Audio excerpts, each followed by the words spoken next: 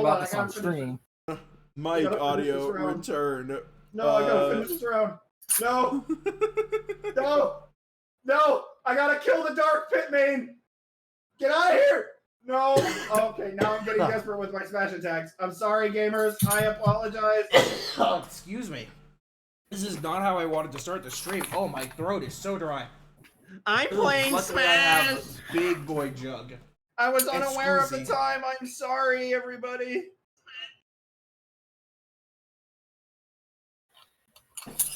Ugh. I spent the last hi, stranger. To pull up Dom. It's an Stranger's amazing. here. Hey, stranger. What's up, man? Nothing is wrong at all.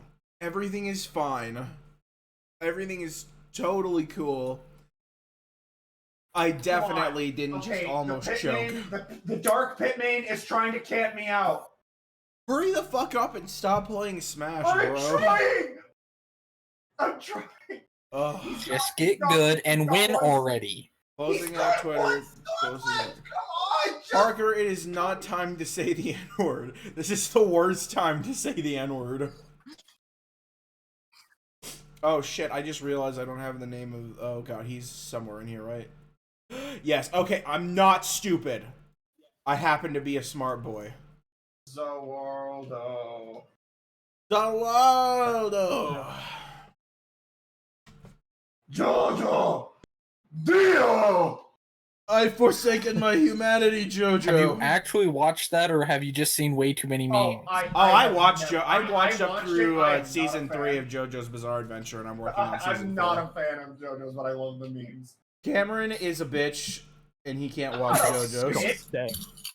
I'm not a bitch. I just didn't like JoJo's Bizarre Adventures. You are Apologies. 100% a bitch. Also, I need to open up When my... did you stop watching it? I stopped after season 1 because I don't want to watch. I watched halfway through season 2. Alright, and hopefully this is okay. And I'm gonna crash my computer. I hate that I have to go through and I have to open up an image for my own People who personal identify use. sequence don't actually watch JoJo. You have to identify it by parts, man. Part 1 and 2 were not as well animated as anything that came after. Okay, listen, If you Parker, remove- all I know is that I watched to what Netflix told me was season 2. So you know what? I have the right to not like a show after 1.5 seasons. I'm a few episodes into boring, Diamond is at least Unbreakable. to me. Is that good enough, Parker? You're getting there. I Fuck would you. much rather spend my time watching. I'm watching it with watching Alex. Fairy so Tail. It's not like That- it's not like I had that- that fair much enough, opportunity fair to enough. watch it. If you're watching them with other people, that's a legitimate excuse. Yeah. Dominic's watching Fairy Tail with me because he's a nice guy, and I'm happy. You and it also gives me complained a very lot. much- I complained a lot. You were desperate to watch Fairy Tail. Yes, I was because I Alright, wanted an pulling back excuse up to the stream. rewatch it again because I was fucking bored. Is and I that was out of Japanese anime for to watch. something, Parker? You need to find Black Clover. If you haven't watched Yes, it, it's a good one. I'm not watching I Black watched- Clover. I'm I sorry. watched Black Clover and I wasn't the biggest fan. I did not find the protagonist. I watched like the first 60 episodes of it and got bored. I like There how was everybody like shut a up long for a solid silence. 3 seconds trying to see who would talk first. Okay, so we're missing Jacob today, which is fine. He's just not going to get the sick nasty. We're doing we're having a special adventure today. I haven't told anybody. Is how it it's Buddy gonna Day? go. I haven't told anybody what. Haven't told anybody how. But today our characters may have a fun time, a fun little romp, or die. One of those two. Are we gonna fight Zipper? I need to pull up since I don't have Cameron's monster manual, and I don't think I could find the thing I want to, even if I had Cameron's monster manual. Did he just get up? Am I about to have my door busted down by a white boy? I'm right here. Okay. Roll 20, do you have me There's a covered? man in your house. You do. Roll 20 does have me. I'm gonna kill you!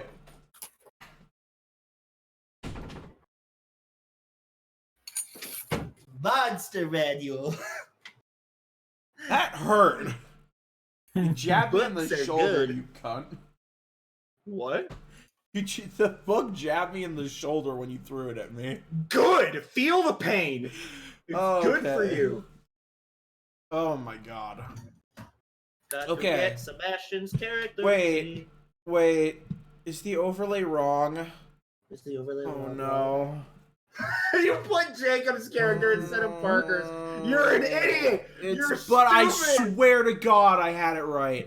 But I swear to God, you didn't. You fucking dumbass. I think we Sorry. have evidence to the contrary. Okay. I'm closing everything. I'm gonna try really hard. I'm gonna try really hard to 10 out of 10 failure. Yes. Try really hard not to die. But wait. Hold on. This is some dummy stupid shit.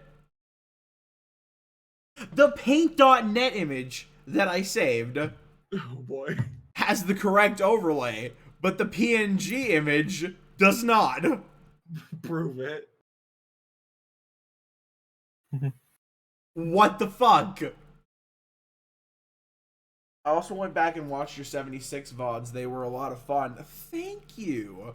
I'm so glad that we could do at least something entertaining over the past, 2 weeks of Call of Duty Warzone where 16 Cameron times gets the mad. details. Although, I will recommend, if you haven't seen it, go find the highlight that I named Britney versus Molotov. Choice highlight. Okay, I'm gonna open this up. Fair warning, the stream might go down. If it does, I love you, all of you. And I will be back. There was an error while opening the file. It corrupted the file again! Do I care? Brain time. Do I care enough? Do you? I think you should. Yes. So I have to open up my email, and I have to download the file again! So guys, you want to keep talking about anime? I want to keep talking about... Heck yeah, bro. I can't, because I can't talk about the things that I want to talk about. Did you guys know that there's an Animal Crossing anime movie? That sounds horrible. Yeah, that's actually I a did thing. not, and I didn't Apparently, need to know that. Yeah, but D&D. apparently, only way they it's could make it really worse- good. PDN. Surprisingly, everyone who's watched it fucking loves it. So The only way they could make the show might be good, but the only way they could make something that would start out with people being more cautious is make it live action. Oh my god. A live action anime game adaptation. It's just The a whole bunch of world would fucking be sitting there going, Japanese No, I people don't think I'm in gonna animal watch cursed costumes. thought. That is a Have you heard cursed of thought. How Fighter dare movie? you? Have I heard of Have you what? heard of Street Fighter, the movie? Oh, yes. Yes. Yes. I why do you have. think I brought up that concept? You ever heard of Dragon Ball That- Evolution? So get... No, wait, Yeah. hold on. Street Fighter, the movie, is a special story. So they took Street Fighter and turned it into a movie. Then they made a game about the movie. And then they made a movie about the game about the movie.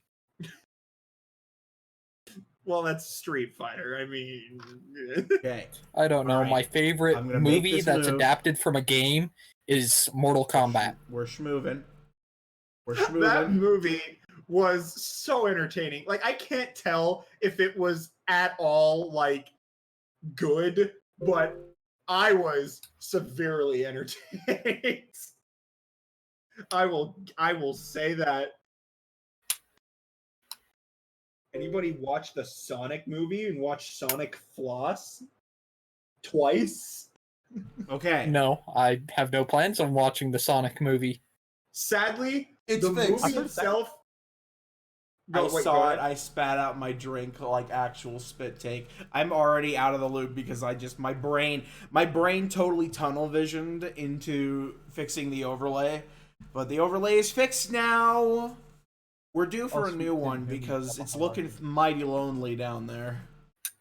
Honestly, Oh, the Sonic movie is the Britney unironically versus a good Molotov movie. clip. He just flosses twice. That's the only bad thing about it. It's a legitimately good Sonic movie, but he flosses flosses twice, and they twice. show his tootsies through his Yeah, I've heard socks. it's been pretty good. Yeah, no, it made me laugh like genuinely a bunch of times. So Alright, paint. Don't fail me now. Hi. Okay, so I think we might finally be ready to do this shit. it looks like Jonathan is gonna enter the ring, and he's brought on the power of Sans from Undertale. Why are you bringing that up of all things right now? I don't know. I got a notification on my phone, and for some reason, it was a picture of Sans. Not mistaken. Okay. All right, I have my DM version up here. I'm gonna take another swig of my water so that we can be ready to start this shit. This is my water bottle, by the way, because we didn't buy tiny bottles. I just have this big boy bottle that I keep putting in the freezer and leaving too long, and it ends up as a block of ice. You literally forgot it in the freezer, and I found it just a solid block of ice in the fucking freezer. That's the best time to drink it. Well, I know, Right I'm when not it's denying melted that, off the ice. but do you have any idea how easy it could have been for me to bash Dominic's skull in with that fucking block of ice? It was hefty. Oh, I would. That's where your mind goes. Is not. You know I how threw easy it at it him. would be to break it, but has to how really easy wants it would be to bash his skull in. Well, Harvey, I threw it at him, so... Parker, are you here? Yo, what's up? Okay, I just want to confirm that everybody is present and awake and available. Now, I forgot I have to start the music. Yesterday. I'm just gonna go wait. ahead and I'm. Yesterday gonna hope that is the history. bard- Tomorrow is a mystery, but today is a gift. That is why they call it the present. Let's hope the bard is on point today. Who here remembers Kung Fu Panda? Shut the fuck up, Cameron. The bard. A new child. A new Okay, chapter. let me know on stream if the bard is too loud.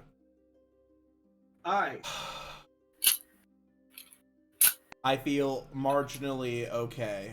So we've got Sebastian, Laris. Justith is going bye-bye for today. Bye-bye, Justith. He'll be with us in spirit, but I have to read out his AC tracker. So just to make sure I've got everybody's HP and AC right, Sebastian 16 AC, 27 HP. Sigurd has an AC 15 and Wait, HP of 20. did you just say? Wait, hold on. Repeat that for me, Dom. Sebastian, your AC is 16 and your HP is 27. Okay, I thought you said AC 27, No. HP 16. I was like, No, Cameron, like if it not were the case. Ocularis who has 16 HP, I think it might be like fairly understandable, but not 27 AC. I'm pretty sure that that's not even. No, it's possible.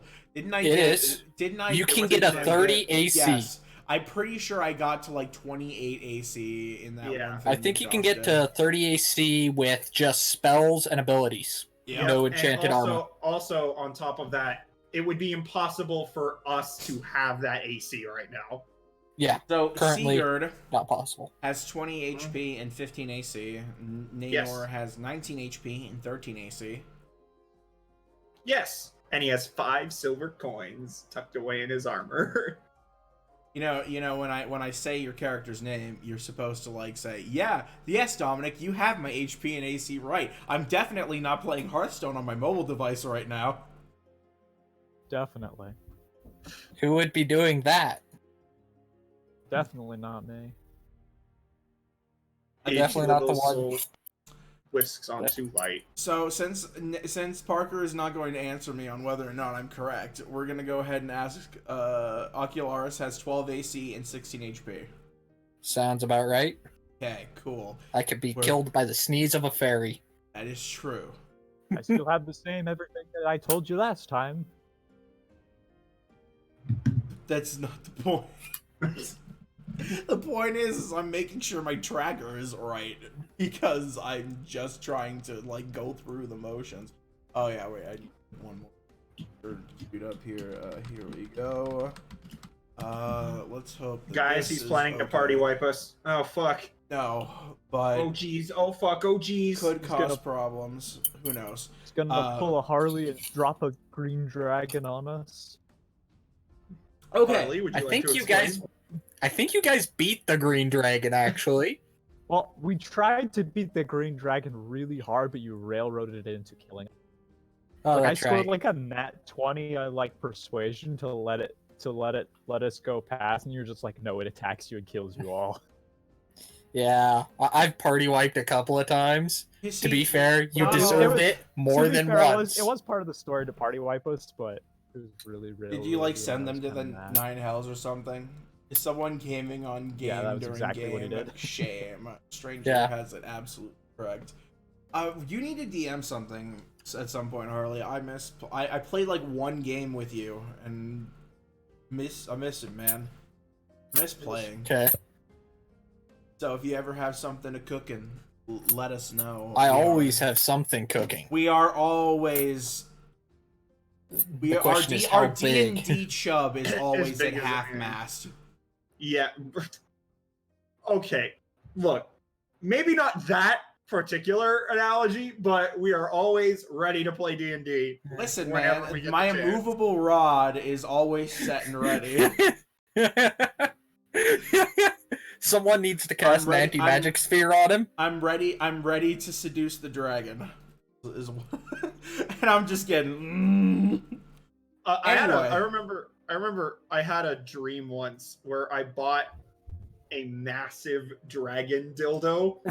And I had We a were dream playing- last night that I was we were friends playing with internet Shut up, famous Dominic, let me people's finish, you game ass! clubs. I'm gonna eat And your nobody ass. cares. Oh my god!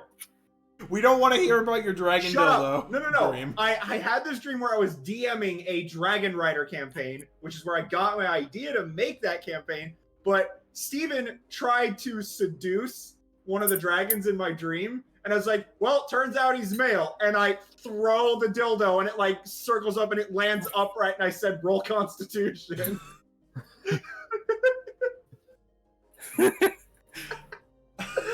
That just reminds me that we were once all going to pool together $300 to buy like the world's giganticest T-Rex dildo to send to him for Christmas.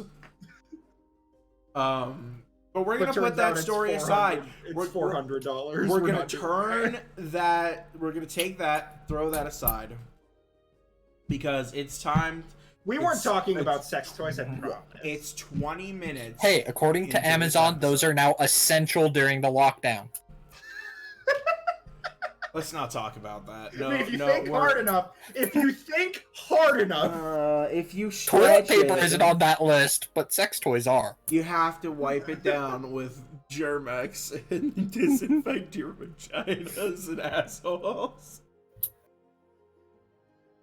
What is wrong with me? That doesn't even make any sense. I don't even. just remember, do the math. A raccoon can fit inside a human anus. Let's Shut stop up! talking about this. We are on Twitch. 20 okay? minutes! We need to fucking start already. Jesus Christ. Oh. It's one of welcome those back days. to Planes and Quests. On our first persistent campaign, Planes and Quests. Fuck. Our first persistent campaign, the Stone Heart Absurd. My little baby, Cameron, get the phone fucking cap of the chat. You haven't earned it. Last time, you all ended up coming back to Surd, and you got passage and access to the restricted section of the library from King Egrion's searching, and you found out that there is the Stone Heart is likely an artifact that can cause stone statues or stone artwork to come to life and give it the will to move. But there was also a second artifact that was created in order to counteract this this effect. Kind of a yin and yang situation, but with gross stone human body parts. Is it a So, kidney? A lung? you have your very first lung. What? You know what? I'm not even Continue. Yeah, just go. Just your go. first major clue is sending you east of the central city of Surd to a place called Lunar Crest. And this place is an ancient city that was destroyed by a landslide.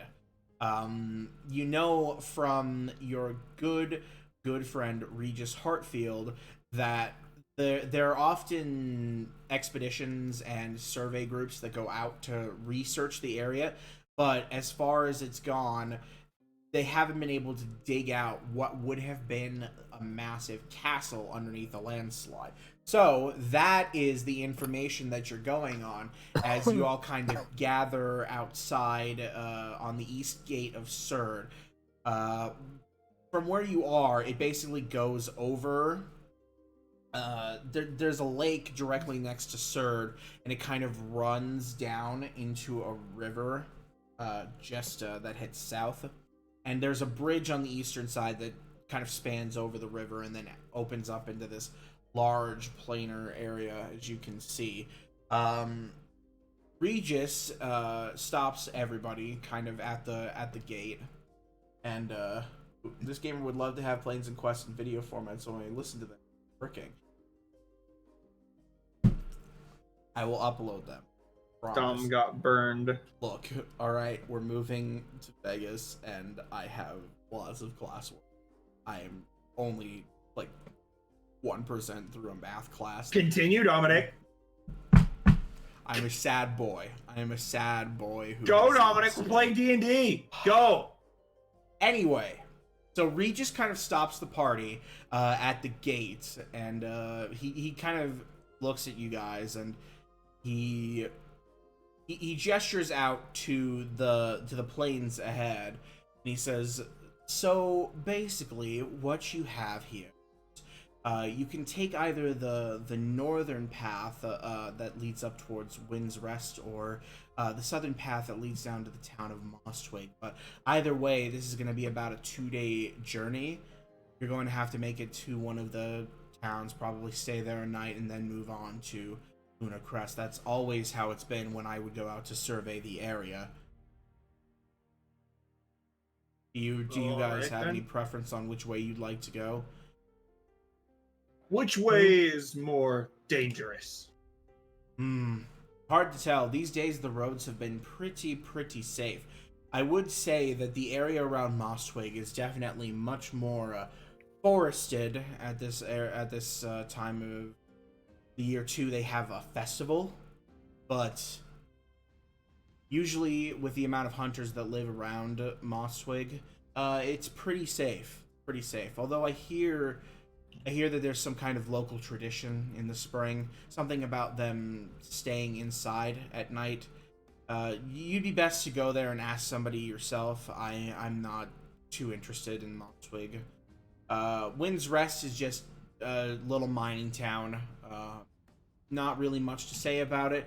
I do think that there used to be a pretty big kobold problem back in the day, but there haven't been any attacks, there haven't been any interactions with them, so I wouldn't worry about it as you go up there. So either way that you go is pretty much just going to be head to the town. It'll be a nice stroll, get to check out the fields, really see the eastern part of Surd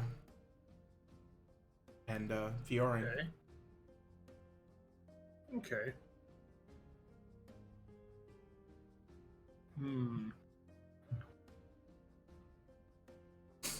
Well, if we go to the mining town, we'll probably end up dealing with that horde of kobolds.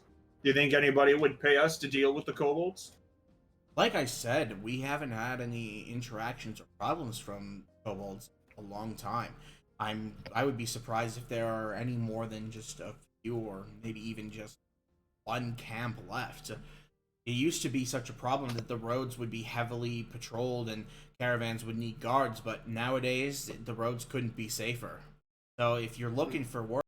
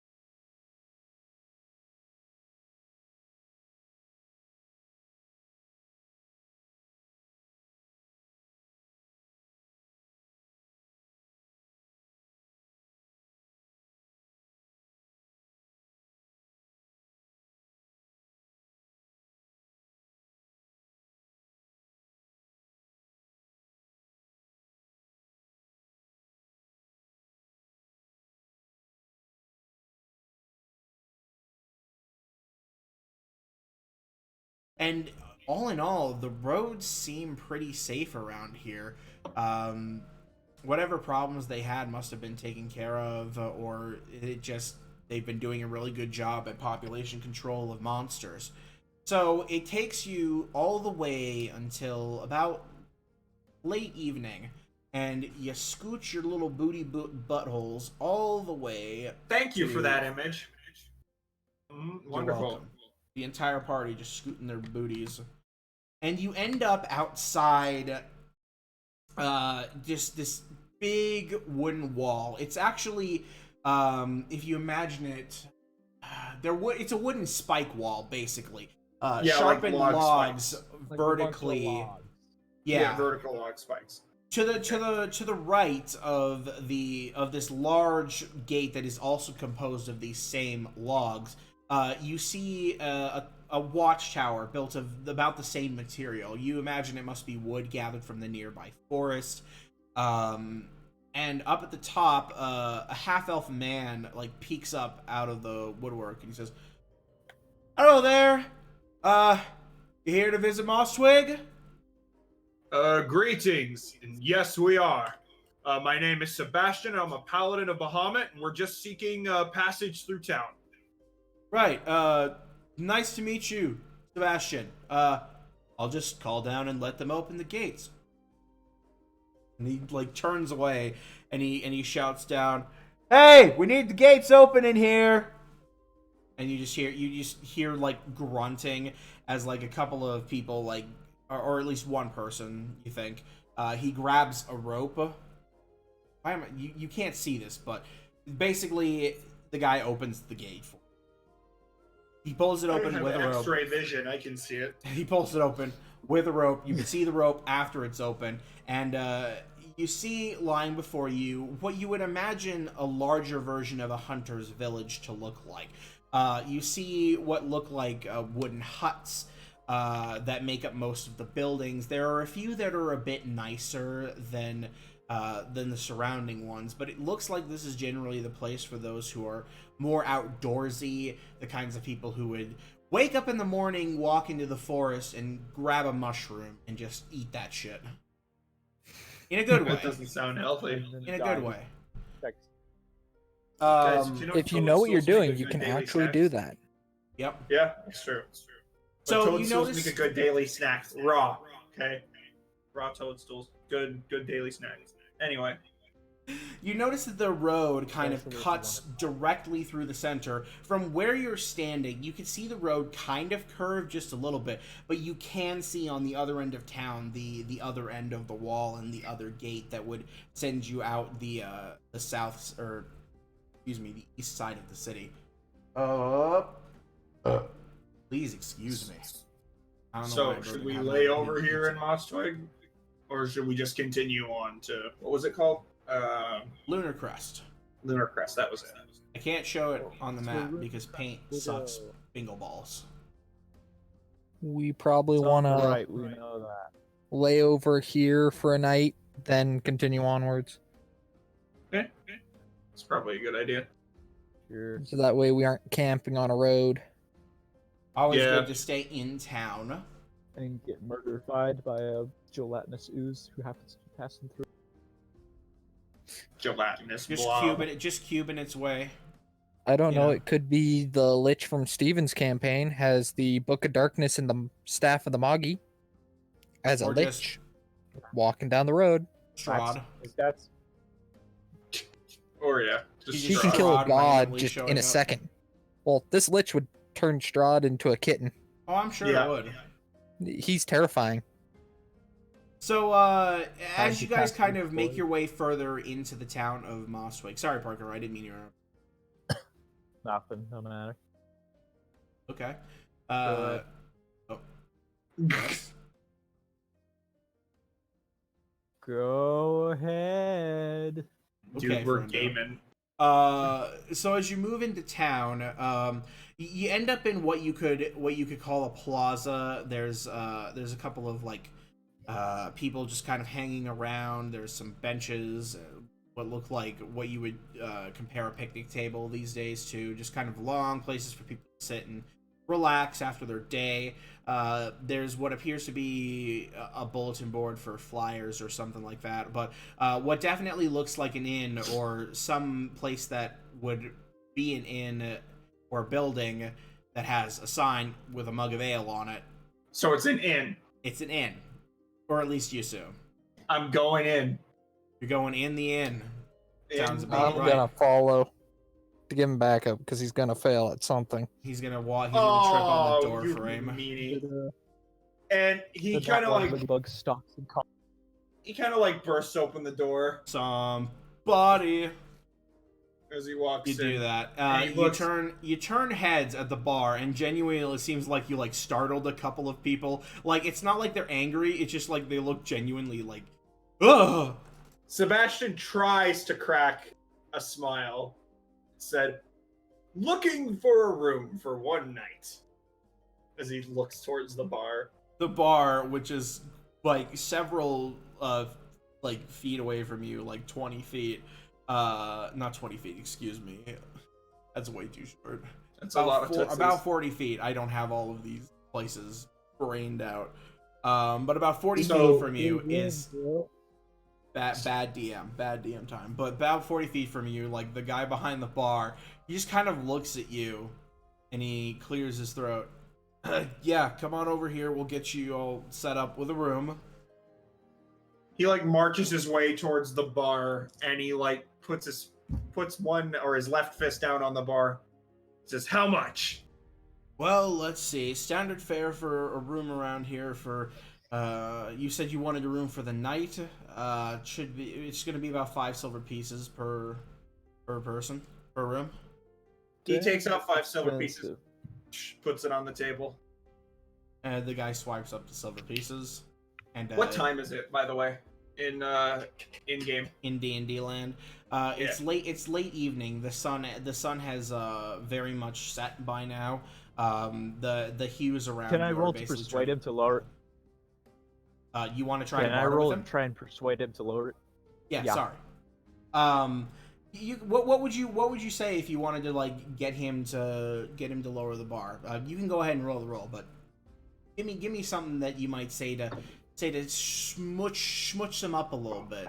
You know, he's a very nice looking man. These rooms must be rather impressive. What kind of services do you offer for 5 silver? Well, obviously you'll have full access to the bathhouse. We have one just out the back. It runs from a natural spring, so we've had great reviews about the water. You really Sebastian should try double it. takes and he's now paying a lot of attention. We also make a breakfast for everybody every morning. No charge. It's on the room, and we have lovely sheets and linens and blankets made from, animals that we hunted in the forest. The furs are very comfortable and nice and warm, so even on cold nights, many of our residents just never feel it. Fair enough. Sounds quite nice. How many can fit per room? Well, if you wanted to bunk together, I suppose 2 could fit in a room. Don't know if you'd end up sharing a bed. You're just single bedrooms here. I suppose you could cuddle. I'm getting my own room. I'm not cuddling with any of these people. Just to hear fucking Aguilar's in the background. Yeah. Yeah, I'm getting my. I've got the goal. I'm getting my own room. So the man produces 3 room keys. You can do your haggling if you wanted to, Parker. No, I think that's more reasonable if it has those kind of services. Most standard ends have that much. So he does. So he does produce 3 keys, and he takes 5 silver pieces from each one of you, looking to get a room. And as you guys are kind of like gathering up your keys, and he's making the transaction, he looks over. So, you guys gonna be here for the festival in the day after tomorrow? I'm not familiar with it. Could you tell us more about it? Well, he kind of rubs his head. How much do you know about our little town? It might be a long story if I go through everything. Absolutely nothing. Hardly. Well, it's springtime here, and well, we have a policy, a curfew during the spring. Men, women, children, no one is allowed outside after a certain point. In fact, the curfew should start any minute now, and people will be flooding back in here. But around this time, a massive creature ends up stalking the woods, and only in the spring. It seems to hibernate or migrate during any other season, but during the spring, it travels around the area, the woods south of our village, and it just wreaks havoc. It eats food, it eats people, it destroys things. It's a massive menace, and Well, technically, people are food too. Sebastian says that out loud. He says that out loud, thinking to himself. I suppose you're correct on that, but with how much of a menace that it is, we hold a festival every year. We smash its eggs basically, and he kind of like takes a moment, and he reaches under the counter and he pulls up this big. It's like about the size of a watermelon, and he sets it on the counter. It's this like pastel pink egg with these teal blue swirls, and it's strangely patterned. And he looks down and he says, "These things look utterly ridiculous, but believe it or not, these are the offspring of a terrifying hulking beast, and we don't want these things to reproduce," he says frankly. So once a year, can we roll to try to identify what the you animal have is no based on the fucking egg? idea what it is. This is like nothing you have ever seen. Like, if you've read books, this has not been in any of the books. If you've read books. If The you possibility that you have read a book in your life. The bard definitely hasn't. You would Bard not, definitely hasn't. you would not Oh, recognize this creature by the egg. Once. Anyway, sir, you mentioned something about a bathhouse? Oh yes, right. Please excuse me, I had to get water. My mouth was killing me. If you head back to the hallway where we have our rooms, there's a back entrance that'll lead you right out to the springs in the bathhouse. Feel free to use it whenever you want. And he turns back to the other two, and he says, basically, the mayor puts a bounty on these eggs every year. You bring in an egg, he pays you 20 gold pieces for every pristine egg you bring in, and then We're going egg hunting, guys. Oh, yeah. Yeah. and Frick the main quest. We got to do this first. what? We're staying for the festival. Any of you I play want money. RuneScape? 'Cause if you remember playing RuneScape, this is like chicken feathers.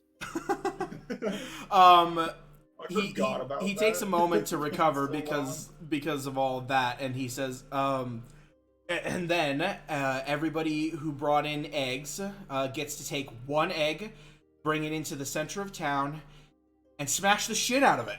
He looks at it and says, "These things are well, they're quite fun to smash. You ever smashed a watermelon?" Can't say that I was ever fond of wasting food.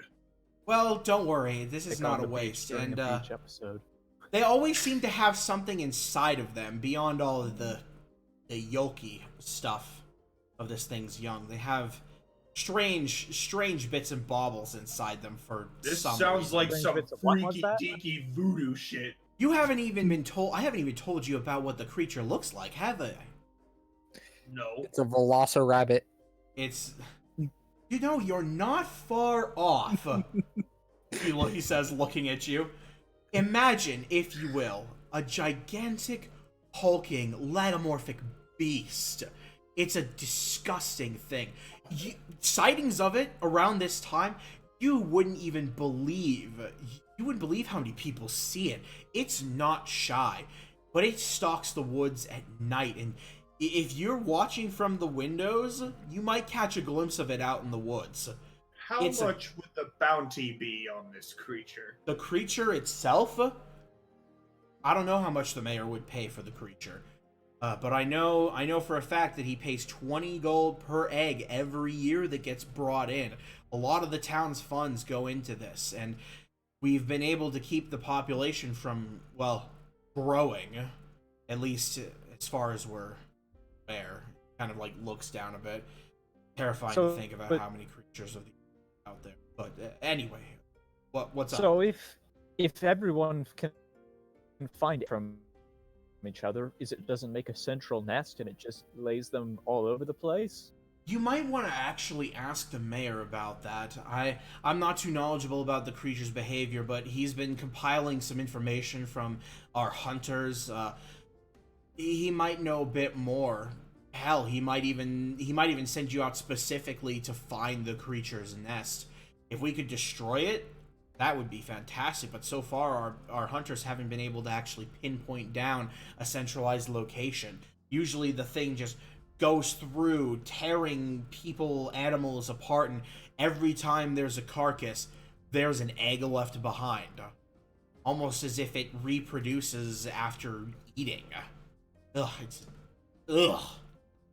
Anyway, you could ask the mayor if you want to know more, but if you are sticking around, it's a fun festival. Plenty of food, and it is a lot of fun to watch or participate in the smashing of these little buggers.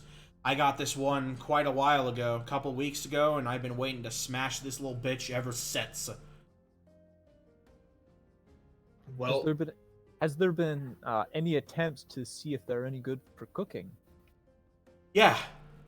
Well, when the creature first arrived, we thought that it might be good to gather the eggs and cook them. Have you ever stuck your mouth in a chamber pot? Can't say A that full I have. chamber pot. I cannot. Yeah, I will not say that I The have. bard Pray just that- kind of ashamed of himself nods his head. The bartender looks at you, and he just like thumps his chest with his fist. What? Wait, is that kinship? Is it?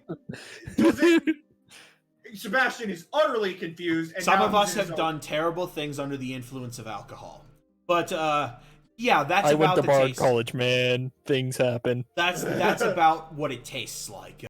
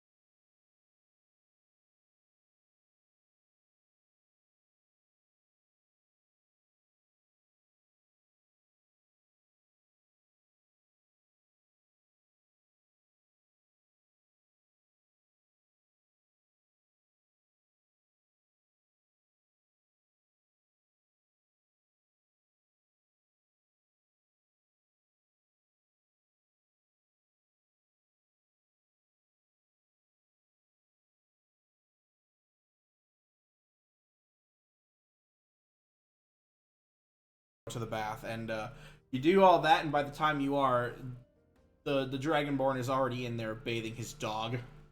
I'm giving him. I'm shampooing him. I am shampooing him. I am fucking making little foam hats on his head. Where did you get shampoo?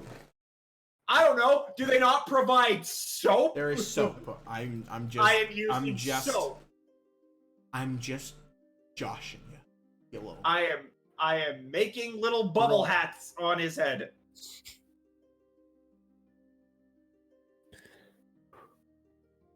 So yes, you arrive at the bathhouse and you do whatever it is you need to do.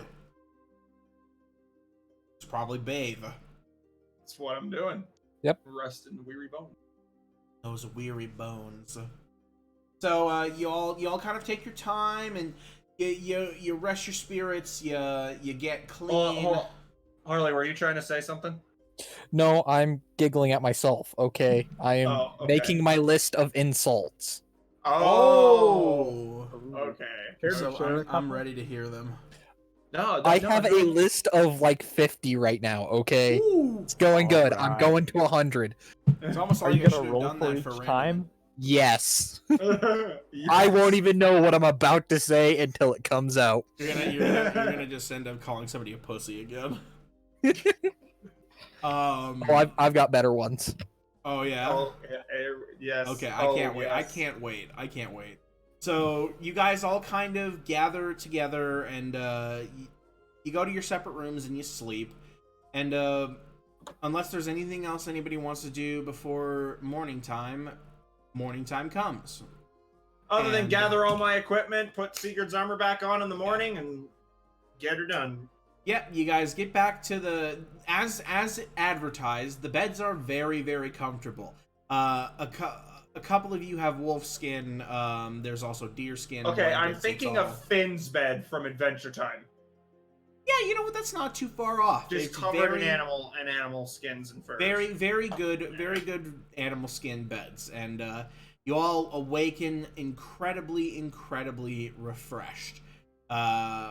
In the morning, you guys open up your doors, and you can just smell the communal breakfast going on downstairs. It smells. It's a continental breakfast, like at a Days Inn. As if that exists. I mean, it does now. I'm gonna write it in somewhere, but you know, Gamer that's the DM's job. moment. Did you just say gamer moment to breakfast? Perhaps. Oh my god. I don't think breakfast is a gamer moment. You spot a warehouse It's on the horizon. definitely a gamer moment. You mean a man that turns into a house under the full moon? DM frantically rolling stats. It is now. You guys head on down, and everybody, like, it seems like almost everybody who would be in the town is in here. Obviously, that's a bit of a stretch, but there's lots of people crowding the area, and the bartender and what little staff he has seem pretty busy. But you guys managed to get some seats, and you guys managed to get some good breakfast. It looks like what it is basically hunter's stew. Are you guys aware of what that is? It's just assortment of animal meats and wild vegetables and stuff, right? Not entirely. Basically what it is it's a pot of stew that they basically make throughout the whole week. And they keep adding things in, and it changes up the flavor. Basically, it's a popular thing for hunting villages. So each of you gets a pretty hearty bowl of hunter stew, and it well revitalizes you for the day. Cool. So after breakfast, you all are free to do as you please. I'm ready to gather some eggs. And I call for the barkeep. Barkeep! Yeah, 1 second. And he finishes setting down a couple of bowls, and he throws a towel over his shoulder, and he walks over. What can I do for you, sir? Can you show me that egg one more time so I know what I'm looking for?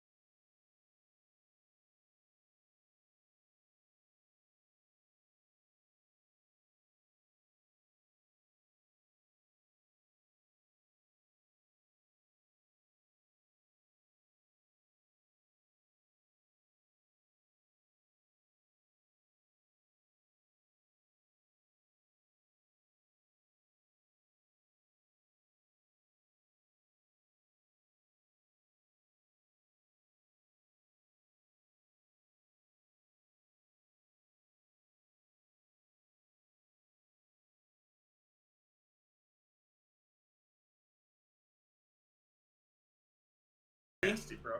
The party moves on, and they gather up together at the southern gate of Mosswig, the gate that enters directly into the forest. This gate definitely seems more heavily fortified than the other two gates because it is directly barring the creatures of the dense woods beyond from entering the town. As you approach, another person standing on top of a watchtower looks down and says, "Hey, what you doing? Going out into the forest?" Yes. He looks sternly up at the person in the watchtower. All right, and he kind of like moves over and he calls her. "We got one," and you see another person who looks very similar to him walk out from beneath like the watchtower. All right, let's open the gate, and he just ends up pushing the gate open for you, and kind of leads out into the forest. Away we go. Well, nice. Nice. We kind of get like more into the forest. Now I say, Sigurd, seek egg. Egg, and he just runs. He takes a sniff and he starts like padding through the forest at a trot's pace. He's not like dashing. I follow him. He seems like he's sniffing. He's schnoffing. I think we're all following him. Yeah, you're all following the dog. God, my DMing really takes it out on my. You know what? It's time to solve this problem once and for all. Off camera. Ah! I hear a phone ringing. Who is the phone? Who's the caller? Calling today. Answer Who's your the damn phone. Answer the phone. I'll be right back. I gotta go to the bathroom and I'm gonna get a Mountain Dew Frostbite. Okay, so we'll take a Then tiny I'll little be- break. Yeah. Mountain Dew. I don't care if I get sick. I may grab a snack. Then go grab a snack. Trying to take longer than 5 minutes though. And yes, stranger, both Sebastian and Ocularis have cheat codes. A little bit of a fast forward if. But cheat code's a cheat code, and this is Dungeons and Dragons. Cheat codes are legal. Considering that there are spells, that there's a 9th level spell that basically grants a wish, pretty sure that cheat codes just exist. Well, for only those who are powerful enough to win. Unlike 9-year-old me, who bought an action replay at a GameStop. Just went to town on his copy of Pokemon Diamond. Oof. I'll tell you what, there's nothing more disappointing than opening up Pokemon Diamond or Pearl to transfer Pokemon up to the new games and seeing a bunch of hatched Pokemon, and you're like, but Nintendo actually cares about what happens on their online service now. I don't want to get ban-ranned. Not like most of what their online services even good for anyway now. I mean, hackers are still able to just get whatever they want in the new games. They can hack in new Pokemon, and of course, Nintendo's knee-jerk reaction at that time is to ban anybody who has one of them from using play. Some people who got them completely by accident through Wonder Trade, because ain't that just the worst? You know, you get a Pokemon through Wonder Trade and you realize it's hacked, and you're like, oh. So this is what it feels like to get fucked. That reminds me, I should do another shiny hunting stream. We're in the middle of shiny hunting in DD, and I am desperate to get one because I want to create a competitive shiny team.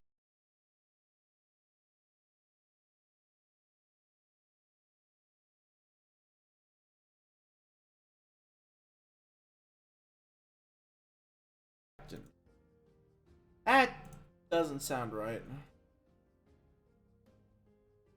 I don't think I'm going to say the word text erect ever again. It's definitely a dangerous sentence. A danger sentence.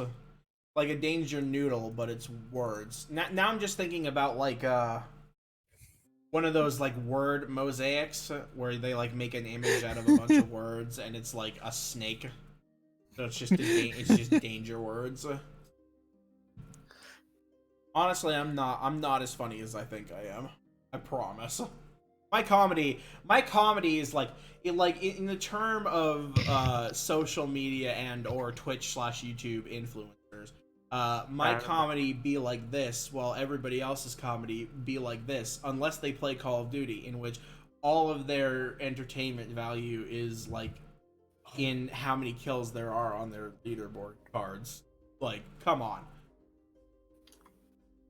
Every time I see somebody put their kills in like their Twitch bio or their Twitch stream, they're like say, "Oh, I'm number 258 in the world for kills in Call of Duty Modern Warfare." Yeah, but how many of those kills were drop shots with the M4? Makes you think. I talked about this a little bit on Twitter. I made a tweet about this because it actively upsets me. Warzone has a plague, and it is the M4 plus the RPG. I have, kid you not, wiped entire squads of people who all were using the same setup, an M4 and an RPG. And it is the fucking worst. Because not only is it really tough to beat these guys because the M4 is a high damage laser beam, but the RPG is just the cheapest gimmick in the game for getting kills. Like, I've been killed by somebody randomly firing off an RPG, like, at their own feet more times than I can count. And I used to think that the real problem was people driving around in cars just going beep beep, I'm invincible, let me just run you down and drive over a human-sized wall in a truck.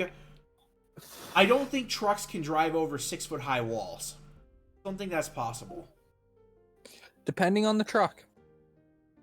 I don't think that even like a high-grade military truck should be able, like a relatively tall, I'm not kidding, a relatively tall truck should still not be able to drive over a 6-foot wall like it's a slight incline. Yeah, but depending on the truck, especially military ones, there are some that are designed to breach walls. Yeah, so but there's one called the Marauder, that's the European one. It might go over the wall, but it takes it from a 6-foot wall to about a 1.5-foot wall. Yeah, see, but there's the difference between real life and Call of Duty. Call of Duty does not have that kind of level of destruction. So when the truck hits the wall doesn't change height. And the truck just... You know the lunar theme from DuckTales, the video game? That's what happens. Just the... Are we talking about the overpowered nature of driving a car around in Warzone and just running people over? It started as a discussion on the M4 RPG thing. Is everybody back, by the way? It sounds like we have everybody. I am. Yep. Well, I know Harley's here. I'll talk to him. Yep. I'm not sure if Arky Warky Poo back yet. He said something earlier. There he is. Yep, I hear him now. Cool. He's still very quiet. I'm tempted to, like, up his volume again, but then I'm afraid he's gonna, like, rip ass and it's gonna blow out everybody's eardrums. Just like talk directly into the mic like this. Now, see, now I can actually hear you. Oh, do it more. And it Do it doesn't more, sound Daddy. like you're talking to me from the other end of the room because you're shy and want to ask me out to Okay, a I'm gonna dance, try. but Hold too on, cool I'm for trying you. this new. I am trying this new Mountain Dew Frostbite. It's probably gonna make me sick, but I don't care. I just can't drink sugary sodas anymore. Wow, The best I can do is Sprite and Diet Coke. that actually tastes really fucking good. What does it even taste like? It tastes like Does it taste like white? It's a lot less sweet than regular Mountain Dew, but it also tastes like blue raspberry. So the fruit that doesn't exist. Yes. Yeah, well, bitch, you know what I mean. Yes. I think that's hilarious, by the way. We can't just have, like, raspberry flavored things. It has to be blue raspberry, which just doesn't fucking exist. Oh, Or here's blackberry. here's a good comparison. It tastes like a less sweet version of Baja Blast with a little more blue raspberry. Okay. Think All right. Baja Blast, less sweet with a little more blue raspberry. It's maybe I'll really try good. one tonight when I finish my Walmart sandwich. I'm genuinely surprised. So with everybody back here, we're gonna move back in. Let me make sure I have my stream back up. So, returning back to the action, you guys are walking through the rather dense forest south of Mostwig. The undergrowth here is actually fairly thick. Moving through it isn't really a problem, but you notice lots of tangled up grass and mushrooms and thickets. It's generally just a very, very well-grown forest. It looks like the soil here is very nutritious. I bought a pack of that yesterday off Amazon. Like it. Stranger apparently also likes Mountain Dew Whiteout. So hopefully I'll be in that camp. Although, like I said, I can't drink Mountain Dew. It's Frostbite. Frostbite, sorry, not Whiteout. Continue, Dominic. I'm a dumb boy. I'm a dumb internet boy. I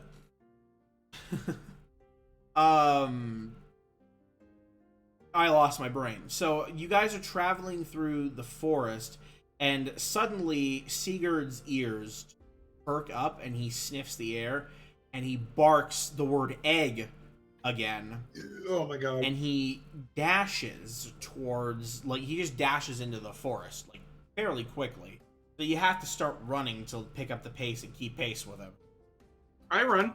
And as you guys kind of burst into the clearing up ahead, you see that where there would be a bunch of trees normally, there's this strange circular clearing that looks almost unnatural in a way. In fact, some of the ground looks uneven, as if there were trees there, but for some reason there just aren't right now. And at the end of the clearing, you see this massive, hulking bush. And that's the best way you can describe it. Like, imagine you're looking at the world's biggest bush. And in the center of that bush is a giant wooden door, upon which your dog, Sigurd, is scratching and barking the word egg. Sigurd, down! And I call for him to get down and come. He does that. He does so. He's a good boy. He stands. And so you're now standing in a clearing in front of a giant bush with a door on it. The wooden door is about the size of, let's just say, like the entrance to,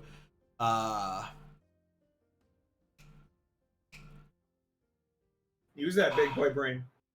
I'm trying to think of the best way to describe it. Think about it. It's the size of it's the size of two. It's stacked 2 regular doors tall, and about 4 or 5. So 4 blocks high. It's 2 blocks high, 5 blocks wide. 4 basically. wooden plank blocks high. Look, it's a big door. It's a big boy door. Okay. Something that you do notice as well as you approach is that the door appears to be slightly ajar, but not enough that Sigurd could have actually gone inside. That's why he was scratching at the door. Sebastian's going to walk up to the door, and he's going to take the back of his hand and on his knuckles and just knock on the door and kind of try to peek in and, hello?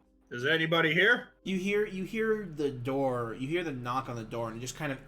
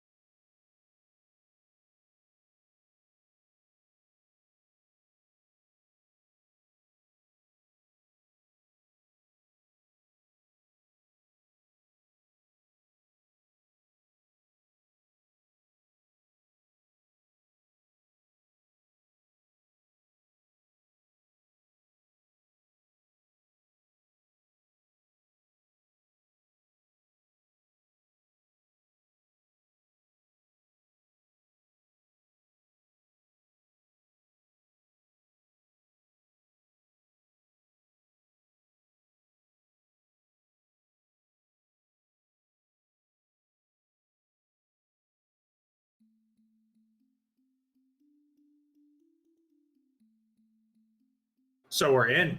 Yes, you're in. You're in.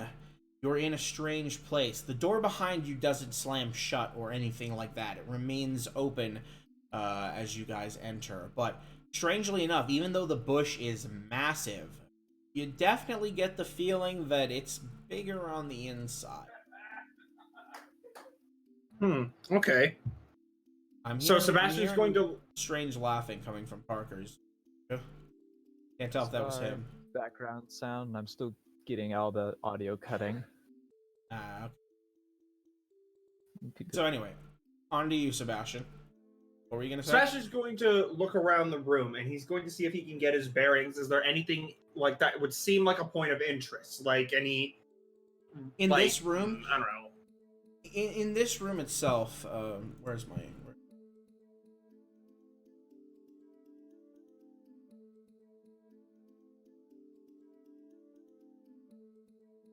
No, there really isn't anything notable to say about this area. The floor beneath you is basically just forest floor. There's a couple of little bushes and some things, but I guess it is notable here that rather than the twisted overgrowth from before, it's more the flooring of the clearing that you are in just prior to entering this place. So it's actually, the grass is a bit shorter, less unruly than it was as you were just trudging through the forest. Okay. So I guess our only real option is to try to just head upwards. Or head in deeper. So you guys begin to head deeper. Oh no, did I undo something important? Knowing you, yes. Absolutely. It doesn't look like I undid. For a thing. So you guys begin to move into the area. It's deep. So as you guys make it to the opening here, you kind of have to squish into this hallway a bit. Sebastian taking the lead, Sigurd at the side.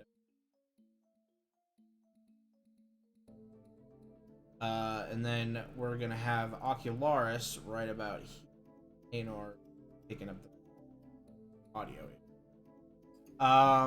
And as you guys kind of enter this area, something that you do notice is that there is a... You notice that there is a black bear. Like, you easily recognize it as a black bear, standing kind of in the center near a couple of little bushes. Hopefully I can see this on the thing. God. Fuck you. And so you guys haven't seemed to have you didn't catch its attention just yet. It looks like it's kind of occupied eating a couple of berries off of this little bush. You guys are kind of in the center of this. You notice that other than the bush, there's a pond in the south corner of... Okay. So should we engage the bear, do you think, or should we... Well, I don't think we can sneak around it. If you guys have options, take on. I just had a Skyrim flashback. Oh? Stop! There's a bear. Oh, during the tutorial, yeah. Sneak past. I think our only choice is to engage it, because I have shit for stealth. If I try to stealth by it, he will find me. Yeah, I'm not much better. Does anyone happen to have a disguise kit? Well, the disguise kit even work on a bear? That's the question. You Well, if underestimate. you dress one deception. person up in a meat dress and have him run away, it will. That's true. You could coat any number of you in meat.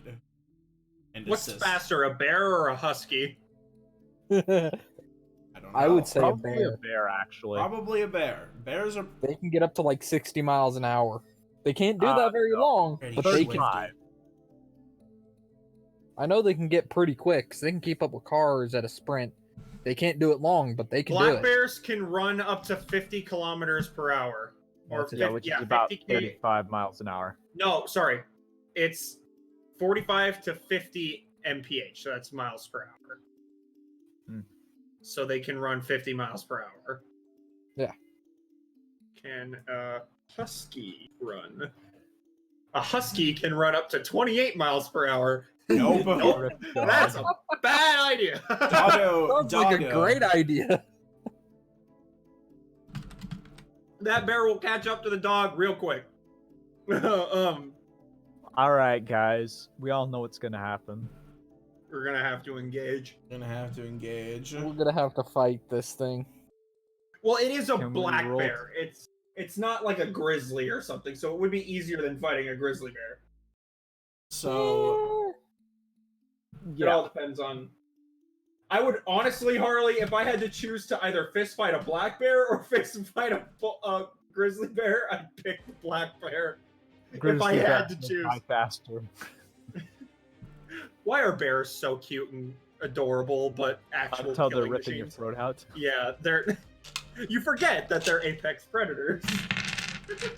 I'm missing some Yeah, of they're my- all I mean, they're not cute really. and stuff while you're watching them until they decide to pull back the hood of your car and eat you like a can of sardines.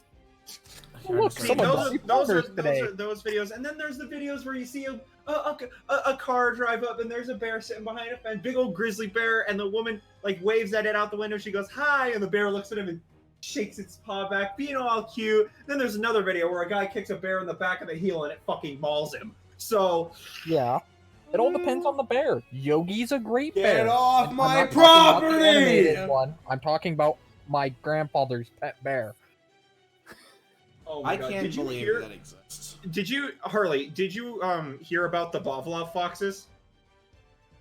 No, I didn't. It's it's the guy that actually managed to domesticate foxes. Like, By to the be way, actual while we're pets. having this little discussion, I just Hold want on, to say don't thank interrupt you me, to bitch. Snakelment Oh, 1978 for following while we were offline on Saturday. Don't know if you're hanging out here or if you'll see this in a VOD, but thanks for joining the little family. We appreciate it. Yep, Every thanks so every little person counts. So I'm glad that you enjoyed the content enough to give us a follow. So Sorry about that little. no, it's don't worry about it. But apparently, the person behind the Pavlov foxes, the breeder and the scientist, said that the same method of how they domesticated those foxes will work on bears. Yeah. Like, Feel free to try that. no, they are apparently. The Yeah. breeding process is they bred two foxes, and when the babies were born, they'd find the babies that were friendly towards humans and put them in for more breeding, and the ones that weren't, they'd release back into the wild. And they just kept repeating that process over and over and over again. And apparently the same process will work for bears. Yeah, it'd work for most animals. Bro! I mean, I know you can pretty well domesticate bears, because like I said, my grandpa has a pet one. We call him Yogi. You don't get too close to his area, but he'll come up and eat an apple out of your hand. don't like that idea. Fingers.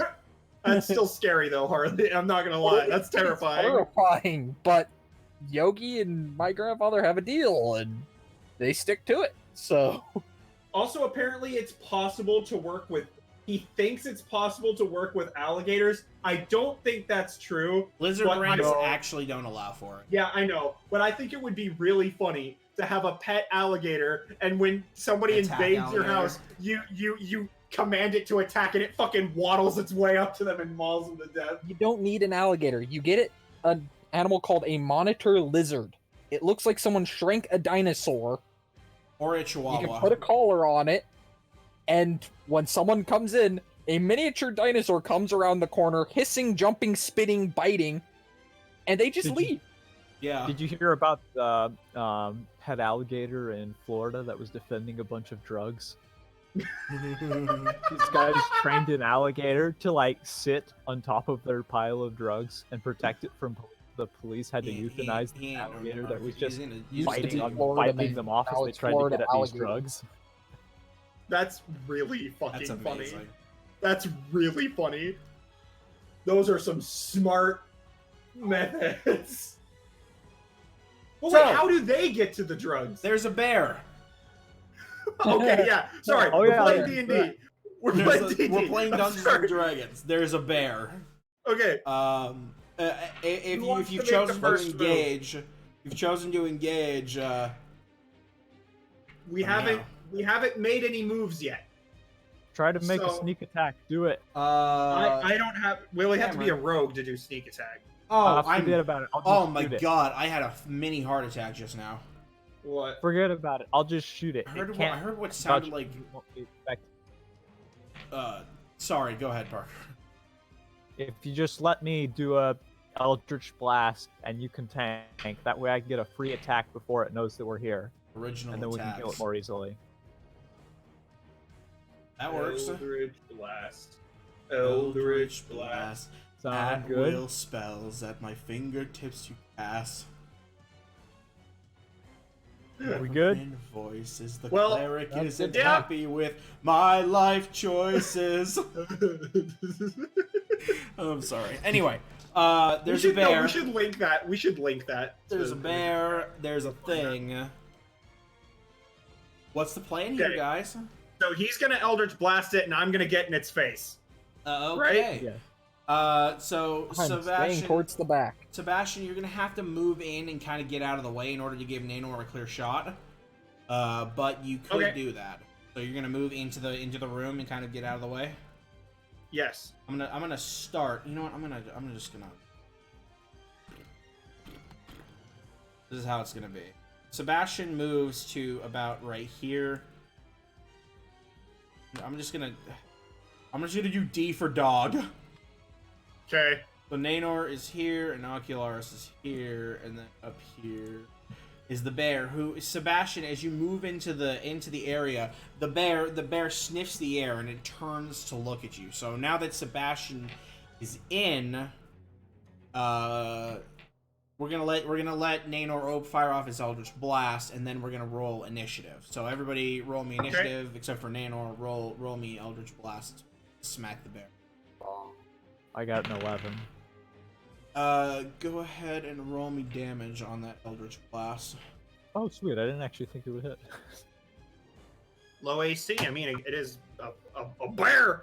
It's a bear. A burr. A bear's skull is thick enough to block a bullet. Let's not forget that. Let me know when everybody's got their It did initiative 6 rolls. damage, by the way. Okay, so Sebastian moves in to the area, and the bear kind of turns to look. But Nanor, as the bear turns, you were kind of slightly aiming to the right of the bear where he is now because you were aiming at where he was. And the Eldritch Blast kind of just grazes him. The force kind of like does just a little tiny sprinkle as it just barely manages to connect. Barely. But yes. That's an 8 definitely for my on. initiative. Okay, so Sebastian's got an 8. And Sigurd gets an 18. Oh, Okay. sweet. I also got an 18. Fast boy, I alright, you got two a roll 10. off. So Sigurd and Parker roll off. Oh, and Sigurd rolled a 1. I got a 6. Okay, So it goes what did you get, Harley, what'd you Ocularis? get? 10. 10. Okay. Sweet, so I get to shoot the second time. I go last. Gamers, I go last. It's okay. At least I'll be able to do my job and take the hits. I'm Alright, really so- dumb. What'd the bear get? I can't tell you what the bear. Oh, okay. The bear So- got about that much. The bear got a nat 20. The We're gonna die. bear is approaching the very bear. fast. We have lost a visual on bear. The bear has gone Lost. Super Saiyan. So Nanor, you are now opening after your Eldritch Blast. Sweet. I followed up with an Eldritch Blast. Blast! Another blast. 11. So Another 11. this time the bear absolutely sees it coming. I'm just gonna rule this like you fire the Eldritch Blast at the exact same place, and the bear kind of just takes a step to the right. He's just gonna be like, nah, fuck that shit, fam. Bruh, it's a freaking ray. It lights. Yeah, and the bear is fast enough. So takes a step to the. I'm not saying that Like he I took a said, step to the Super right. Saiyan. I'm not saying the bear took a step to the right as you fire it. I'm saying like he took a step to the right and you fired into the exact same spot as before. Oh, okay. So we're gonna move on to Sigurd, who is awaiting a command. Just to make this a little bit more rounded. Actually, really quick before Sigurd starts his turn, I'm gonna use my bonus action to cast Hex on it. You're gonna use your bonus action to cast Hex. One moment. Just a second. I'm gonna make sure I have all the information here.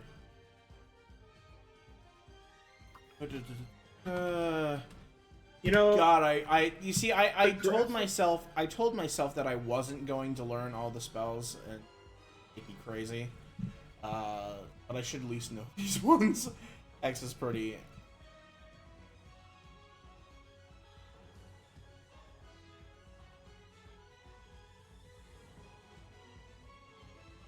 Okay. All right. You're good to go on that. I'm just checking up on everything. And I'm gonna give it disadvantage to all strength. You give it an advantage on strength checks. Disadvantage on all strength checks. Yes, excuse me. Yes, please don't give the that's enemy kind of a big advantage. difference. Please give the bear advantage on strength. yes, I would love to be mauled to death. I would just adore being mauled to death. So I Cameron, would totally die. So to make this just a little bit fair, I should have discussed this with you earlier. But for most things, after I did some research, an animal doesn't really attack unless you give it a command using a bonus action, or at least that's what I read is a good way to balance it. Have like a party member. Considering Sigurd basically has more HP than the other two of your party members, I'm gonna go with that for now. If it seems like it's nerfed him really hard, then we're gonna Sure, we'll run with it. If it does turn out that it basically makes it... it's just to have him switch targets that'll make you do that, No, or that's to fine. start attacking a target. Does that sound fair That's enough? fine. Yeah, that's fine. Okay, so Sigurd right now is just kind of baring his fangs at the bear, and he seems ready to go, but he's waiting for. I'm just gonna from call his out master. speak. I'm gonna call out speak. Just bark. Just bark at it. Just sit there and bark He says at it. egg. Egg. Egg, Just egg, He, straight- he really egg. likes the word I egg. would be terrified No, if a don't dog make came my up to me and dog egg, spit egg, out bark egg. egg for the rest of the adventure. So the Oh, bear, no. he go. And considering that Sigurd is the closest.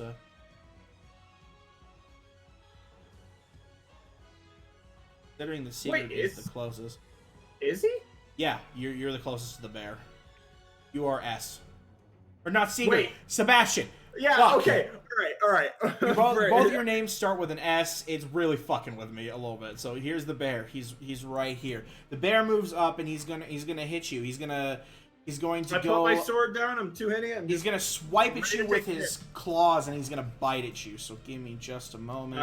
I'm ready. Oh, is he gonna freaking multi-attack? Oh yeah, black bear's gonna multi attack. Oh gosh, oh frick. So Sebastian, get ready. So the bite's gonna hit, but the claw attack isn't. So when he claws at me, I'm gonna block it with my sword, and when he goes to bite, I put my gauntlet or my arm. Your like arm. My hand, Yeah, right. My so free basically hand the bear. to block, and the bear. Well, it's up to you. But Punches your Yeah. arm. if you Yeah. allow him to bite at the scale mail on my arm. No, yeah, I got it. So you kind of like step back just enough, and you hold up your arm as the bear is approaching you. My and it left just arm, not my chomps. right. Yeah, your My left arm. Holding up left arm. Okay. And the bear Okay. chomps down with a really rough bite on your arm, just crack. You hear your scale mail, not crack, but it just kind of like it makes that noise that it's being pierced, and you take 7 piercing damage from the bear's bite attack. You son of a bitch! As I'm kind of like struggling with the bear as it's like, is it locking its jaw on me? Yeah, no, it doesn't lock it. It bites you and then it like draws back. It's drawn a bit of blood. Ocularis, it is your turn. Well, time to draw my rapier. You do so. And, well, I'm gonna start by insulting. You're gonna call the bear a bitch. Yes, that would be a Back in your bowl, bitch. So what's the wisdom save? Wisdom save of 12. Save of 12. Yeah, the bear passes. The bear is not affected by your insults because it is a bear and it is quite confident in itself. it ate it caught a rabbit this morning. It's feeling pretty juicy right now. Okay. Well, that's my turnover. Sebastian, it is now your turn. You are face to face with bear. I'm going to command Sigurd to bite at the bear's leg. Okay. So Sigurd is preparing to rush the bear. And I'm going to rush alongside him, since commanding is a bonus action. Yes. And I'm going to attempt to drive and pierce my sword into the bear's neck. So what I'm going to do, basically, is Sigurd is going to take his turn with. Does that make sense? Yes. Okay. So you're going to make an attack. From what you were talking about before, if Sigurd is not going to be a separate entity that has its own turn, then I would like to be able to attack in tandem with him. Yes, you have to use a bonus action to get him to start attacking. But yes, if I use the bonus action to command him, is it okay if I attack with him in tandem? Yes, because that's not your attack action. Okay, so I'm going to roll for the stabby stabs. So yeah, roll me to hit for both of them. Does a 14 hit for the stabby 14 stab? does hit. Okay. You jam your sword into the bear, like right in its shoulder. Remember to add an additional d6 of damage. Does a 12 It doesn't apply to anybody but you, Anor. Oh shoot, you're right. Does a 12 hit? That doesn't make Sigurd rolled a sense, 12. Does it? No, it makes sense. I'll read it right here. You place a curse on a creature you can see within range. Until the spell ends, you deal an extra 1d6 necrotic damage to the target whenever you hit it with an attack. So yes. You are correct, sir. I simply misread. Scabadee babadoo. So what's Scatman, funny boy. Okay, sorry. So what's the dealio? Your attack hits. What about Sigurd? Sigurd rolled a 12. Okay, Sigurd also hits, and the bear needs to make a strength saving throw with disadvantage. Okay, hold on. I don't know if it applies. Apply to saving throws? It does. So it doesn't say since saving throws. It says ability checks. So I am. I'm gonna rule that it isn't a saving throw deal. Now you know what? I'll make the ruling that it qualifies for saving throws too. So he'll make the saving throw with disadvantages. Okay. Because I'm feeling nice because I told Parker his hex doesn't. See. Great. That's cool, bro. I'm when you roll, being a funny me. For an attack, you. I look like an idiot. So the bear is gonna try and beat Sigurd's. What's the DC on Sigurd's strength grapple thing? Oh, let me go back and look at that. Sorry. The strength check is DC 11. Okay, so the bear does not. Sigurd is unable to capture bear, but he doesn't get the attack. So since I am two-handing my weapon, I can re-roll a 1 or a 2 on the damage dice. Because you have great weapon fighter. Yes, I have great weapon fighting, and I got a 2. Super bear. I just got back to checking the chat. Yes, super bear. We have entered super bear territory. Also, did you notice I fixed my maps and I left white space on the lefts and rights so that paint doesn't have the opportunity to fuck with me. The stab did 12 damage. Wow, okay, so your stab alone did 12 damage. That's pretty hefty. Yes, I drove it into its So neck. you drove and it right into like the side of its shoulder, and your blade pierces the bear, and it's Oh not my feeling God. very good anymore. And Sigurd did 7 damage. Wow, so a total of 19 damage. Sigurd lunges directly at the bear's neck, and actually, like, his tough teeth break through the hide, and you can see the bear's, like, bleeding from the neck.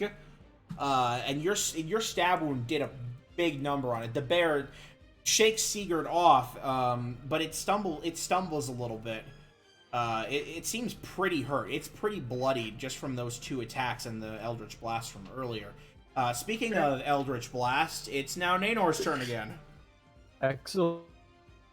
I'm going to... That's right, I'm going to draw a dagger and then cast Eldritch Blast.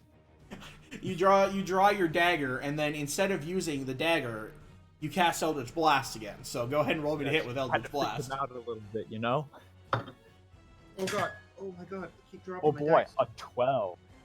So that one is going to hit. No, so wait, scratch that. I was 13, not 12. My roll me bad. damage. Damage. Oh, sweet. That's 14. Oof! And you take your dagger out and you kind of like do a little flip move, and then with your other hand you just make finger guns and Eldritch Blast. Just. And the Eldritch Blast smacks the bear in the head and knocks the bear like a couple of feet away, and the bear is dead. I feel so helpful. Good night, Mr. Bear. I slung one insult, and the bear wasn't even phased. Sebastian and Sigurd are sort of in the way, but Eldritch Blast is a bit of a special case. It's a small ray, so it's not really as Think wide. of it as like a bullet. I can shoot at that range past people that are that close. Yep, he has a not completely obstructed line of sight, so I'm gonna give that to him. But yes, Bear is gone. Bear is dead. I Rest in need peace, bear. change up the. Life really sucks. Huh? Man, life really sucks, huh? Thank you, computer. So congratulations, you have killed Bear. Bear is dead. Sick. The black bear lies motionless on the ground, right there, and you're left in the room. I would like to skin the bear, because I Oh have my to do God. something semi-useful. I am skinning the bear. You do that. You got a dagger. Yeah. All right, we'll go with the dagger. Go ahead and make me a survival check. Skin the bear. Ooh. I'm gonna check the pond while he does that. That's a 9.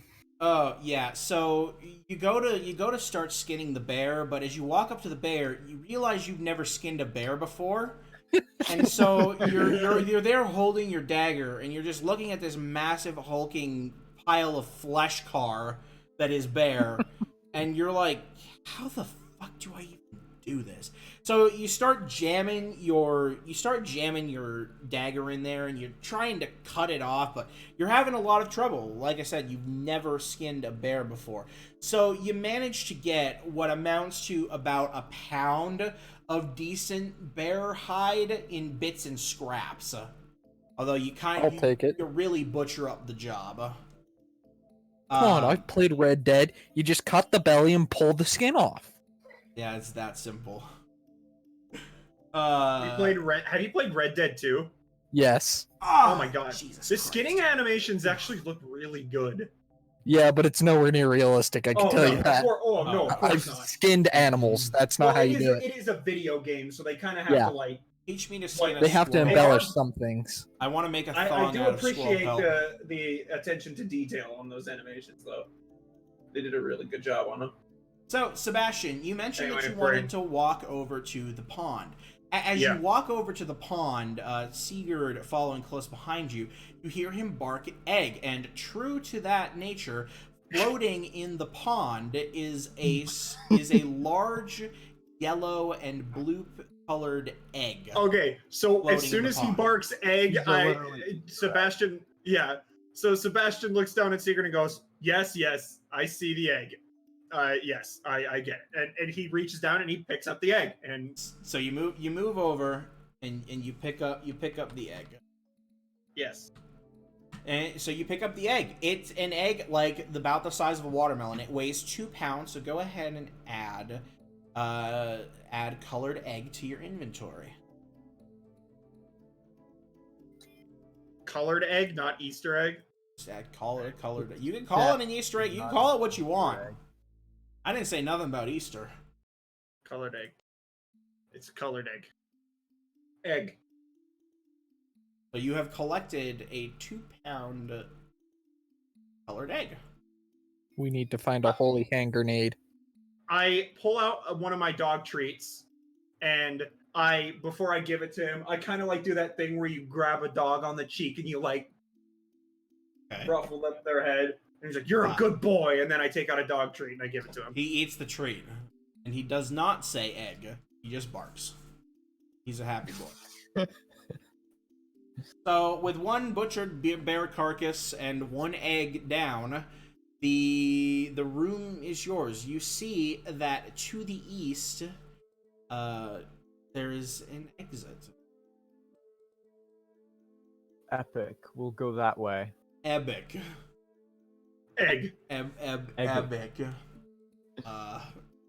Actually, I just gotta say, I really, it's not. I was waiting for someone to notice. I'm a dumb boy. I was like, my map is definitely oriented, and then Oh, I never realized eat. I forgot that Never I had to remind Yeah. myself that north is down. Yeah, I looked up and went, bushes? There's an exit in the bushes? Okay. Never eat. He probably Stop means the other eating. way, but...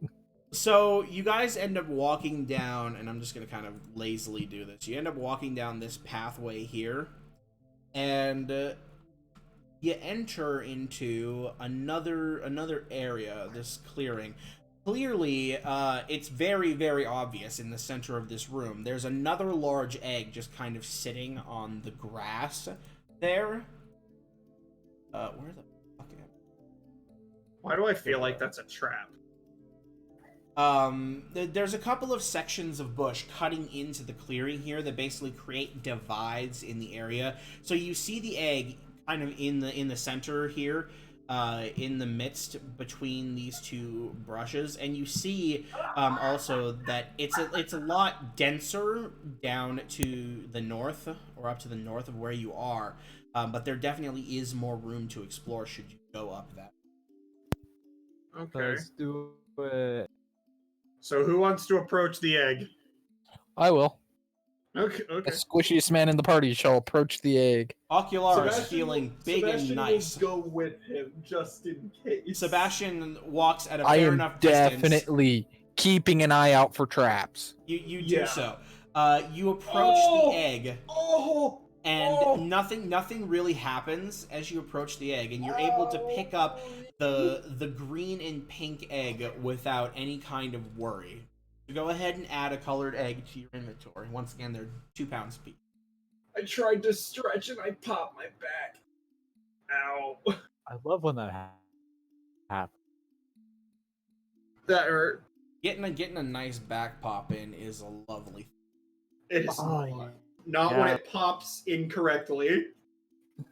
And it makes it feel like you have internal bleeding. Oof. So you picked up the egg, Ocularis. Congratulations. Yep. Didn't Gamer. die to anything. Cool. Let's go so you're there. down because directions are hard. You're gonna go north. So go north. Nanor decides to move into the brush to the north. Uh-oh. Wait, did he say down? Yeah. Yes. North. Down. Yeah, north is down. This is very helpful for orientation. So can you What? still see it on stream? Down Okay, cool. South? So as you move your way down into the thicker brush, you see that it kind of like there's this large collection of bush And you continue to move south. There's like a cutaway this way, and you end up kind of like right here, Naynor. Go ahead and make me a perception check. Oh, sweet. An unnatural 20. Oh, yeah. So as you round the corner, you yourself, your nose picks up a strange smell, and your first instinct is to bark the word egg. And hidden within the thickets, just ahead of you, you see a red egg just kind of hiding in the thickets. Epic. I'll grab it. Epic. You walk over, you pick up the egg. Add a colored egg to your inventory, baby. Yee. So, I guess I'll head up, which is south. Sebastian and Ocularis are still right here. So you're gonna kind of round yourself back up and head to the south end exit. I guess. Okay, so you're gonna go to As the I south exit. whistle for Sigurd to heal. Yep, he does so. And you notice that this southern exit, it kind of goes a little ways, and you can see that it opens up. I hate you, Parker. God damn it, I fucking hate What you. happened? What's I said it happened was here? an exit. I can't fault you because that's absolutely insane. Exactly. So you can see that there's another clearing Egg. just ahead as you approach this exit. Naynor, you kind of like gather up with the rest of the party after picking up your own egg. They're surprisingly sturdy. They don't really feel super fragile as you stuff them away in your packs. And you guys kind of start moving up through this, and you enter into this kind of oh my god. You enter into this kind of area right here.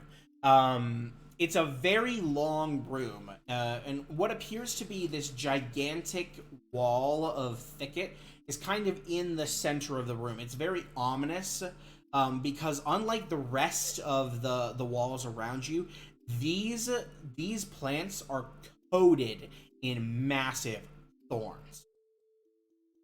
And they're very tightly wound. Can I attempt to cut through them? You can give it a go. Can I see something on the other side of it? Make me a perception check as you walk up to the thorns. Make me a perception check to peer through. 15. With a 15, you can kind of catch a glimpse of a bright green object nestled within some very thick, very like matted and twisted plant life. It's definitely a distinctively different color of green, though. A lime green compared to the forest green of the floor. Oh, okay. So I'm guessing that's an egg. So I am going to attempt to cut through the vine and the thorn. With a mighty swing of your longsword, it clanks ineffectively off of the thick, thorny vines. Okay. So then what I'm going to do is I'm going to pave the wall to see if there's any sort of weakness in the wall. So of basically, these thorns. Basically, you pace around the room, and you kind of get a feel for the rest of the room. There's an exit to the east that seems to go off somewhere. You can actually hear running water as you go towards this eastern exit. And as you reach the southern part of the room, you can actually hear the sound of another bear, it sounds like, walking around. You can hear its kind of sound walking around as you reach the southern exit to the room. But through all your investigation of the thickets around the area where you've seen the egg, there doesn't appear to be a weakness or any kind of switch or anything that really stands out to you that would indicate that there's some way to get through the thicket. Can I use burn through them? Say again? Can I use Sacred Flame to burn through the vine? You can give it a shot, and you can go ahead and cast Sacred Flame if you'd like to. Okay, I'm gonna do that. So, conjuring up a Sacred Flame, the plants can't make a dexterity saving throw. matter. But the sacred flame does not do anything to damage or push away the plants that are causing the obstruction. How about acids? You go ahead and you give it a little acid sploosh, and nope. Gosh dang. We should make armor out of these thorns that are invincible. If you could even cut them somehow, but it seems like these thorns are very much not going to budge. If I had an astral diamond, I'd try to cut it with an astral diamond. But you don't. Yep. I make my way back to the party, and I inform them of the bear. So everybody kind of returns to the northern exit of the room, and they kind of gather up. There's another bear up there. South side of the room. Let's kill it. Let's see if I can actually damage it this time. So you guys are gonna move up to the other section of the south exit. Getting this correct?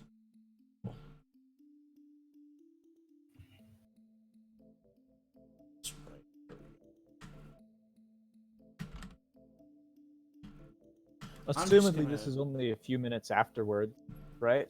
Yes. Sweet. So is the bear in view now? One moment. You gotta give me a hot look.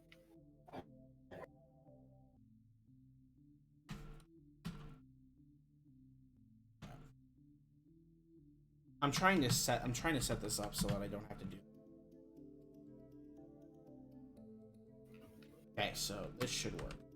So as you guys approach to where the bear actually is, everybody down. Is there any particular formation you'd like to be in as you approach? I am in the back. Okay, Ocularis is in the back.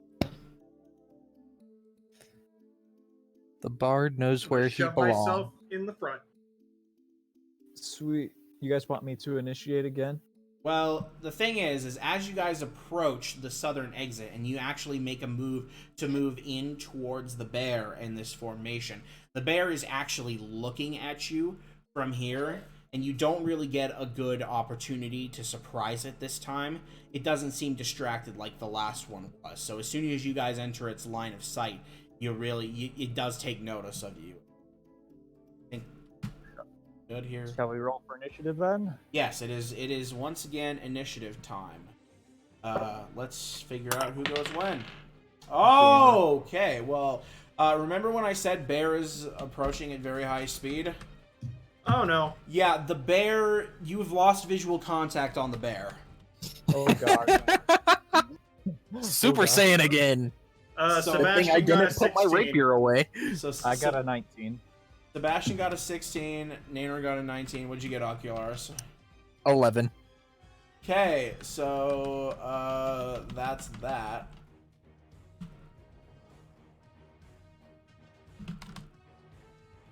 Oh shit, I forgot this whole number. So forgive my bad DMing for just a moment. Never. Oh, Jesus.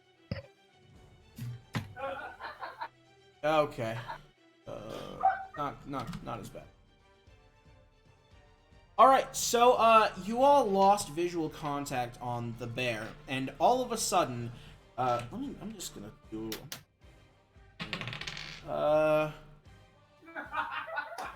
Yeah, this really sucks. This is a bad day for you, Sebastian. Because the bear, he like instant transmissions. Like he's so fast. Like it's a bear blur as it just. We shouldn't have let rushes Piccolo you train down. the bear. You should not have let Piccolo train the bear. The bear immediately like. Where was the line? Wait. Nope, absolutely not. I love Microsoft Paint, dude. It's my favorite. The bear, he goes right in the center of all of you numbskulls, and like in the blink of an eye, the bear is gonna start. It swings its claws and goes to bite at Sebastian. The bite hits, and the claws miss once again. And then it's also going to take a look at Nanor, who's also there, and he's gonna attack you as well, bites and claws. God. Okay, so the did bite again hits. I'm sorry. Sorry, I was reading chat. What did it hit me? Yeah, it hit you with the bite again, and it hit Nanor And with the how bite much? as well. How much damage? We're about to find out. Oh, okay. So for Sebastian, you take 5 piercing damage as the bear bites you, and then immediately with the sound effect, it goes right over and it bites Nanor for 4 damage. Ouchies. Yeah, it's big ouchie time. So for an HP update for everybody at home, Nanor is at 15 HP. Sebastian and Nanor actually are both at 15 HP. That's right. Man, I only have 1 HP more than both my party members. So the bear is I haven't taken now any done damage. with its turn. Nanor, it's your turn. Sweet. As my bonus action, I can transfer the hex that I cast earlier on the other bear. Hex is a fair and balanced spell. I don't. Okay, so we'll say you kept on... concentration on the spell since you didn't cast a different concentration spell. I'll allow you to do it. So you transfer the hex over to this bear. Once again, getting a strength checks. Also, I looked it up. It does not work for saving throws, but it does work for any ability checks like grappling. So from now on, we're gonna make sure that it doesn't get advanced on the saving throw. And Yep. The more you know. Anyway, I draw a dagger and once again cast an Eldritch Blast. You do the same old trick, and it's like a magician going to a kid's birthday party, and you go to another birthday party, and the same magician shows up and does the same lame dove trick, but you fire the Eldritch Blast. It got me a 21 to hit. Yeah, that's gonna hit. So the magician manages to do the spell at least twice. So we do the thing. Unfortunately, the results are not as effective as usual. It only does 5 damage. So 5 damage, still a solid hit. The bear, plus an additional d6 actually, because of necrotic damage from Hex, which does 1 more damage. Does Hex qualify for spell damage? What do you say? Yeah. It's any attack. I just want to make sure that. Sure.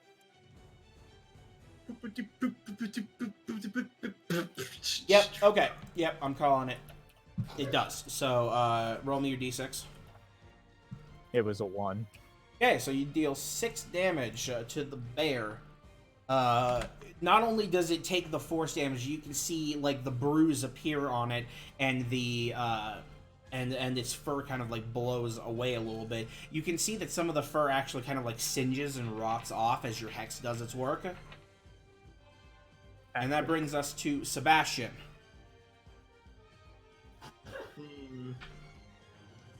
Okay, hold on.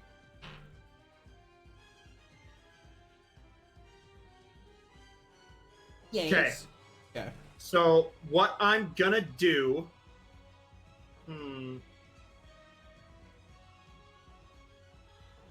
Okay. So what I'm going to do is I'm going to cast Hunter's Mark on the bear. Okay. And then I'm going to. Okay. So I'm going to cast Hunter's Mark on the bear. And let me see.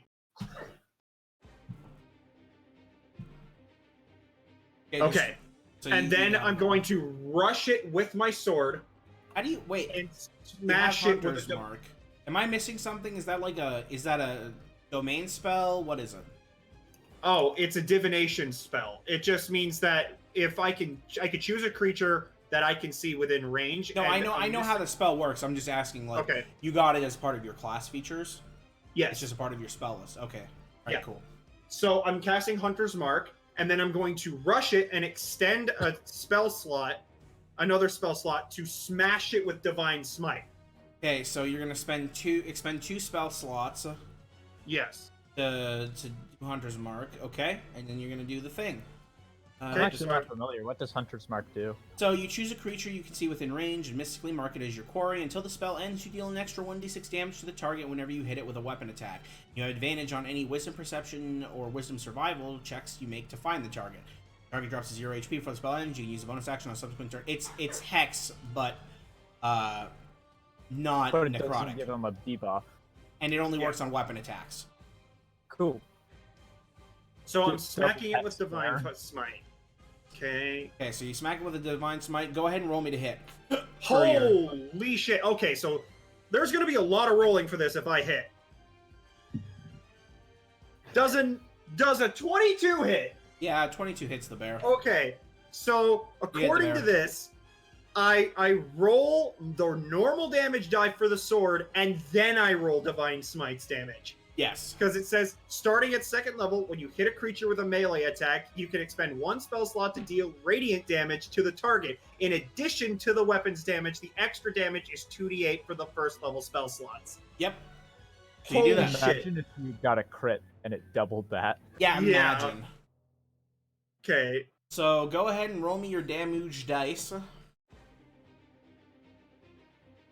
This is gonna be the nastiest smite. oh my god. I'm pretty sure this bear is about to be mush. And Ocularis will once again contributed nothing. He was a slow boy. I am a strong and valued member of the team. Definitely. Okay, I mark it, pull out my sword, and I brush my hand over the sword, and I cloud it in holy light.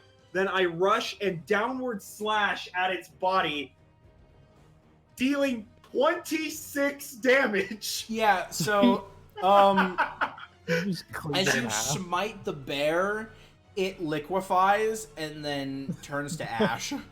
As you fucking you absolutely destroy the bear. Like, the bear, you have lost visual contact on the bear because there is no longer bear. The instant transitioning bear needed to die, okay? It was too fast. Thank you for joining So- us here today, Harley. Yeah, so the bear. I know, right? I'm being so No, helpful. wait, I'm no, not wait, guys, doing all the wait. I damage. didn't roll the Hunter's Mark damage. One second. God. Hit me with the hunter's mark damage. So he burnt it, turned it to ash. Now he wants to 32 blow away the damage! ash. 32 damage. Yeah, the ashes blow away. God! You Thanos this poor bear. Oh my. I wish it was a nat 20. I wish it was a nat 20. You would have. God. Why? So you can wipe out half the bears in the universe instead of just the swarm. Oh my Not Yeah, the- so the bear is fucking dead, and 1 second, I'm just gonna fuck you. Where's my die? There. The bear is dead, and where the bear once was, there is now 8 silver pieces. I grab the silver pieces and I take You feel like it's 4 some and I kind give of- 2 to either of those. He just takes 4, looks all proud of himself, and then he gives 2 of the silver pieces to Sigurd, puts it in his little thing. But you don't How does have the that map of much. that Wait, so you gave one to I Harley. gave- You gave one to Nanor. You gave me 8. I Oh. gave 2 to Harley. Okay, so you are keeping 2 two. to Parker. I took 2, and then I gave 2 Okay, to so you Sigurd. gave 2 to Okay, Sigurd. that Yeah, was unclear. I so feel like I deserve 2 silver after all my contributions to this fight. Absolutely. You're So- I'm sorry, Harley. Harley. I'm sorry I one-shot the bear. I'm sorry expended you were 2 Thanos spell too. slots to Thanos the bear. I did! I expended 2 spell slots! Why did I do that? Yeah, I'm over here On a like bear. But now Oh, I boy. know that's a legitimately really good combination I can use later. So you guys are standing at the southern exit Hopefully not too of soon. the room, and Hopefully not too soon. Oh my there's God. there's I no have more 1 bear. spell slot left, guys. I have 1. One. I've got 1 So- spell slot. You're there. There's no more bear. What do you do? No, there isn't a bear. The bear is gone. Yeah, I we said can't there's- even skin the bear. I said there's no more bear. The bear has been wiped from the universe. There is a noticeable lack of bear. This time we chose to lose visual contact. Anyway. Oh my As god. that bear appeared, it sure disappeared pretty quick. So Sebastian always has the finesse. Absolutely. Also, I just want to point out that the party at current is Egg, Smite, Eldritch Blast, and Fuck Your Mother. Okay. 32 damage. We're schmoozing. This is a level 2 character, guys. Well, except I believe Sebastian is level 3. Yes, Oh, are you Sebastian's level- level 3. Mhm. Yeah. Oh, okay. I may or may not also be level 3. 'Cause- Not that it matters. I haven't done anything to kill it. Did I miss the session while we went to level 3? Yes, Yeah. you missed the milestone to level 3. Oh, I'm sad now. Yeah. Jacob Oh. didn't get You his, should be sad. This is what Yeah, happens when you skip you- out on Yeah, D&D you night. pe- Yeah, you penis man. You are wrong, and penis. you should feel bad. Anyway, That's you are an now at insult the right southern there. exit of the room. So, what Hold on, can I do? say my greatest insult that I will ever say to anybody? Sure. I've made it clear to both Dominic and Josh many times. I look at somebody and I say, your dick is so small that it's not even a biological anomaly that it's so small like mine. Yours is just pathetically small, like laughable small. At least I have people, when they look at my penis, they go, holy fuck, that is fascinating. But when they look at yours, they go, oh, that's just disappointing. Can we stop talking about small penis and get back to the lack of Sorry. bear? I feel you slightly got me, uncomfortable now, but only slightly.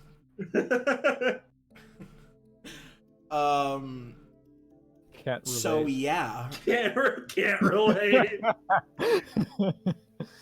Yours is only slightly bigger than a pencil.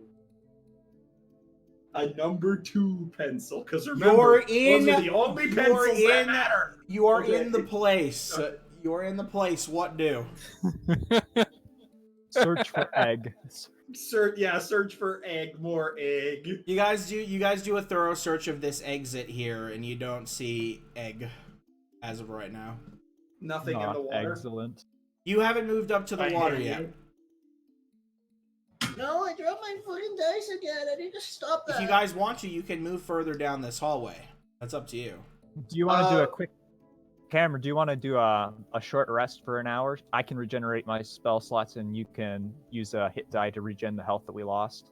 That's true. Yes, Fuck. but that'd be a great thing. Yeah, because you need... Ocularis could go off and do a little exploring himself if he's feeling Or frisky. if we do that, I can actually do something useful and do Song of Rest, and you get an extra D6 health. Why Could not? do that. Sure. All right, so the party is going to gather around the southern exit and take a short little rest. Where Do there the- was once a bear. Cue the Pokemon Center healing sound. Everybody go ahead and do your hit die and stuff. So I get an extra Also D6. Yep. Mm-hmm. Sweet. Alright, so that'll I am be... Because back the to bard full health. is useful. Yeah, so am I. Everybody's I didn't at max HP. And I got all my spell slots. Yes, Everybody's and back mine was up. clearly because I took a short rest. Dawn of the final day. 23 Yeah. hours remain. There is still no bear. No bear to be seen. The bear has not returned. I don't think he ever will return. Watch the bear be the main villain. The final boss. The It's just instant the final boss. transmissioning bear. Like my BBEG just gets fucking bared. he just no. The bear becomes a Super Saiyan God Super Saiyan. You're just hearing the villain's monologue, and all of a sudden there's just like a giant bear paw just goes right through his chest like it's fucking alien. So your song of rest and your short rest is complete. You're all back up and feeling quite chipper. Where go?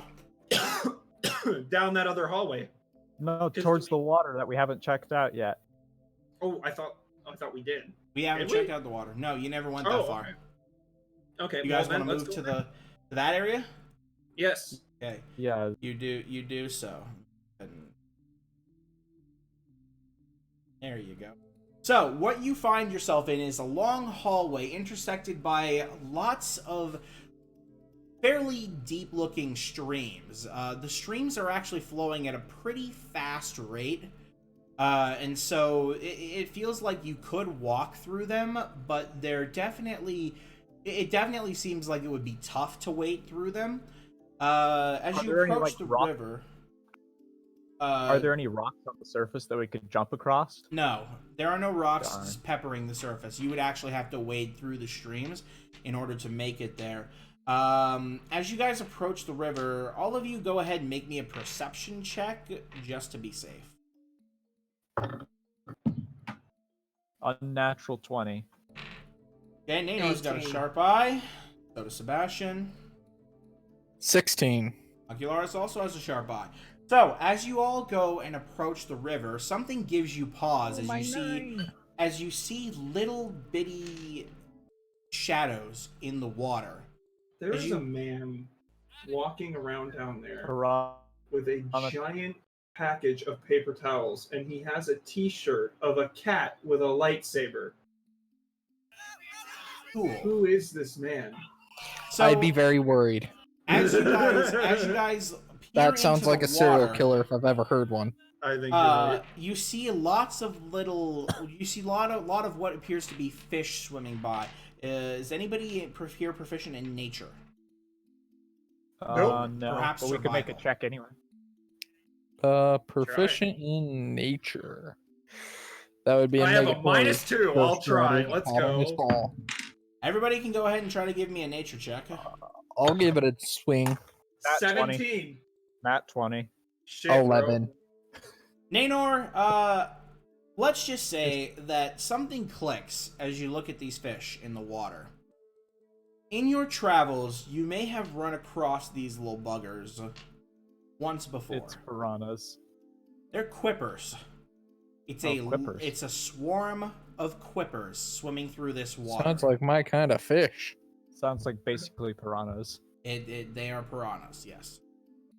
Sweet. So You can see them- basically, you We're can just see gonna them make schmoozing. inappropriate They're quip. quippers. Okay, so whenever they they always make really funny comments on us when they fight. All right. That's what I was So- thinking. So you can see that they kind of move up and down the little sections of water. You can see their shadows darting like up and down through and through, and they just kind of are there. They're just kind of there in the water, moving. How around. deep is the water? If you were to gauge from where you're standing, you think that if you were to wade into the water, it would go up just like above your ankle. Not your ankle, your knee, maybe. How wide is the river per stream? So per stream, the river is about 5 feet in diameter, each time. Oh, So it's deep enough to cause a problem. You could do things like attempt to jump or whatever. That's up to you. If we Could had I, a in bear theory- carcass, we could use that to cross. Bear carcass. Throw it in the water, distract the piranhas, and then wade through. I was thinking walk across it. too bad it got vaporized. He got Too bad it Thanos. got vaporized. yeah. There is the other bear carcass at the I beginning. am not carrying a giant bear carcass over here. And we all know it wouldn't be me. Deadly piranhas or a half an hour of hard It's labor. only 5 feet. Couldn't I technically leap 5 feet? You could make the jump, yes. They are sentient creatures. They can be insulted. That is true. I You would could not call bother the fish- carrying a bear. You could call Can the I fish make stupid. can I make a dex can I make a dex check to see if I can vault the river using my spear? You're gonna stick your spear down into the bottom of the river. Yeah, and see you're it, gonna see if it'll use it stick as a first of all, so I don't beanpole? just think. How long is your spear? Should be I think like 2 meters long is the standard length. Put that in American feet, please. 6 feet. Can you put that in American, please? It's about It's called freedom measurements. Okay, get it right. I'll say it's that approximately 0.5. It's about like 5% of a football field. it's exactly 7 McDoubles. How many Oh, scoots God. is it though? I'll let you make the dexterity check with disadvantage because this is not what this is designed for. Your spear is absolutely not designed.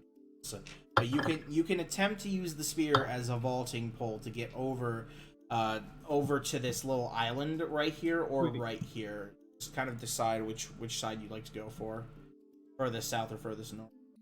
So it's like right here or right. I here. forget which way is north and which way is south. North is down. South, because that would only make me cross over at once instead of twice. Fair enough. For the fair first enough. area, anyway. So you're gonna attempt to make the pole vault across to the south. So go ahead and make me a dexterity check with disadvantage. It's gonna be a tough check. Okay, I got a 13. Okay, so you go ahead and you kind of get yourself ready, and you take your spear and you run up and you jam the spear down into the dirt and rocks in like beneath the water surface. And as you go to vault, the pole is just a little too short. It doesn't quite give you that arc that you need to clear it proper. And so not only does it kind of like stick in the center and it doesn't like move or bend, you kind of just end up going only into the only above the water, and you end up dropping down into the water as you do. It's like 5. Well, yes, but you weren't trying to just jump it. You went to do pole vault with your spear. Okay, so I just made myself look like an idiot when I could have just like literally jumped it. A little bit. Just a Okay. smidge. Don't worry, the bard is definitely not already writing this into song. Okay, he so tried to Sebastian's jump the going river to fish. back up to the So and where Parker you're was there. going to where I'm gonna consider this like, Nanor, yes. So you're where where Nanor is. was going to jump. Yes. I am going to Sebastian. No, wait. What about Sigurd? Oh fuck. You just I make yeeted a- him across the river. I could. I'm gonna yeet Sigurd over there to the other side of the river. Go ahead and make me a strength check to pick up. Oh, Sigurd. that's my jam. Strength checks are my jam. And you're gonna yeet him. Unnatural 20. Okay, yeah. Anybody? So you pick up your dog, and you're just like you look at I him. give him a little kiss before I throw him. This bitch empty. Yeet. And Then I you yeet you yeet the dog across the way. Yes, you do get him across. And then now I'm going to leap. I'm gonna Okay. make a leap. So yeah, are you gonna do a long jump or a standing jump? A long jump. Okay, Definitely so the a long running jump long is jump. gonna be equal to, you can make a long jump equal to your strength score, but you gotta make it with a 10-foot running start. Yep. Is there enough room to make Yeah. a 10-foot running start? Yeah, you can make the Okay. running start. So he's going to do it. So you make the leap. How is a 16? You don't have to roll for it. Oh. You make the leap pretty dang easy. Okay. It's a 5-foot thing. You end up on the other side. Nanor is currently in the water. Ocularis, what are you doing other than writing this all into song? Making sure that I have the verses perfectly written. Okay. Then I too shall jump the river with Okay, a so 10-foot running start. So you go ahead and do that, and you're gonna have to go for this little southern area because this area over here is pretty well taken up. Well, I can move. Like I can take. Not currently, Sigurd. you can't, because I'm kind of doing a Same little thing. turn. So I'm gonna set you right there. Is that okay, Ocularis? Sure. Okay. Well, wait. Hold your booty. Hold, no, There's you the hold thing. your booty. If there wasn't enough room there, and if he's in that little island, now he can't make that long jump. There's not 10 feet for him to. There's like not enough room for him to get across, right? That Or is am I- true. He would have to make You a just standing bunny jump. hops to the next one. Oh, I have plans. No, he has Trust plans. me, I have ways. He has plans. So, Okay. Nanor, while you're in the water, standing right there, you feel beneath you, you feel the little swarm, and you start to feel things trying to bite at your ankles. Oh. So, they feel really bad for you. Okay, I'm gonna try And to pull him out. Yeah, you can do that, but the fish feel really bad for you. Oh Like, no. horrifyingly Unhealthy. bad. And Real so unhealthy. they give you Eat some lettuce, you'll be fine. they give you a fighting chance, and they just kind of like stand there, and they just kind of like sit there in the fish water and stand watch you there. get pulled out. I am going to grab Nanor and pull him out of the water as Yeah, fast as I possibly Okay, can. so realigning everything. Doggo moves here. Sebastian. Well, here. you know, I could have used this earlier, but I just rolled a nat 20 to pull him out. Yeah, you grab him and you yeet him to the other side, to like the clearest portion, right here. You yeet him over Seeger. Man, it's almost as if that nat 20 would have been fun when fighting the bear. We don't need it there. So, Like I said, we don't need to eliminate half of black bears that ever existed. so we're here. It would have annihilated the dungeon with us. So now that we're here, everybody, Nanor, you can do something, but you just got yeeted. Ocularis, you are also free to do whatever it is. Is his I'm spear still in the water? I'm gonna sigh and walk over and like casually just reach my arm out and pull the spear out of the water because You do so. 5 freaking You, feet. you do so. You do so. You got it. You get your spear. You pull it out. It's a little muddy, but it's not broken at least. So everything is good. I'll quickly wash it off at the very edge of the stream. The fish shouldn't be able to swim in like 2 inches of water. No, yeah, you're all good. So Ocularis, you're on the island of. In real life, I Misfit wouldn't even bars. have the balls to put my hand in any damp area where piranhas are. Come on. Piranhas are nice. No, they're not. I was kind of sighing, so I wanted to look. Things could have gone a little bit better. You know, I have to do this because I made a vow that Sebastian was an asshole. Sebastian looks at Nanor and goes, "You didn't look cool. You made yourself look like a fool." As he picks Sigurd up and moves to yeet him to the next side. So while you do that, Ocularis, what's the plan here, bud? I'm curious. I turn invisible and just walk across all the rivers.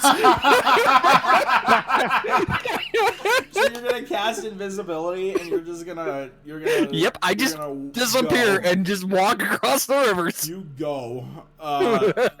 So he looks to where Sebastian looks to where Ocularis was, and he goes, "You cheeky asshole." So you walk over the next 2 sections of river while you're invisible. We're just gonna call it to that for now because Sebastian is now going to eat his dog. Roll me a strength check.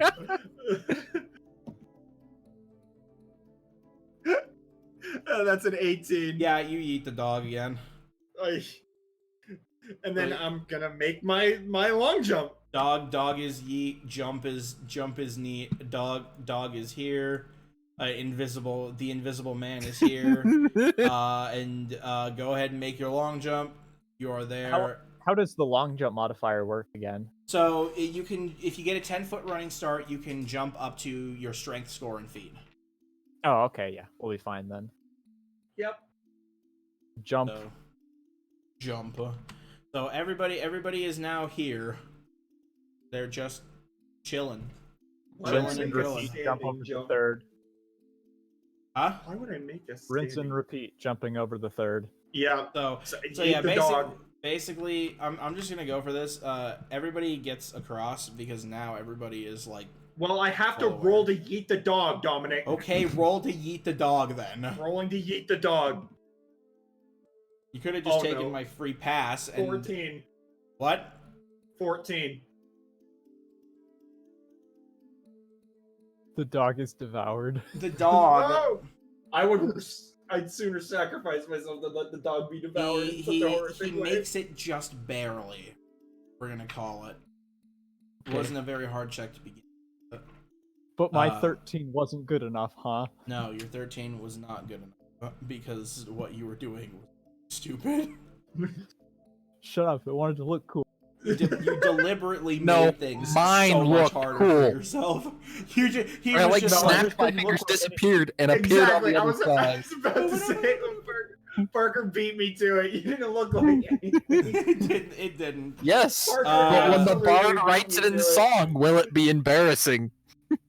Now see that there is the real He's thing. gonna regale the Alright. tale of And how DOS. his friend tried to vault as his other friend yeeted a dog across each river. All right, Endos, you guys are here on the other side of all of the water. Congratulations. You didn't get devoured by piranhas. Let's hope we don't have to frantically run back through this. Oh, we'll have to see. Are you guys going to proceed?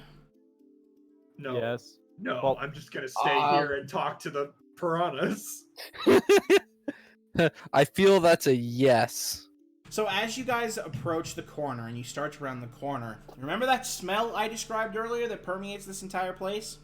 It has reappeared. It's very... No, it's been here the whole time. But now it's stronger. Oh boy, we're about to fight the big bad evil monster. So, as you all approach the next room, you see quite a large area. So I'm just gonna go. I'm still invisible. I thought you said that you reappeared. Yeah, you did. So Dang sorry about that. That's I the forgot plot. invisibility was actually up to an hour, so I could stay invisible. You could have just stayed invisible, Yep. but you wanted to really rub it in. Yeah, at the time. Sebastian, you'll be okay. Yeet Sigurd, yips midair.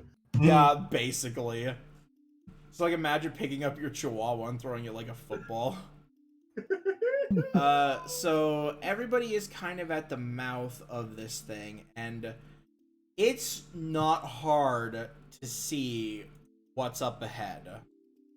There is a big, gigantic mass of fur. I'm just gonna go ahead and I'm Gosh, call you're it frick. right. There's gotta be some. You know what? I'm just gonna.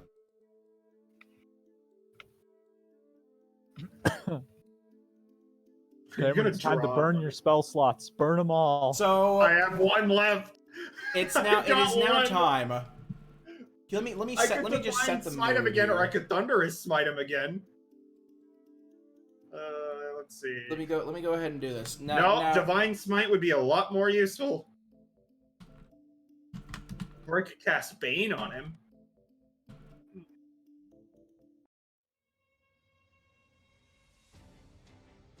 So, as you guys approach the room and you get a good look, you see that the back of the room has two little pools of water, and you can see some brightly colored eggs kind of nested in the back on some very loamy moss. But, you know, that's not really the thing that catches your eye.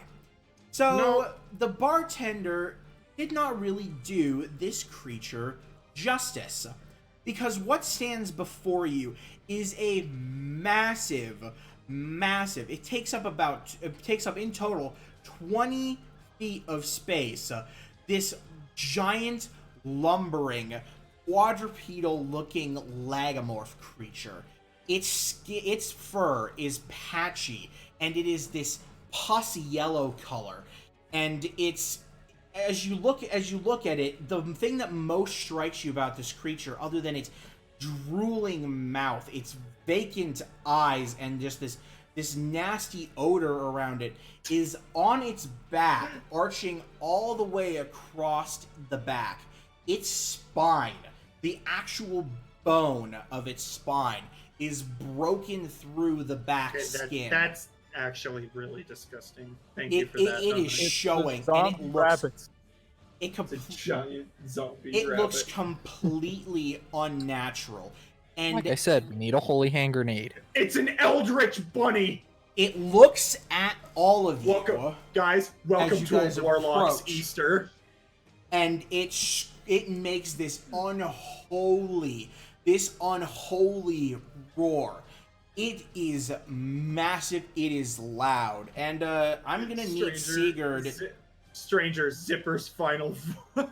Zipper's final form. Is that what he said? Yeah. It's Zipper's fake. If you guys don't know who Zipper is the really fucking creepy Easter event villager from Animal Crossing, whose model has a giant zipper on his back. He's really creepy. So, you cannot sneak up on him. Cameron. He will just fucking teleport. He's creepy. Anyway. I need you to do something for me. Make sure I have this exactly correct. Mm-hmm. Yeah, I'm gonna need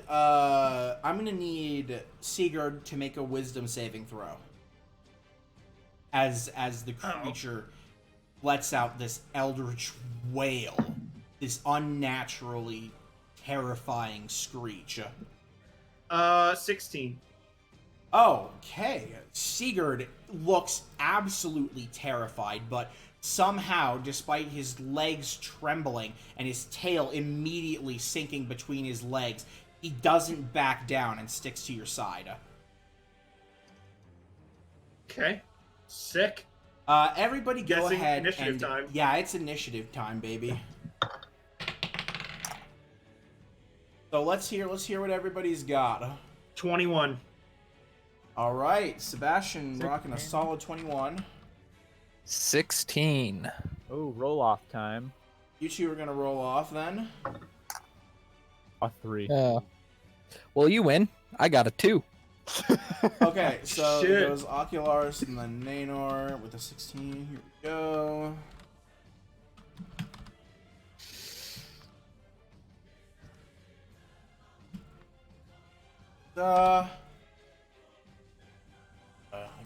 This music is accurate. Yeah, a little Giant. bit. Giant Eldritch bunny. rabbit. I've totally had the music bought off this time. Now, Just why would you go and do a thing like that?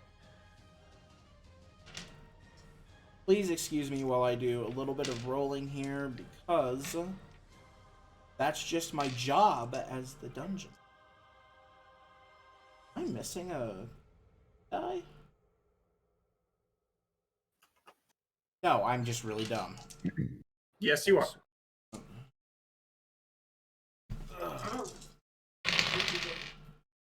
Okay, so let's go ahead and let's do some fun addition. Fun with math. Forgive me for being... I should have rolled this earlier. I'm a big dumb idiot.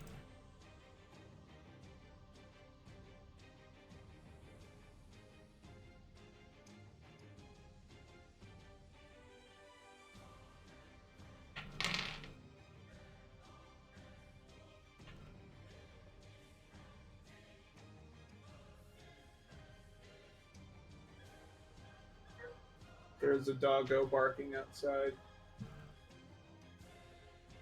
He be yipping. Okay. Maybe you should go try and yeet it across the river. All You know, right. if there were rivers nearby, I would. So, I've now got everything all set up. Something that you also begin to notice as combat begins. Speckled around the ground in this area, there are just all kinds of little brushy things. The area is mostly just a normal flat area of forested ground. There's a few mushrooms sprouting up everywhere. They actually catch your eye as you remember something, but you aren't, or if you're not sure what, you just kind of recognize. Go ahead. I'm gonna go ahead and mark them with these little orange circles.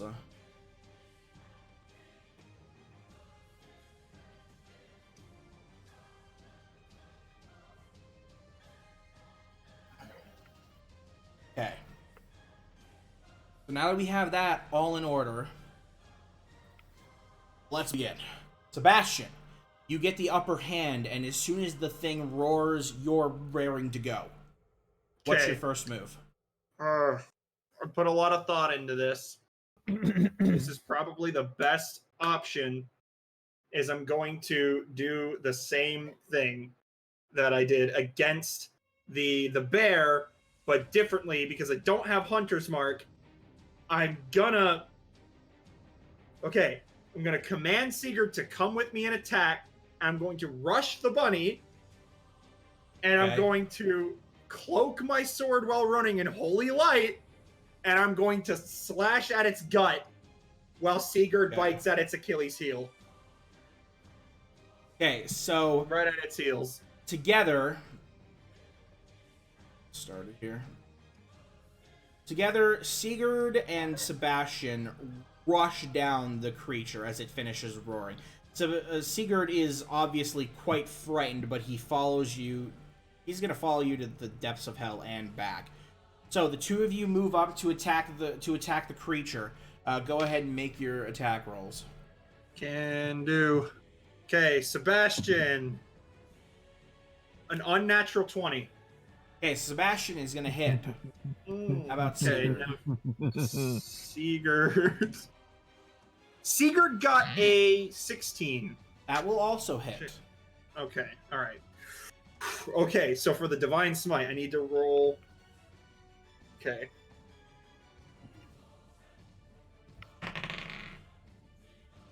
Okay, this is gonna take me a minute, I'm sorry. The bunny also is not trapped by Sigurd as he attacks.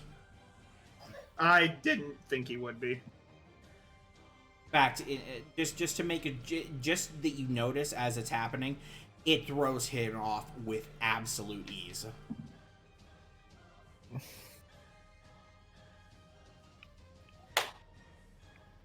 I slash that thing in the gut, and I deal 29 damage. Jeez. While Really? Sigurd, Just with a single divine smite? with the Rune Razor's regular attack plus that Yes. D4 Yes. plus the Divine Smite, and now with Sigurd's plus 6. Okay, so it's 29 total. Yeah, 29 plus the 6 from 30, Sigurd. 35 damage in one attack. 35. Sigurd did 6, 5 plus 1. Hey, shit, dog. Yeah, Pally can Uber smite Paladin- once in a while. Paladin is pretty fucking. Those are a lot of high rolls, dude. So, Holy crap. with this Yeah. combo attack, Sigurd goes right for the creature's throat as you go for a slash, the same thing that you did last time, and it hits hard. You can see the divine energy course through the creature, and it lets out a massive eldritch screech, just.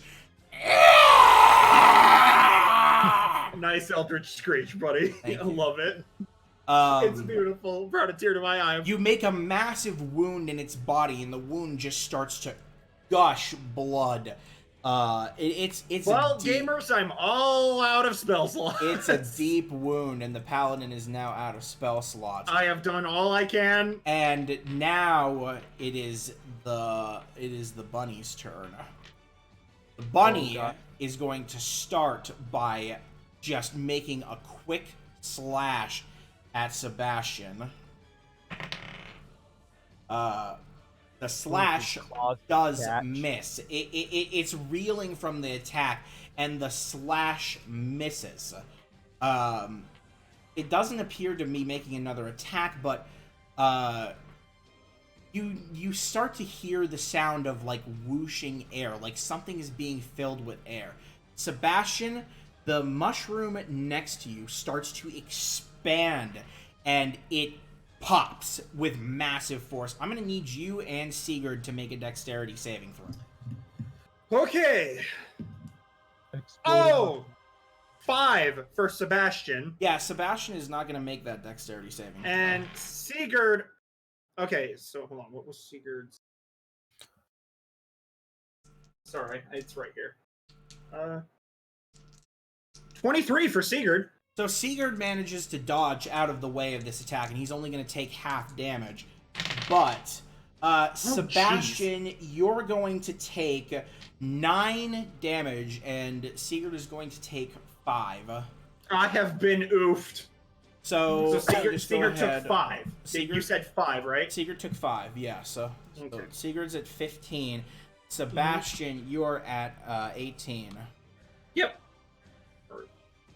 So Owie!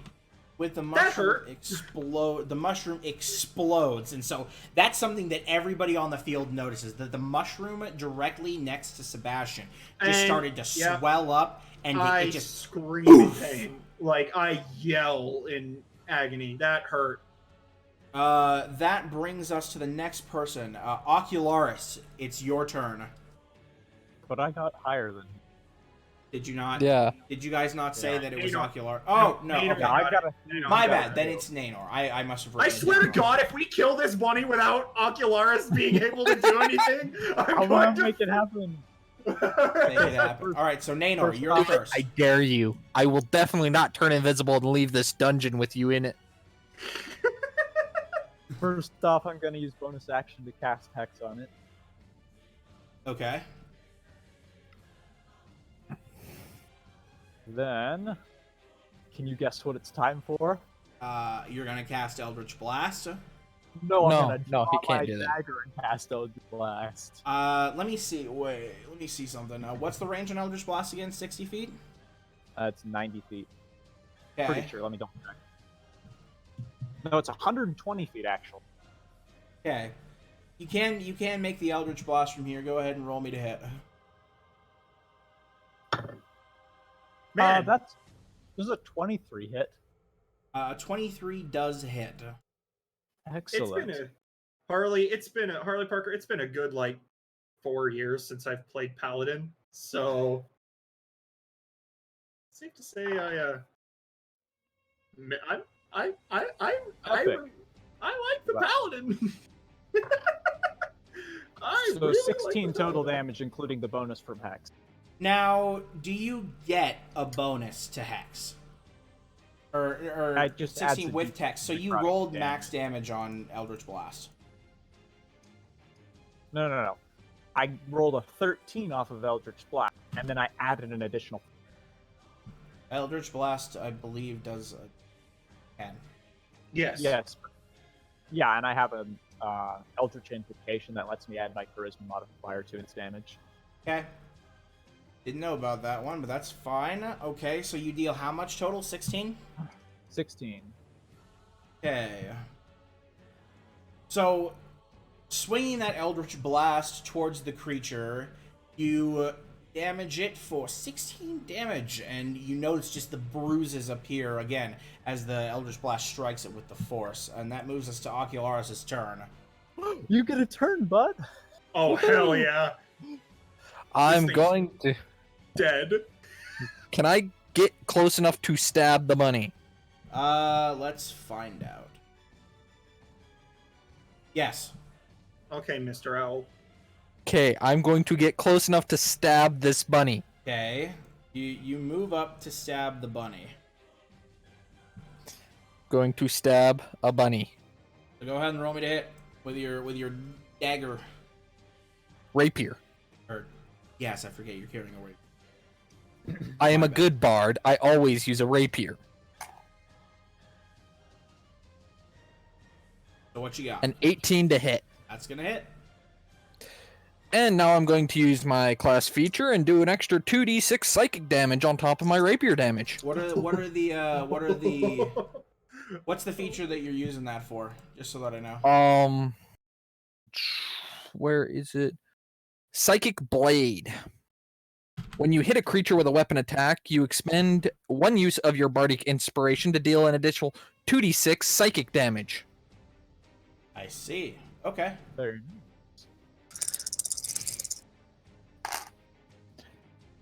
Why is that such a satisfying sound? When you hear the shaking of the dice in the hand and you roll it, it hits the ground. 8 damage. Okay. You deal 8 damage to Including the creature. 2d6s? That's all my damage together. 8 damage. So you move up to the creature and you stab it with the rapier. A psychic energy becomes magically. It magically infuses itself inside of the creature, and you can hear it screech again, just completely in pain, as you do that damage. So now I Up add to- insult to injury. up to that, it is Sebastian. Okay, so since I'm out of spell slots, there's not much I can do other than slash this boy. So I'm going to command Sigurd to bite again as I go for a slash. Okay. Does a 10 hit? No. Guess not. Yeah, definitely not. Okay, so 10 my does not slash hit. misses. Sigurd, does a 13 hit? Roll me the damage. Oh, okay. The 13 does hit, yes. Sorry. Okay, so that's 5 damage. Okay, so the creature, Sigurd does manage to bite the creature, and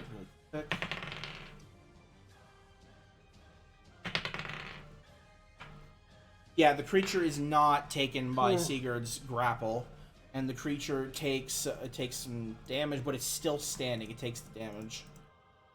It's breathing Damn. heavily. It's bloody as hell. It starts and it just goes bananas. It first off starts by swiping at you again with a slash, Sebastian. Uh-oh. But once again, it's not going to hit with its slash, but now it goes for a second slash this time. So we're going for one more, and it misses again. Okay, so so aesthetically, when he goes for the second slash, I kind of like block it slightly with my blade and push it back, just slightly. Okie dokie. And as that happens, you start to hear that inflation sound again. And Oh, dear you God. hear a pop. It should be marking. You hear a pop from behind you, and you're gonna have to make me a dexterity saving throw again. Just Sebastian? No, Sigurd is also going to, because he's Okay. in range. Oh, because he's with me. Gotcha. But Ocularis is out of range. Yes, Ocularis is out of range. So because he's Sebastian got a around. 16 that time, So Sebastian got a 16. You're gonna take half damage. What about Sigurd? and Sigurd got a 7. Yeah, Sigurd is gonna fail. So Sigurd takes 6 damage, and you only take 3. Damn. Okay. At least it wasn't that much. Yeah, that's good. Okay. Don't die on So me, that- beautiful doggo. And you go down to 15. So a bit of an HP update. Nanor should healed so wrong, but Nanor and Ocularis are both at full HP. Sebastian and Sigurd. Sebastian is down to 15, and Sigurd is down to 9. So that's just a bit of an HP update for everybody. Mm-hmm. Buddy kills the dog. I will riot. I'm So- always the one About taking a Felix. beating. Up to the next. I Up to the love it. next one, we have Nanor. It's your turn.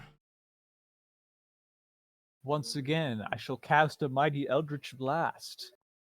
Okay, you cast an Eldritch Blast again. Oh dear. That's an 8. Yeah, that's gonna miss. That's gonna miss pretty hard. The Eldritch Blast goes way wide off target. Narrowly missed in that one. So we're gonna go up to Ocularis. It is your turn, unless.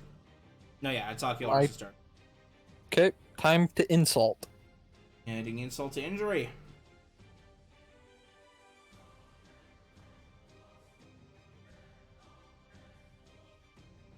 Oh, yeah. I need to mention, I forgot. I was waiting for your insult, but usually that comes after. So you go to insult it, and the rabbit glints with a strange bright light for a moment. It's almost like a small flash, and it's completely unaffected. Oh. Well, time for me to go invisible and run away for the fight. Okay, so you're gonna go do your invisibility. Casting Vicious Mockery is my turn. Yeah. But that's my most useful ability, and Okie it dokie. don't work. All right. So that brings us back up to Sebastian. Your Okay. turn. So Sebastian is going to look towards the bunny's foot, where its heel, where that Achilles tendon is, Okay. when he's going to try and sever it by slashing it as hard as he can. Okay, you're gonna go for a slash on the heel. Go ahead and roll me to hit. Does a 17 hit? A 17 is gonna hit. Okay, so that is...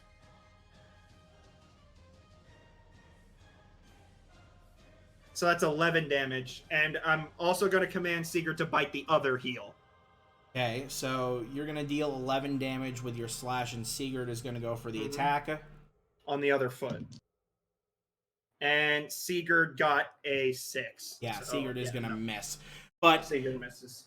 so, Sebastian, Mm-hmm. I'm gonna ask you this. Okay. How would you like this to go? Oh, okay. I'm He stealing, goes I'm to- stealing this. Yes, go ahead. He goes to slash at the Achilles tendon, and what happens after he slashes the tendon? Well, if you go, so what basically happens then, if that's what's going on, is Well, no, Sebastian... what I'm asking is, like, does it fall closer to the ground? Like, Yes, it would fall. Yes, you're slashing its Achilles tendon. Okay, Or whatever so the after equivalent I is slash for a its giant tendon, bunny. I'm going to rotate around back to its head and stab upwards into the bottom of its mouth. You do so. So with a quick, swift motion after the slash to the tendon, Sebastian moves in and with a swift, just fluid motion, the sword enters the bottom of the disgusting, drooling maw of the giant bunny creature, and you can see the sword poke through the top of the head, bits of disgusting brain on the other end, and just I'm gonna get made fun of for this, but as soon as I pull it out and sheath the blade instantly. Because I'm a fucking nerd. so, and the giant rabbit collapses onto the ground. As it collapses onto the ground, you can see that its skin starts to bubble, and it just starts to make this incredibly disgusting sound, and the inside of the skin melts into this disgusting, vile goop, and basically turns the outer portion into a skeleton with sagging fur and skin, and the fur just completely falls off the skeleton. And That with sounds that, kind of the creature fully perishes. Amazing. I love it. So I congratulations. actually did damage this everyone. fight. Yeah! Fuck yeah. You want So- to cut its head off? Well, we should just probably... How big is this skeleton? So, the skeleton itself is pretty massive, but as you guys kind of approach it and everybody kind of gathers around it, this part of the skeleton, or rather most of the skeleton, also completely withers away, leaving behind only some patchy fur in this goopy mush, and just these bits of fabric that were stuck to this creature. But it does Was there look like... bone? Huh? Was there a skull? Was there a skull? So what is left over is there is this strange long like deal of fur. We're talking like a cloak's size of fur is still left of the creature. And there's also this bit of bone that kind of like stretches, it looks like a piece of the spine, or maybe just some smaller subsection of it, and it's just this sectioned bit of bone that creates like this stick of sorts. Everything else is turned into this rancid black mush of blood and bile and pus. Okay, because But those two things are Yeah, 'cause of what- noticeably left behind. Yeah, because of what Parker said, it would have probably been a good idea to take like the skull or the head. But if that's not the case, then Unfortunately, Who the wants a skull bunny itself cloak? is gone. We'll salvage what we can from it until we killed it. Okay, so as you guys pull the things that you can salvage off of it, you do notice that there is definitely, it looks like a cloak. It's currently mucked with this black bile, but it looks like a cloak of the fur of this creature. In fact, it almost perfectly creates a cloak as you pick it up. Interesting. Cloak of the Um, dire bunny. I'm gonna use Eldritch Sight to see if I can detect magic coming from either of the items. They both, yeah, they both magic, dog. Magic. Excellent. I've got dibs on the staff. Well, it's not a staff. It's more like a short. If you're describing it, it's more like a short wand. Sweet. I got dibs on it. Okay. I've already got a magic weapon. I'm all good. So Okay, I'll Ocularis, take the bunny cloak. You take I have the nothing cloak. against bunny fur. So Let's it's go. kind of disgusting, though. We can clean it. Probably want to clean it off. There's a first. river on the way out, so There's We can water always in here. find some. Oh, if We you can guys always would find remember. someone with prestidigitation. I was just gonna go give it a nice, quick scrub. Excuse me, I'm just gonna go ahead. Sweet. Let's Also- grab those eggs too before we leave. Yep, Yeah. there are two. Yep. There are two eggs at the end of the hall there. Or at Okay, the so end of how the many room. eggs? How many eggs would that make total? I have one, so we each I have have one. one. So you should have 5 total. 5 So total eggs. why don't we try to grab the one by the thorns on the way out? So we each have so we all have 6 pooled together. So that would be 40 gold for each of us, right? Sure. Yeah. We'll Yeah. see if we can figure out how to get that one out. So you guys go ahead and you guys wash off the thing. The smell, by the way, it has started to lessen as the creature is gone. But still around his like mushy pile, you can smell that awful odor. But you guys go ahead and wash off the cloak and you wash off the wand, and we're left there. Yeah, woohoo! Yeah, exactly. So Wibbity-wobbity. Dire bunny Minor- cloak. The minor dog thing was with, not slaughtered by them. with the detect magic spell, if there is any magic emanating from either, I do get to tell what class of magic it is. Okay. So like I can get like a general idea. One of is what the effect is. transmutation, and the other is enchantment. But which? The cloak is enchantment, and the wand is strength. Okay, sweet. Good enough. Oh, I was hoping it was a cloak that turned me into a dire bunny. You turn into the bunny. Yes, you Like pull up you the hood and you just become the bunny. become a giant The, monstrous cur- bunny. the curse of the We have a new the curse thing of the now. raven. So you guys and are the free to bard do would what you want. use that. You guys are here. You're free to do what you want. I think we should collect that other colored egg. Yeah, Send we it there. Wait, See you if know. we can go get. So what you doing with the cloak, by the way, Ocularis? I'm washing it, then I'm gonna put it on. Oh, perfect. So you wash off the cloak, and while it is still that disgusting kind of pus yellow color, and it's a little bit patchy, the cloak is actually quite comfortable, and it feels you feel very, very good. Like as soon as you put it on, without anything extra, you suddenly feel incredibly limber and light. Ooh. Is he gonna have to? Is he gonna have to bond to it? Nope. So right now, go ahead and if you're ready to write down the information about the item, Mr. Ocularis. Yep. Those wearing this cloak may make a standing, long, or high jump without the running start. Additionally, you may add an additional distance to your long jump up to half your strength score, and the high jump height is 4 times your strength modifier instead of 3. Dang, Wow, that's awesome. the big jump. So you now have a cloak that allows you to make some pretty good jumps. You got some extra movement options. Okay. So what was the bonus tier jump? So you can add up to half your strength score in addition to your normal long jump. So it would be your strength score times 1.5, basically. Yeah. And the high jump height, which is normally 3 multiplied by your strength modifier to determine the height that you can jump. It's now 4. Yes. That's like a bit much. Nope. It's exactly as it is.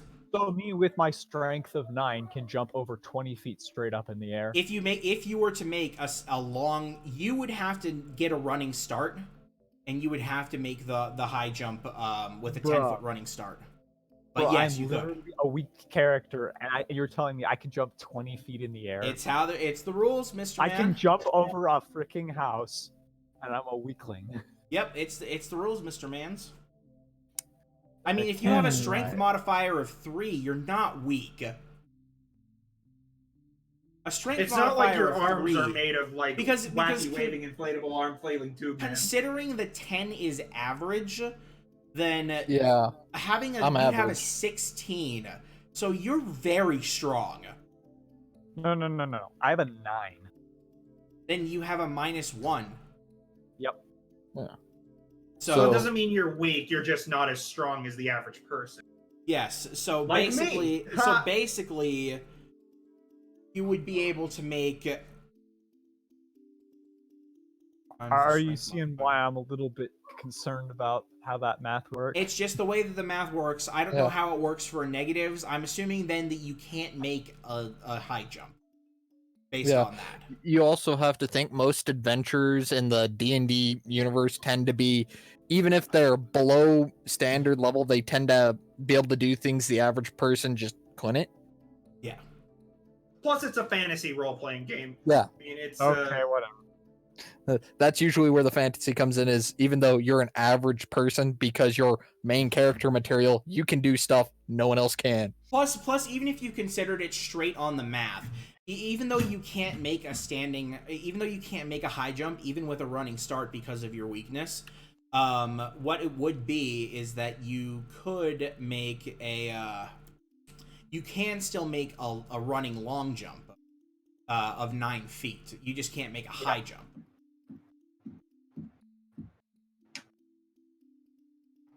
So that's about the gist of that. But now you guys are there. You've collected 2 additional eggs. Distribute them to your inventory No. as you desire. It's not 3 times your strength plus your strength. I don't believe that's true. Let me look this I'm looking at it right now.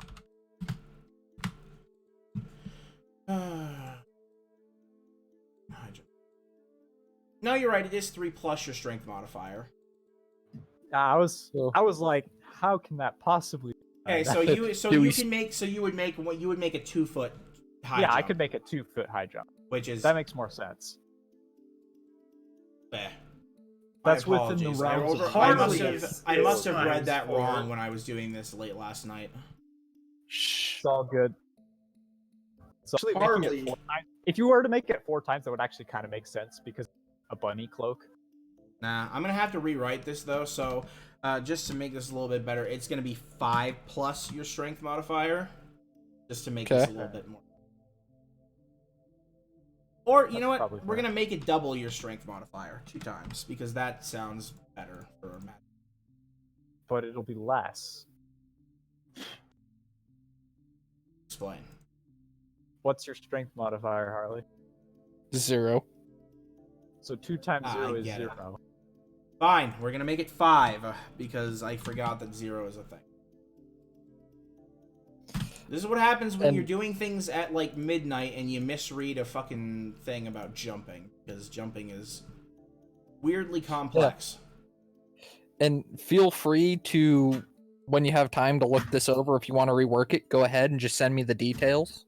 Yeah, no, everything else works out just fine. Just the +5 should be good enough. Sweet. That sounds much more reasonable. Oy. All right, so you're all there. Got your eggs? Yes. Can I get some specs on the wand too, or are we gonna wait to use that for a bit? You're gonna need to attune to that bad boy. Okay, sweet. I'm gonna start that right frickin' now as we're walking back. Okay, I'm going to grab Okay. the 2 eggs at the end and hand them to both one to Ocularis and one to Nanor, and then I'm going to go back and try to get the one, the one back at the thing. Did Okay, any so of give us me just a start- second here. Well, you took a little bit of damage, didn't you? Me? Oh, I took a lot of damage, both me and Sigurd. All right, I'm gonna cast a because I've got some extra spell slots. I'm gonna cast a both of you. Yeah, you can attune, by the way, while you're just walking. You're gonna have to wait till you take a short rest. So, Regardless, I'm gonna cast a Cure Wounds you cast a Cure Wounds. on both of them since I have 2 spells. Sick. Well, thank you. For Deppers. Alrighty. So, you go ahead and you cast Cure Wounds on both Sigurd and Sebastian, is what I'm guessing. Mhm. Okay, so what is everybody's HP up to now? Well, What's that? how much do I heal? Yeah, what's your check. Cure Wounds modifier here? I forget how the modifier for wounds works. I rolled a 6, but I forget what it adds. Check real quick. Let's go find out.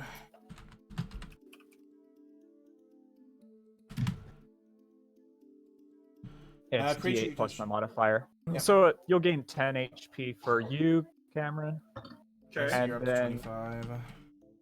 and then Sigurd gets 5. Okay. So Sigurd is going to be 14. Okay. Well, I thank you. All right. So you make your way back over the water.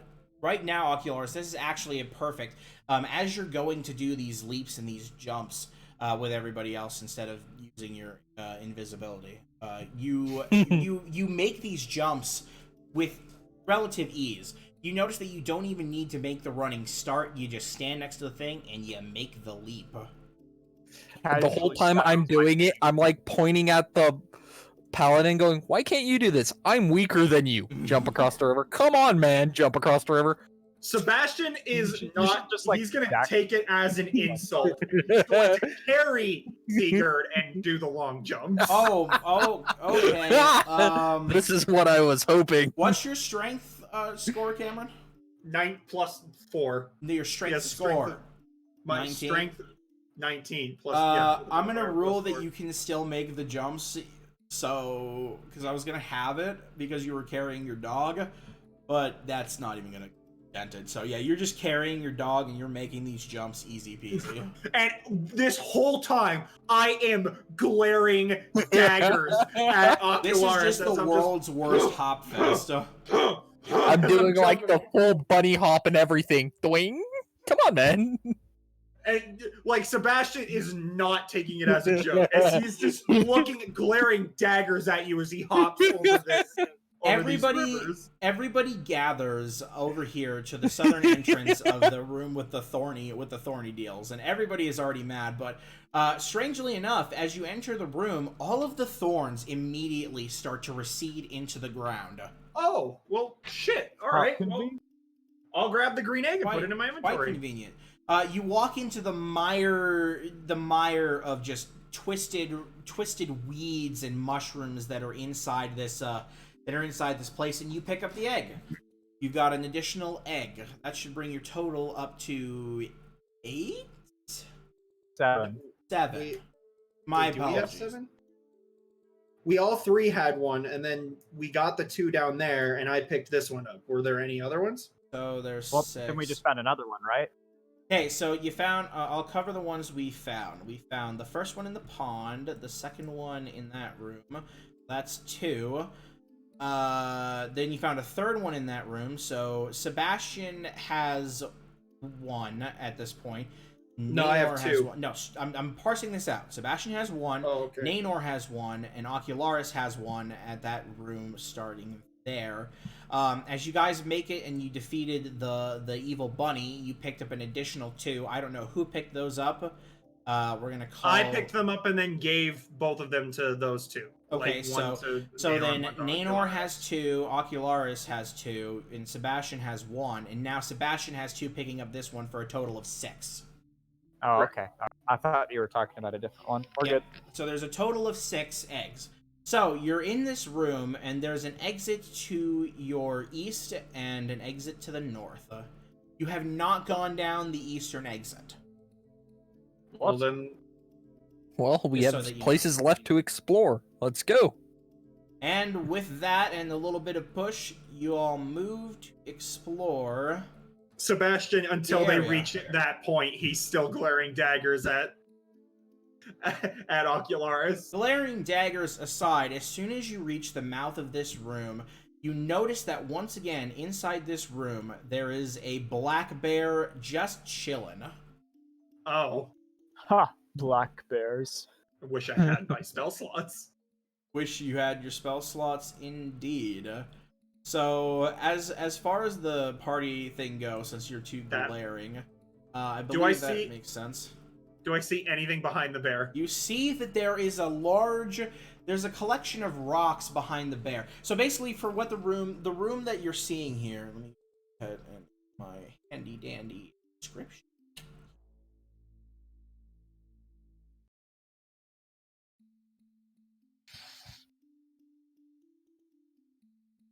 Excuse me. Ugh. This room is a room with a very large pool of water on the northern end. On the northern end too, you notice that there is a waterfall, kind of like pouring down from some rocks that are spewing up like in the trees somewhere. It does make a waterfall that just kind of drapes down like the center right about here. Mm-hmm. Just for reference. Near these rocks behind the bear, you can just see the peaks of a bright yellow thing laying betwixt the rocks. That bear is guarding an egg, and I draw my sword. Draw your sword. It is coated in black bile from the creature before. But I'm gonna try something. Okay. I'm gonna draw my sword. I'm gonna look at the bear, and I'm going to try to intimidate it into backing down because it's a black bear, and they're a little more cowardice than grizzlies. Not by much. How do you intimidate the bear? I'm going to stand up straight because Sebastian is 6'6", so he's going to stand up straight. He's going to draw his sword and he's going to like get it into an attack position, and he's just going to be yelling at it the whole time as he walks towards it. Okay, make me an intimidation check. Yes, my favorite thing to do. Sebastian just like plug walking up to this bear. Hold on. That's a 23. Yeah, so Sebastian, you pull out the sword, and the smell coated to the sword just kind of starts to fill the room, and the bear immediately, like, seeing you plug walking, it like, starts backing away, and, it backs from here all the way into this corner, and, like, hides near the corner.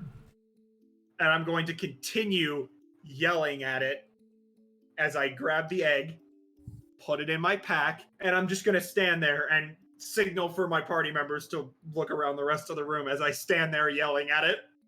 Sigurd moves with you into the center of the room. And as you pick up the egg, you notice that he's still sniffing. Something that you do catch on to. I yell at the top of my lungs, "Seek egg!" Sigurd starts sniffing. Sniff, sniff, sniff, sniff, sniff, sniff, sniff, sniff. And I'm gonna undo quick here. Bear hide. A fortress of stank to hide from the stanky. Did this stanky- bear see what I did to his bear cousin? No. No one he didn't remembers show up that. for the picnic earlier. But Sigurd moves right up to the edge of the water and starts patting at the water. And he looks like he's looking out into the water. Nanor and Ocularis, you kind of move. Yeah, I'm gonna go take a closer look at the water, noticing the dogs looking in the water. So the water is just this clear pool of water that looks like pretty much everything else. It's a bit more still than the stream, but as I described, there is a waterfall near the center, again, right about here. The water looks to be about as deep as the streams were. But you don't see any shadows moving along in this water. Other than that, though, nothing about the room strikes you as very interesting. Okay. So I'm going to set my pack on the shoreline and begin to work my way in, looking for any sort of egg, moving towards the waterfall. You do so. So, setting down your pack, you kind of move into the water, and you just kind of start trudging your way, just boop, boop, boop, boop, boop, boop, boop, boop, and you move in towards the waterfall. You haven't seen anything that looks like an egg yet. Make me a perception check. Perception check. That would be an 18. So, with your keen sense of perception, you do notice that the waterfall looks just a little bit thin.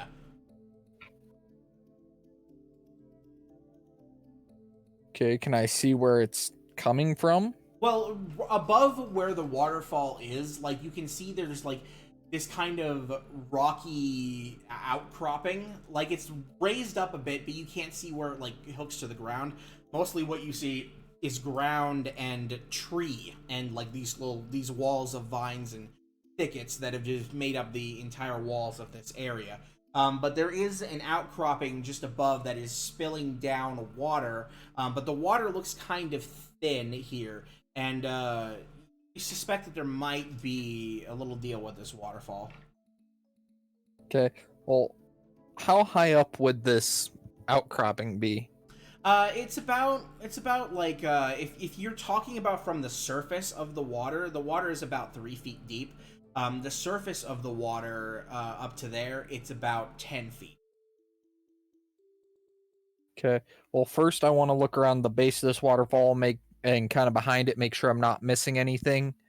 Well, speaking of which, as you go and you kind of go to look behind the waterfall, you see what looks like a small, like, pathway in the thickets that you might be able to crawl through.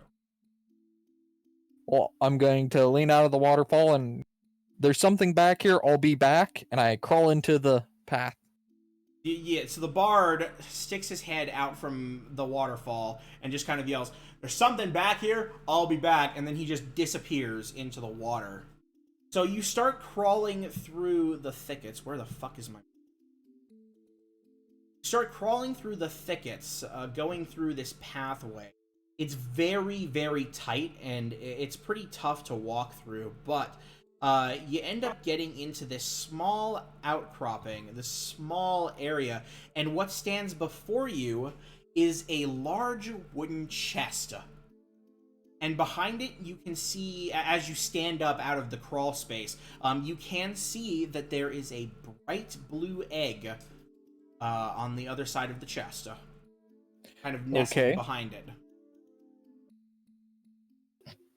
I'm going to... so about how far... Okay, that's a decent distance. Could they hear me if I yell? Yes, down this passageway? They might be able to hear you if you yell. It doesn't look like the thickets would probably stop that much sound. So if you yell loud enough, they would probably hear. Okay, I'm going to yell as loud as I physically can, and being a bard, I'm assuming that's fairly loud. Something like that. There's stuff back behind the waterfall that they might want to come in here. So you hear bring from my pack inside the waterfall, "Bring my pack! There's shit behind the waterfall!" So, Sebastian is going to stay here, keeping the bear in the corner. Okay. And he's just going to trust you just got your arms crossed, and you're just, like, looking at the bear and just slowly shaking your head. And it's like drawing a line in the dirt like it's a sea bear circle, trying to keep you away from it. But everybody else does hear the call. All right, I'll go ahead and. Okay, so you jump in the water, and did you say anything else you cut out for me? Just that I was gonna bring his stuff. Okay, so you grab his pack, you get in the water. Sigurd kind of pads at the water and gives a questioning look over at Sebastian. I tell him to stay. So Sigurd stays. So Nanor, you move up to the waterfall, and just as Ocularis discovered, there is a small pathway into the thickets that leads in a crawl space. You have to do a little bit of extra work lugging the backpack, but you do eventually make it out to where Ocularis is. So you kind of end up standing right here, Ocularis right here, and you're standing right next to this large wooden chest, and you can see the egg behind the chest, as Ocularis sees. First thing I'm going to do is pull out a pickaxe that I got early on, my pickaxe of chest smiting.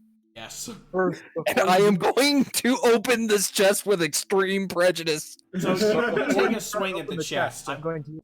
Before you open the chest, I'm going to use Eldritch Eyes to see if there's any magical traps around. Nope. Okay.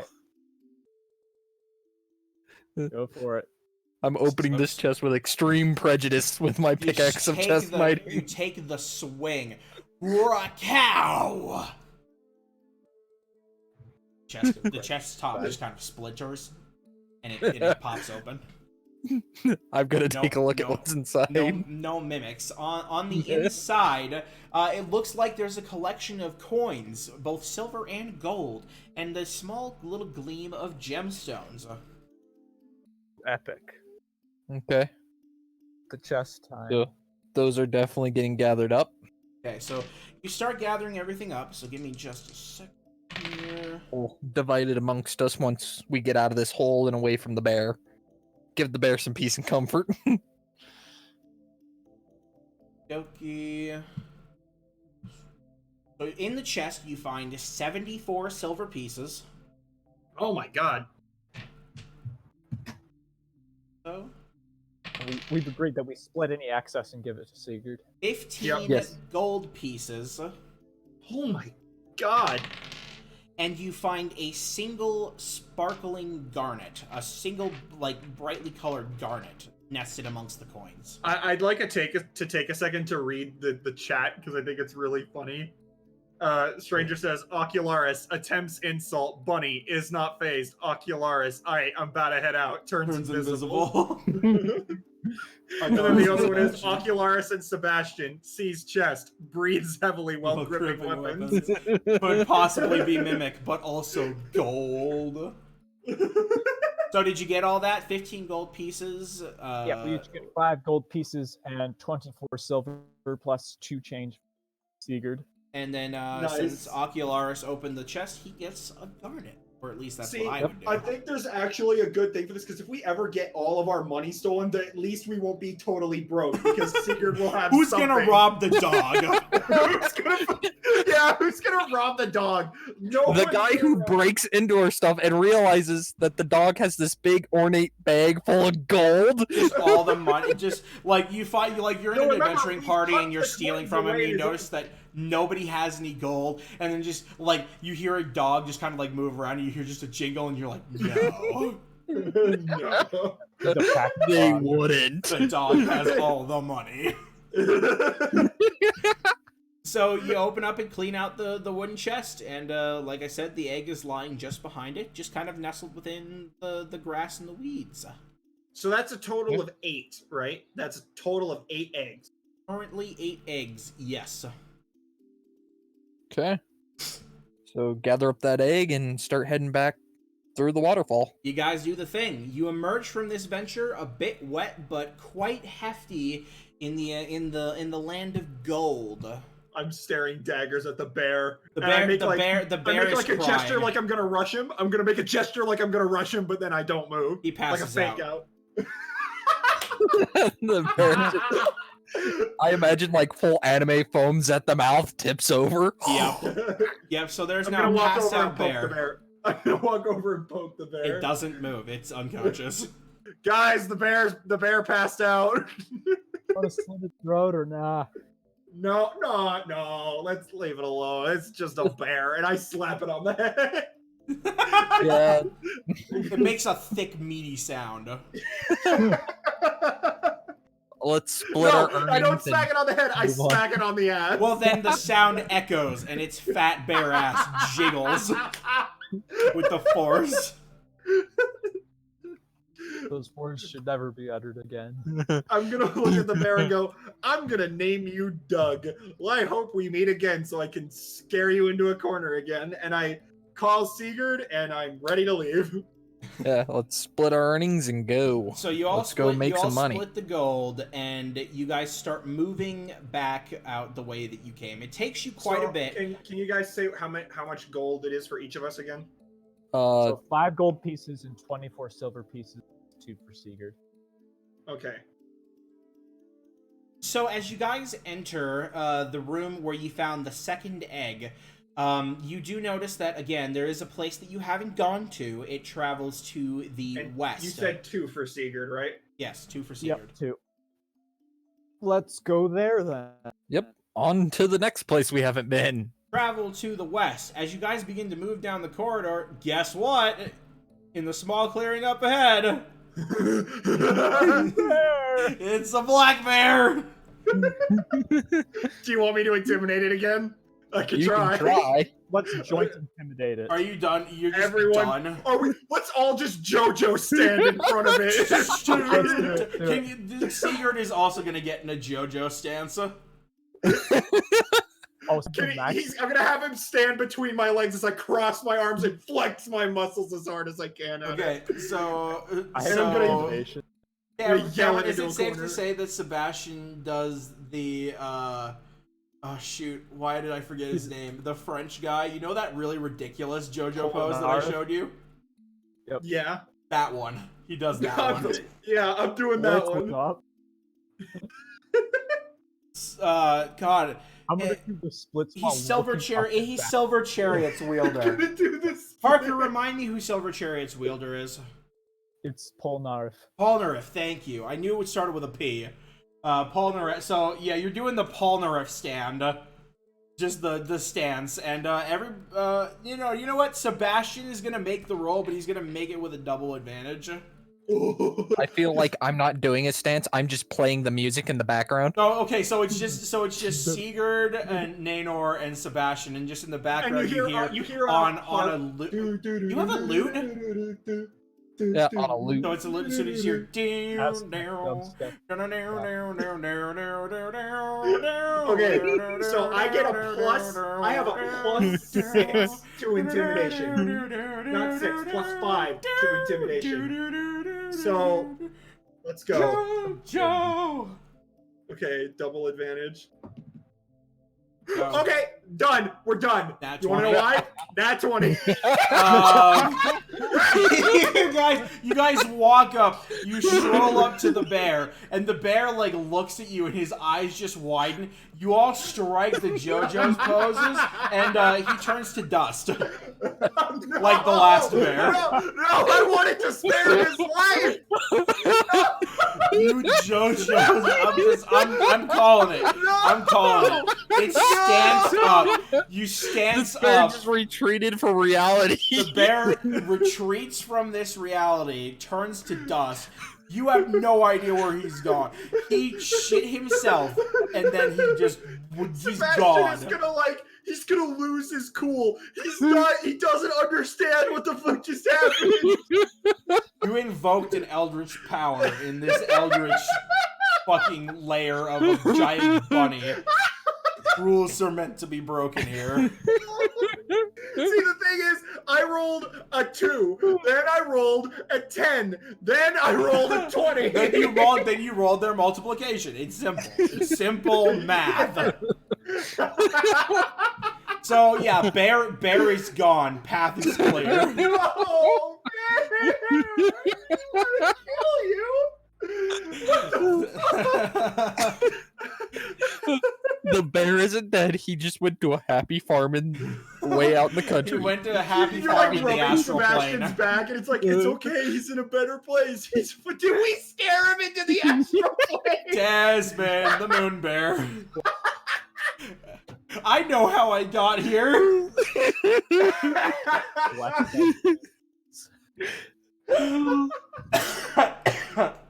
His fear invoked the wrath of gods. So, yeah, the path forward is clear. Nice job, Jason. Okay. You guys move down.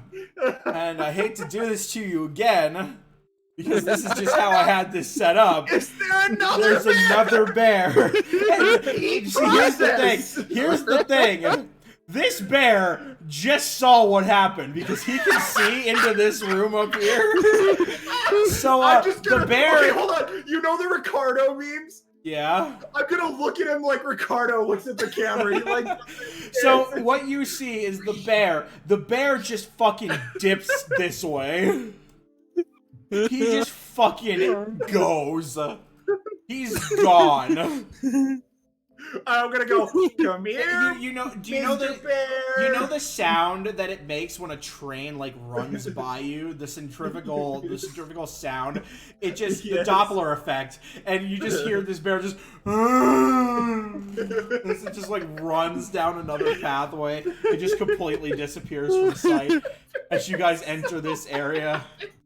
So, I mean, not like it matters, but Eviscerated a there's. bear. We eviscerated and turned a bear to dust by doing There's- JoJo stances. There's a lot of heavy shrubbery in this area. Not like it fucking matters. You can see a brown and yellow egg like sitting in the center room, and definitely behind the brush you see a wooden chest. Well, Is there another the egg? pickaxe of chest smiting's going for the chest. Chest smite. Opens Go. itself out of fear.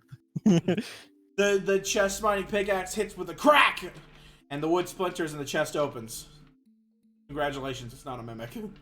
It's not. I feel like we could intimidate a great white shark into submission Oh my god. with our powers combined. So there's that. The chest opens, and there's also the there's also the egg. So give me just a moment. Inside of the chest there is I have big brain. Where's my notes? I already forgot. There's We are the four- killers of killer bunnies, the intimidators of bears, the smiters of chests. There are 40 silver pieces in this chest. Today I have discovered 2 30 ways gold to Thanos pieces snap a in the bear. chest. And We only there get 10 is gold. and there are two small dull sapphires.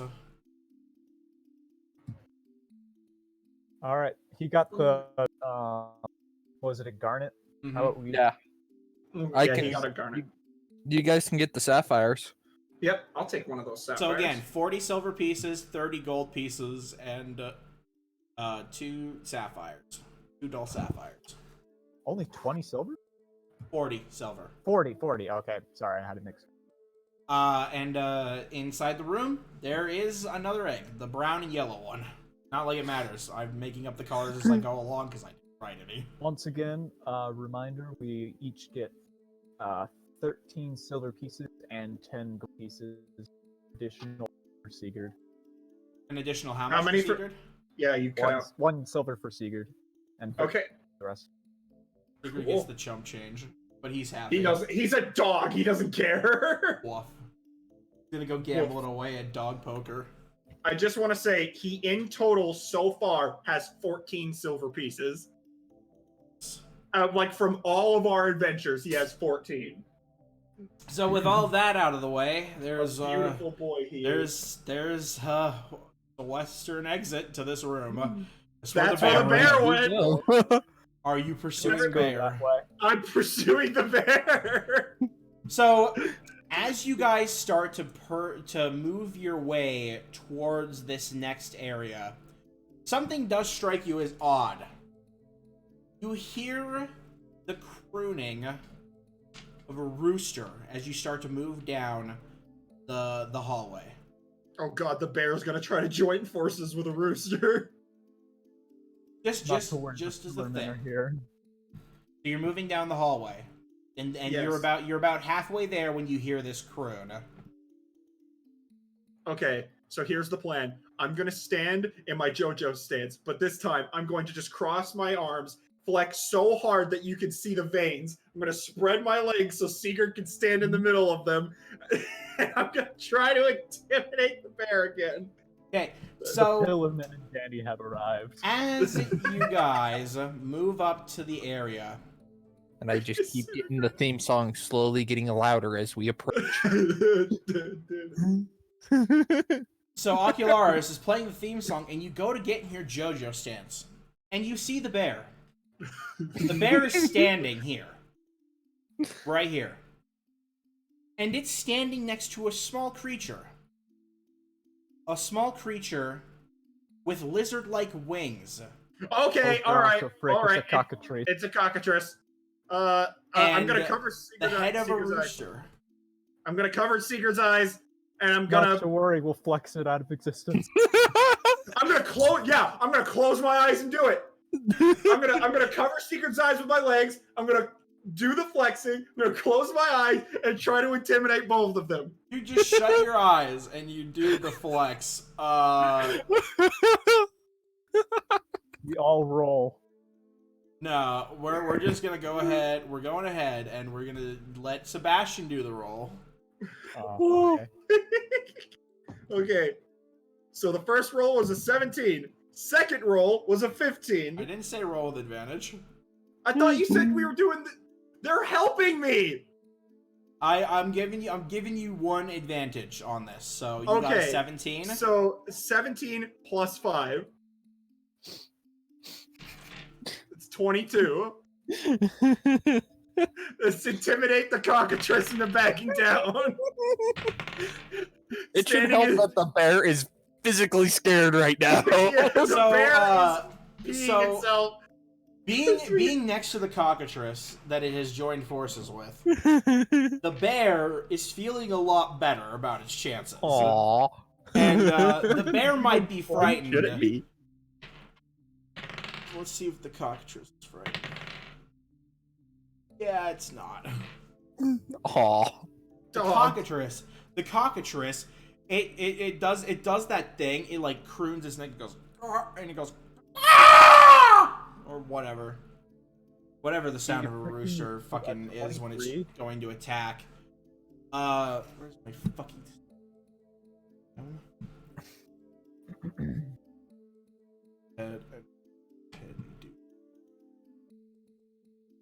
Damn it. Sorry, bud. Some monsters are just too good to be done. Uh-huh. Too good to be the bear is JoJo definitely intimidated frightened of out of you. existence. Is the bear terrified? The bear is frightened, but the cockatrice is not. So I'm gonna have everybody roll me initiative where we are here. Alright. Sebastian got a 12. Oh boy, these are. See how this. I got a 7. I got Okay, a 19. Was You got a what? 19. Okay. Gonna have to keep my eyes You got a closed 7, this whole time. Ocularis. Yep. What did Sebastian get? First. 12. Okay. I just realized in my notes I'm gonna have, since I'm writing abbreviated names, I have to write cock.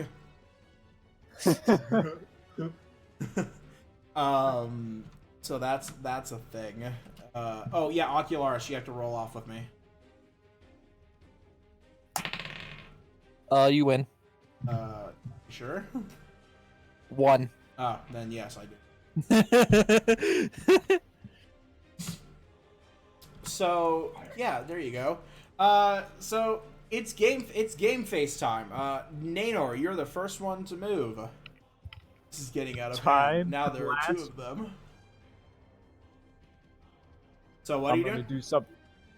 I'm gonna draw my dagger and my other dagger and charge the cockatrice, Oh, attempting to double stab it. you're gonna have to move. You're gonna have to move around. You're gonna have to like move around, but I think it won't hinder your movement enough to actually not make it. So yeah, you can make it.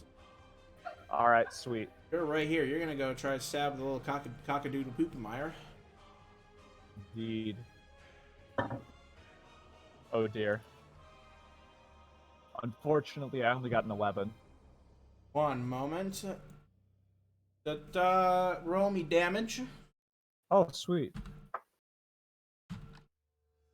So, You might have hit his exact AC. it's possible. I apologize, gamers. I'm gonna need a second here. That's 5. Don't tell me yet. Don't tell me yet. I'm really dumb.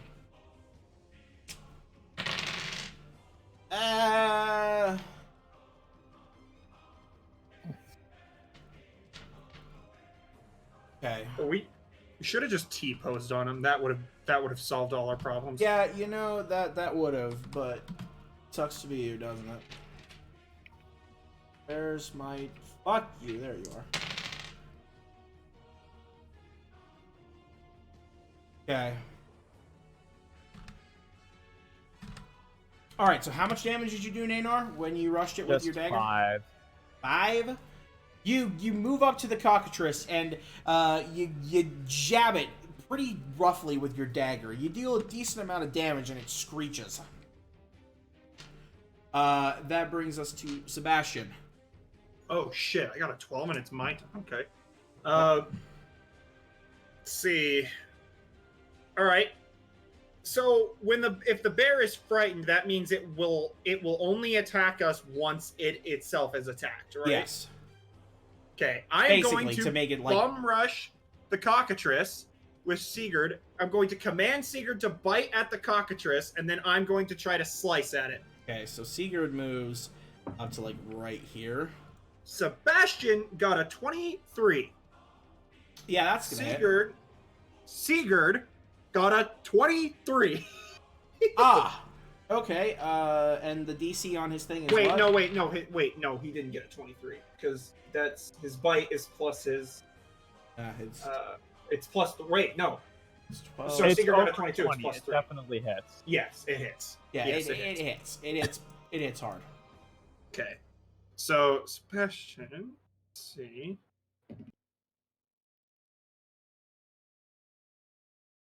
Wow, 14 damage from Sebastian. that's pretty Yeah. hefty, dog. And For from Sigurd. Sigurd, it's 3. 3 damage from Sigurd. Okay, so Sigurd deals 3 damage to the thing. And it tries to grapple the cockatrice, but the cockatrice wriggles away despite it being clearly weaker than Sigurd. But Sigurd almost got it pinned. The cockatrice, meanwhile, turns directly to Sigurd, and it's going to go to bite Sigurd. Or peck him. Bite. Stupid rooster. What has a rooster mouth? Oh! Hang on, I just want to... Yeah, okay. So the cockatrice wriggles away from Sigurd, and it just lashes out, and it bites, and it nips the bear, who is frightened.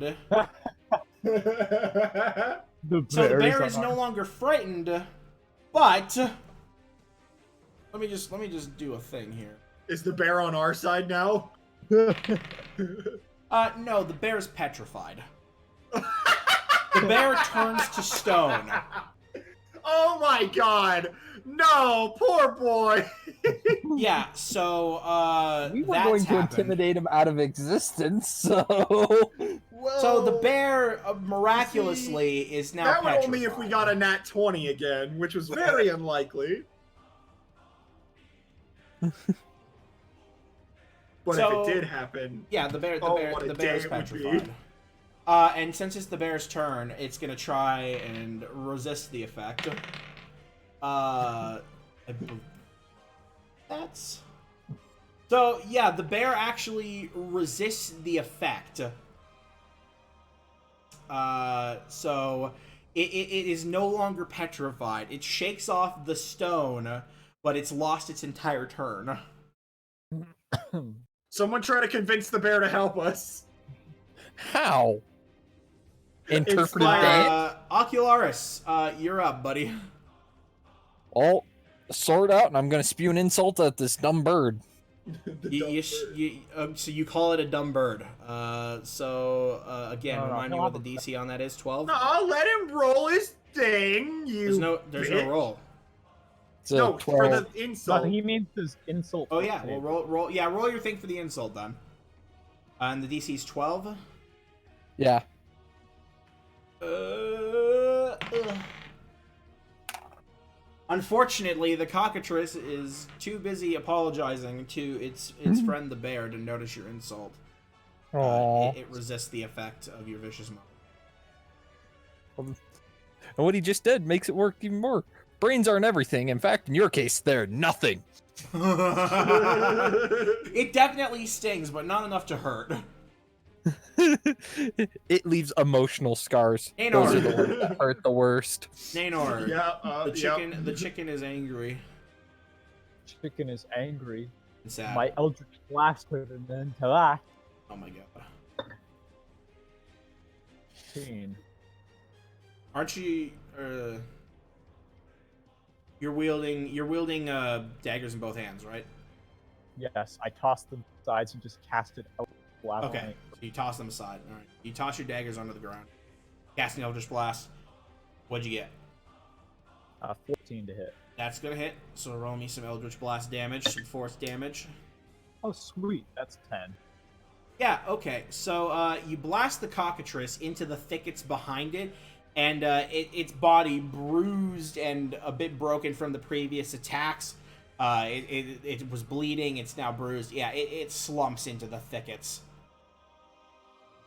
I immediately turn and glare at the bear. The bear is here. He's no longer frightened, though. I'm Cockatrice going is to gone. get back into my JoJo stance.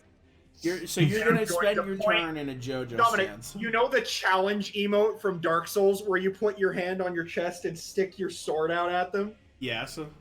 I'm doing that, and I'm going to yell at it to get back, puny weakling, You do that. as I attempt to intimidate it into backing the fuck down. Okay. That is an unnatural 20. What the bear gets. Yeah, the bear is very, very frightened of you, and it kind of starts to back away, but it doesn't have anywhere to go. With the bear...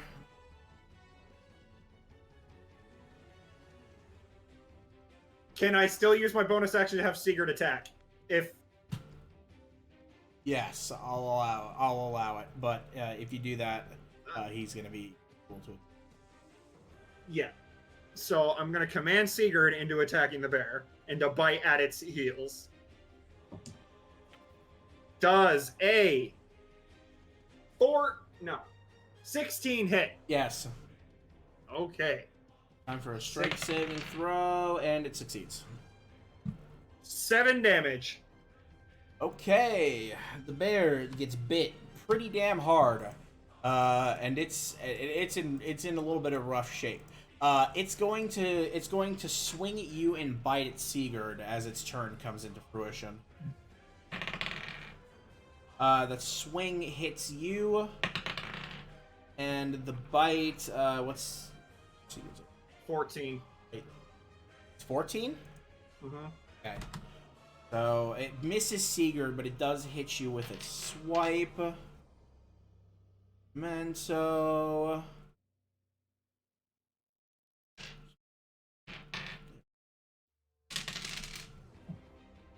Okay, so you take a total of 10 slashing damage from its claw. Oh. Shit. It cleaves directly into your armor. You're down to 15 HP, Mr. Sebastian. Yes, yes. But that is the bear's turn. That moves us on to Ocularis. Well, I'm luck gonna with insult the bear. Yeah, It's- you're gonna... Wait, isn't it Insult the Nanor's bear. turn? No.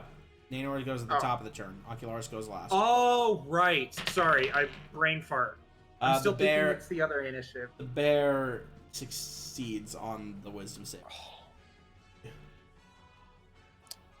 Oh, next. Oh wait, hold the fucking phone.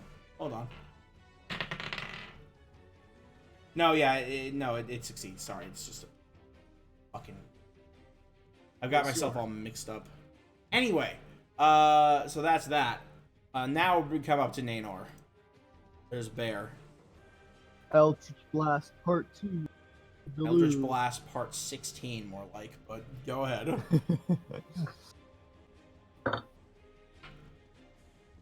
Sweet, that's a 15. Alright, that's a hit. Damage. That's 7. Okay, the bear takes the Eldritch Blast, and it just bruises the bear a little bit. It knocks it just a bit, but it does not quite take it down. And that brings us to Mr. Sebi's turn. Okay. How far away is the bear from me? You are standing right next to the bear.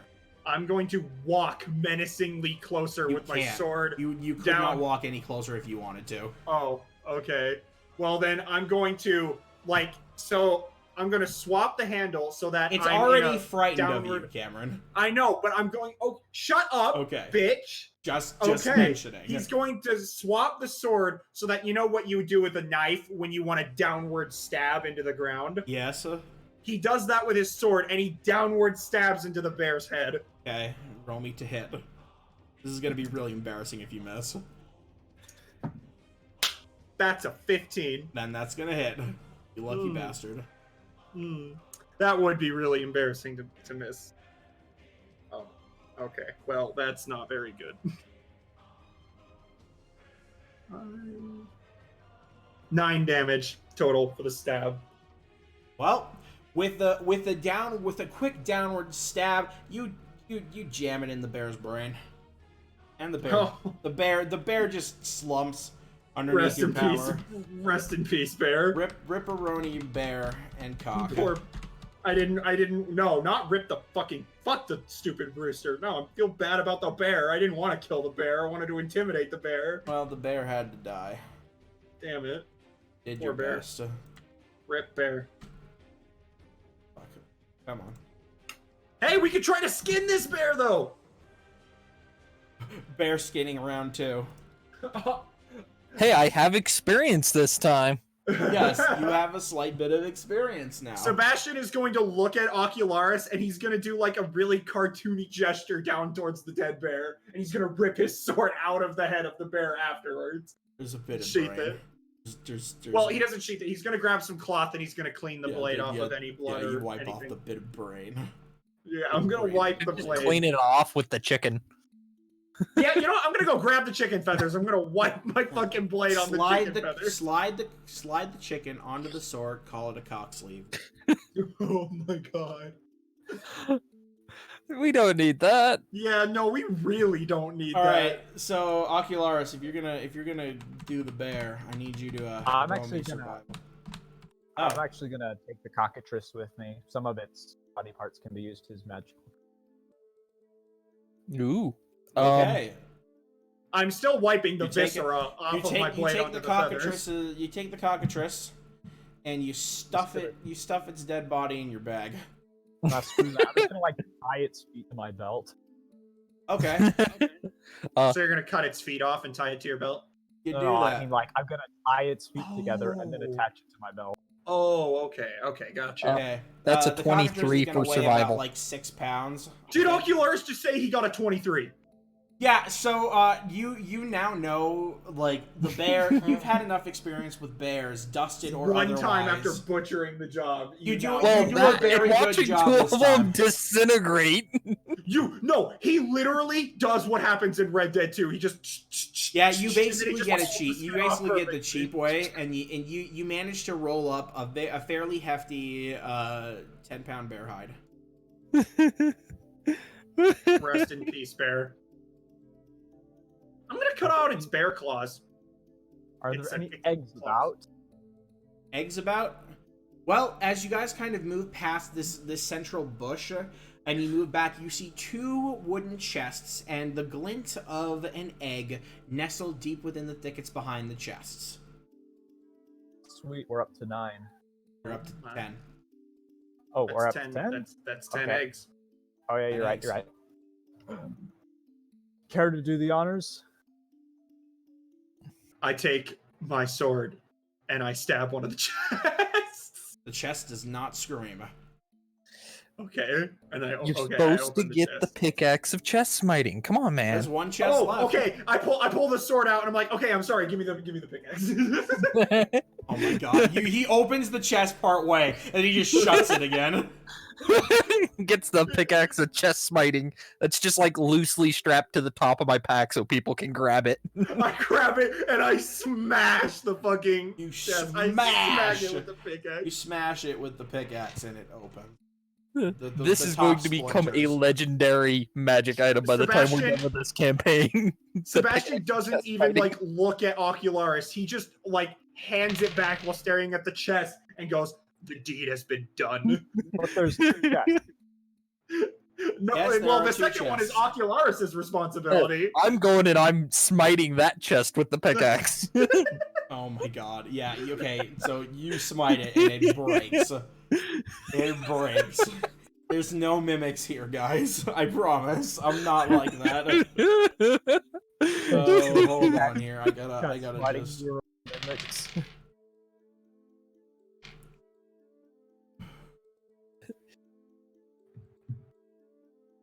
fucking guys, you're my fucking god, guys. You're all precious. That's true. Yeah, I have to agree. So here we go. Fair enough. Fair enough, I guess. So in total there. Just a moment again. Okay, we actually have a decent haul for gemstones. So Oh shit! in Is total- Seeger gonna get an astral diamond today? in total, you end up finding 112 silver pieces in both chests, Oh my god! 9 gold pieces In both from both chests. Rippy. Wow. Oh, So 18 in total, there's 112 silver, 9 gold, and there are okay. 4 gemstones. We're gonna call them 2 dull emeralds, another bright garnet, and a white opal. Oh, well, we could just pool all of the gemstones together and split the gold anyway. I've already got some opal. I'll take the opal. Oh, okay. Okay. What was the other one, Dominic? I'm sorry. 2 dull emeralds and Uh, another garnet. And a Mind if granite. I take an emerald? Yeah, take an emerald. Cool. And the garnet will go to Sigurd. We Dude, give Sigurd perfect. the garnet. Perfect. All right, so there's that, and you find And there was 112 silver, so that means we get 37 silver pieces. +1 for Sigurd.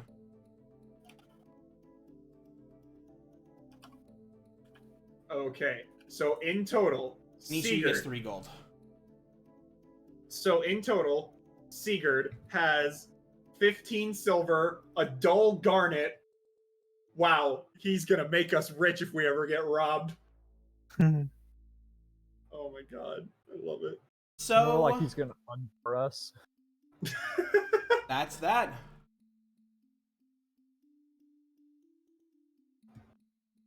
Okay, well, Sweet. that was. Is that all the rooms?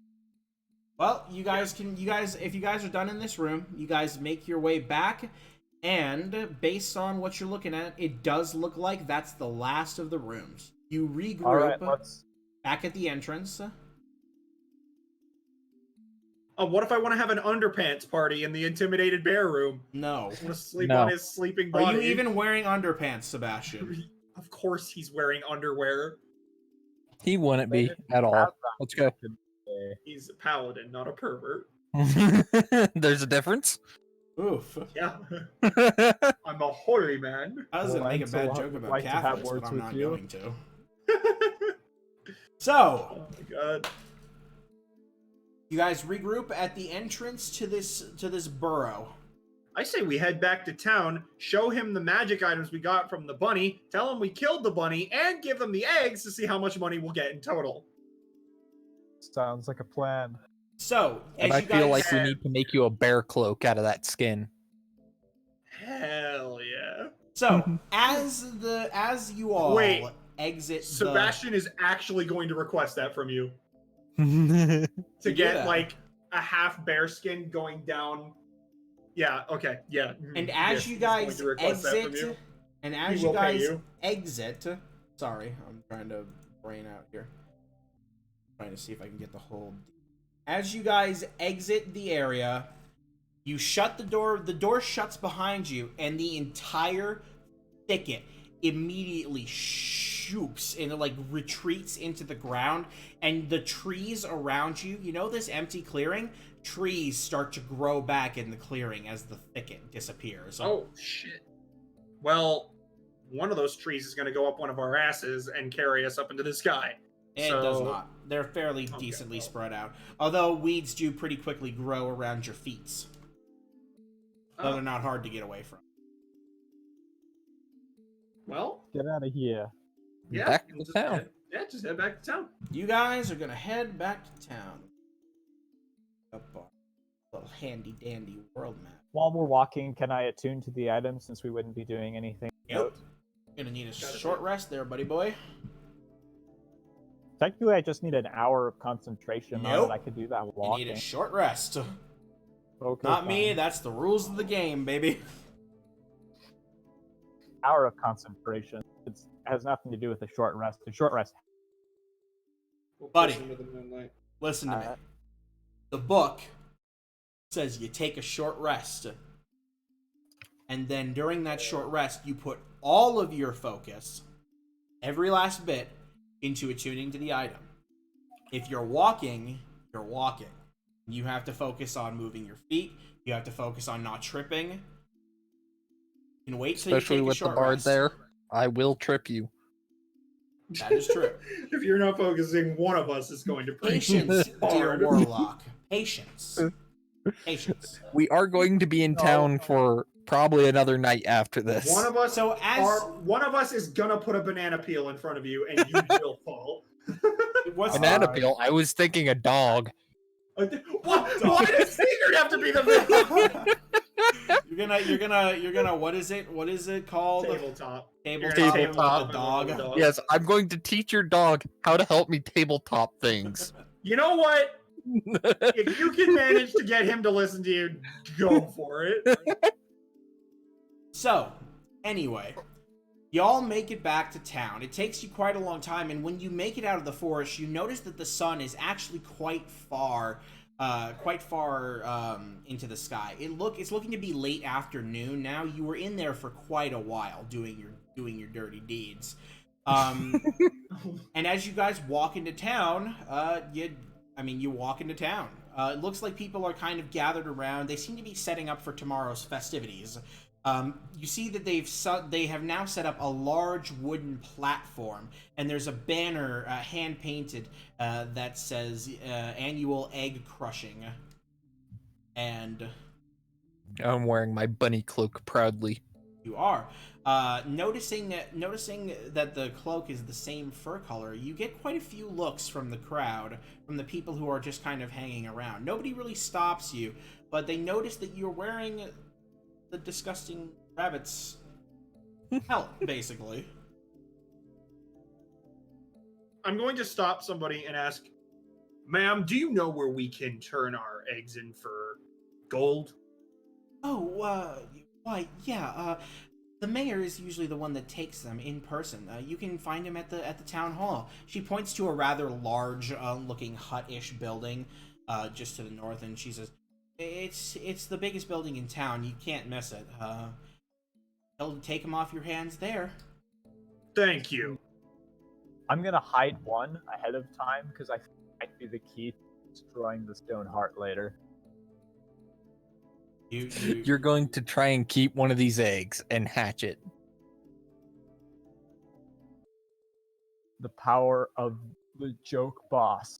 Defeat the final boss. I'm sorry, did you say joke boss? I'm just gonna Careful note that with your down words on your there. personnel file over here. Joke boss. I say as I type literally nothing. That sounds funny, but I've actually done that before. You The really? people who sat there and insulted my bosses afterwards got a note on their permanent record, so I know who to go after with the next boss. Beautiful. So I would have bosses that were specifically designed to counter one player. Don't think of ideas. So, you guys move on to, you stash away in your pack one of the eggs to hide away. I guess pick your favorite color. I don't even remember what. Pick your favorite color. I asked your favorite color, not which color the eggs were. You think I remember? Black, bro. I remember there's a red one, a green one, and a brown and yellow There's one. red, there's a lime green, there's a brown and yellow one, there's a pastel pink and pastel blue one, there's a bright blue one, there's an orange one. There's a Yeah, one I with don't hint fucking of remember. instant transmitting bear left on We'll it. say there's a white and red one. You know what? Just pick a color, goddammit. There's a pitch black one. Cool. There's a pitch black one, with like a white swirl pattern. Cool. You stash that one away. So you guys bring the 9 eggs over to the town hall. And so as you enter the town hall, you notice that basically the whole building is one giant room, with several desks and some shelves and things. It basically looks like just an administrative hub for the town. And you notice that there is a fairly gruff man just kind of sitting there. He looks very formal. He's the sharpest dressed in the building. And as you enter, he kind of looks and says, hello. What can I do for you, fine people? Are you the mayor? Last time I checked. We've come to collect bounty. Oh. I start piling. I'm gonna have us all start piling eggs. On Yeah, the- pile You up our guys 9 eggs. Pile up the 9 eggs, and you just set them on the counter. My goodness, this is quite a haul for one simple band of... It's You see his not eyes. over. I look him dead in the eye and I say, "It's not over." So- Tally the eggs. He takes a moment, and he looks over at Ocularis. Is that what I think it is? Oh yes, very much so. So, you 4 went and killed the creature that's been tormenting us. We butchered it like the animal it was. As well as multiple bears, some of which we turned into ash. Others just disappeared from this existence. I didn't think that the whole thing would ever get killed. It's been tormenting us for as long as I can remember. How Gross. did you not kill it? It was a pushover. If we had had any chance to even fight the damn thing, would have been fine. How did you guys even find where it was hiding? Did you not see the dense forest labyrinth? Dense forest labyrinth? Are you mad? We know this forest like the back of our hands. Our hunters traverse it every day, every inch. We've never seen a dense forest labyrinth like you discuss. What do you Sebastian's even gonna mean? smirk. He's just gonna Perhaps- smirk. I interject. Perhaps those who found it were all eaten. No one ever. It's true that some didn't come back, but one would imagine that we would at least see some sort of labyrinth in the forest as you describe it. What do you mean? Magical. It may have been magical in nature. It closed up behind us as soon as we left. Of fucking course. That would explain everything. Some stupid, sinking, magical forest labyrinth where this fucking thing is hiding. Well, I To be suppose fair, fair it is did- fair. Like quite an aberration. Large enjoyment of other types of animals. There may have been more to this than first appeared. Possibly. Whatever the case. I suppose I should tally up the bounty for the Eastern Zipper as well as the eggs, so... He goes and he starts gathering up a large sack of coins. Well, in total, it looks like with the bounty and with the tally for the 9 eggs, all in pristine condition. Thank you for not bringing them in broken. That's gonna come out to 330 gold pieces. The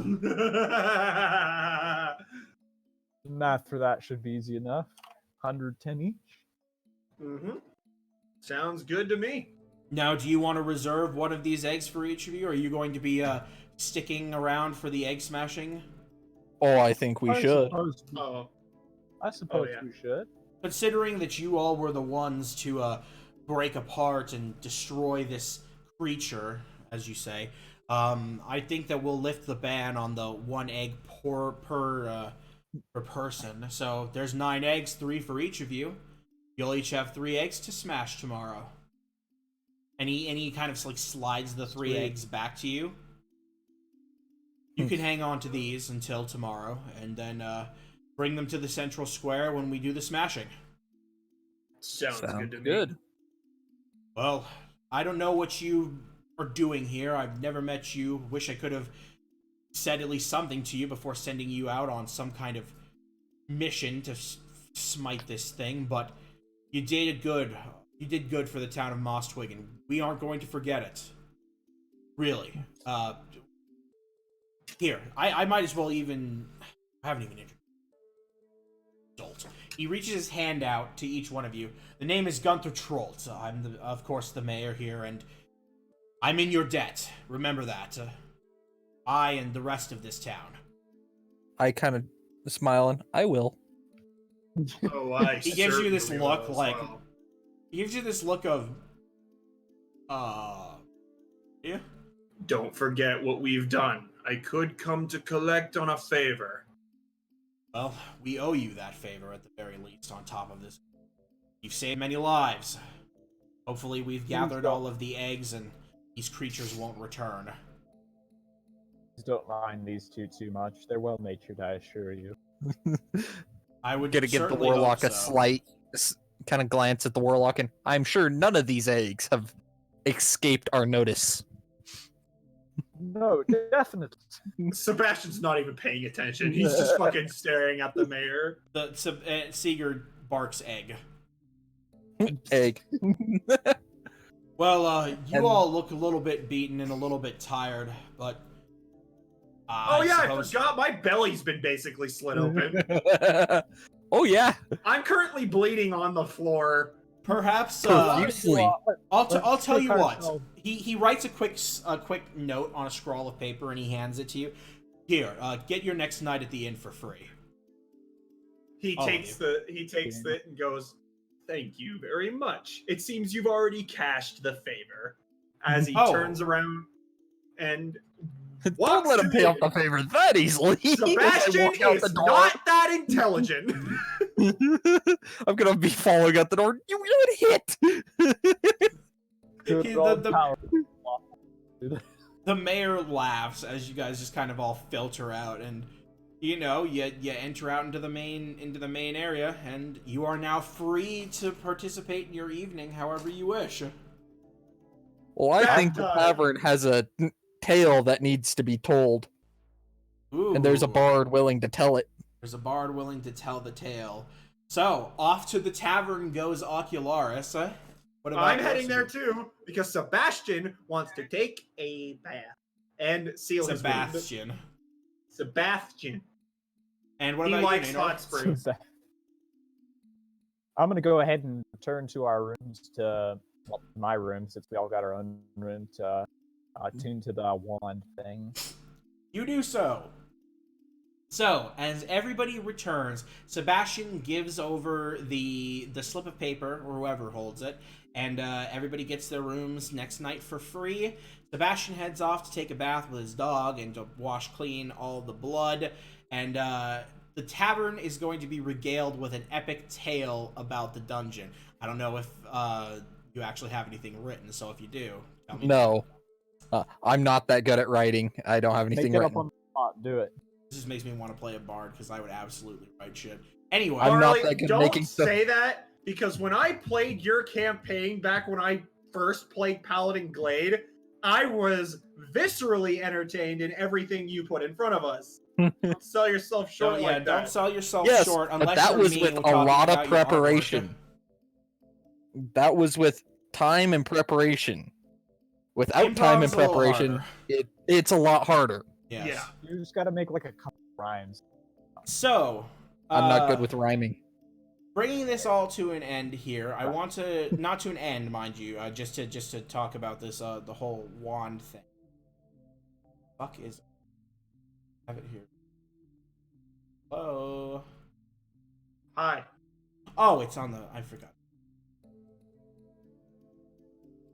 Dumb fucking idiot boy. While you're talking about the wand, I'm gonna go get a drink of water. Yep. Cool. So, you take some time to attune to the wand, Nanor, and here's what you learn. The wand is called the Wand of Enhanced Pop, and it has 4 charges. Requires attunement. Wand of enhanced what? Pop. P-O-P. Oh, hop. P-O-P, not hop. Pop. As in... Gotcha. So, it regains 1d3 charges at the start of every day. If you expend all the charges, you roll a d20, and on a 1, the wand crumbles to dust. So, standard wand stuff. Yep. So, the actual effect of Enhanced Pop. It is a transmutation spell, and it has a range of 60 feet from the caster. You choose an object within range that is not worn or carried and is no larger than a 5-foot cube. The object inflates and pops. Creatures within a 15-foot radius of the object must make a dexterity save equal to 10 plus the wielder's proficiency bonus. All right, repeat that last bit one more time. Okay, so creatures within a 15-foot radius of the object must make a dexterity saving throw equal to 10 plus the wielder's proficiency bonus.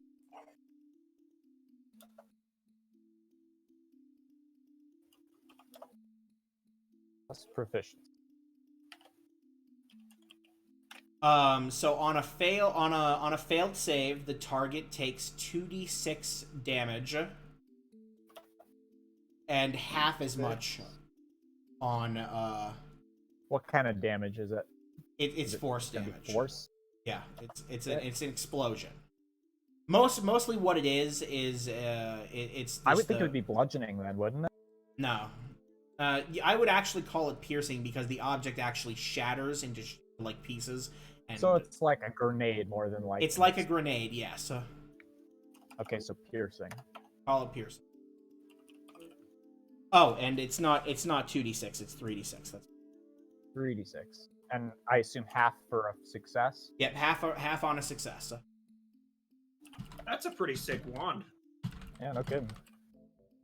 And for the object that it targets, is it like a guaranteed kill on it, or how does that The work? object that you target, it's guaranteed. You target an object and the target explodes basically. It obviously So basically, you just gave me an insta kill rod to kill the big bad evil guy. No, it doesn't work. It doesn't work on creatures. I need to mention that as well. Okay, it does not work on creatures. No, okay. it is an object within range that is not worn or carried. Kind of like a catapult for the artificer. Mm-hmm. Catapult's the a cool range on it? spell. The range on it is it's 60 feet from the caster, and it's a 15-foot blast radius. So That is a really good wand. Yeah.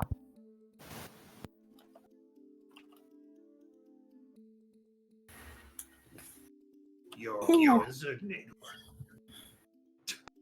Nanor's a wizard? you're a Yeah, wizard, Nathan. the wand is really fucking good. So, would you like me to read you off what the wand does, Mr. Yeah, one more time, just to make sure I got everything. Okay. So the wand basically, I won't bore you with the charges. It casts a spell called Enhanced Pop. It's a transmutation spell, 60-foot range from the caster. You choose an object within range that is not worn or carried and is no larger than a 5-foot cube. The object inflates and pops. Creatures within a 15-foot radius of the object must make a dexterity saving throw equal to 10 plus the wielder's proficiency bonus. 3d6 piercing damage on a failed save, half on a success. Okay.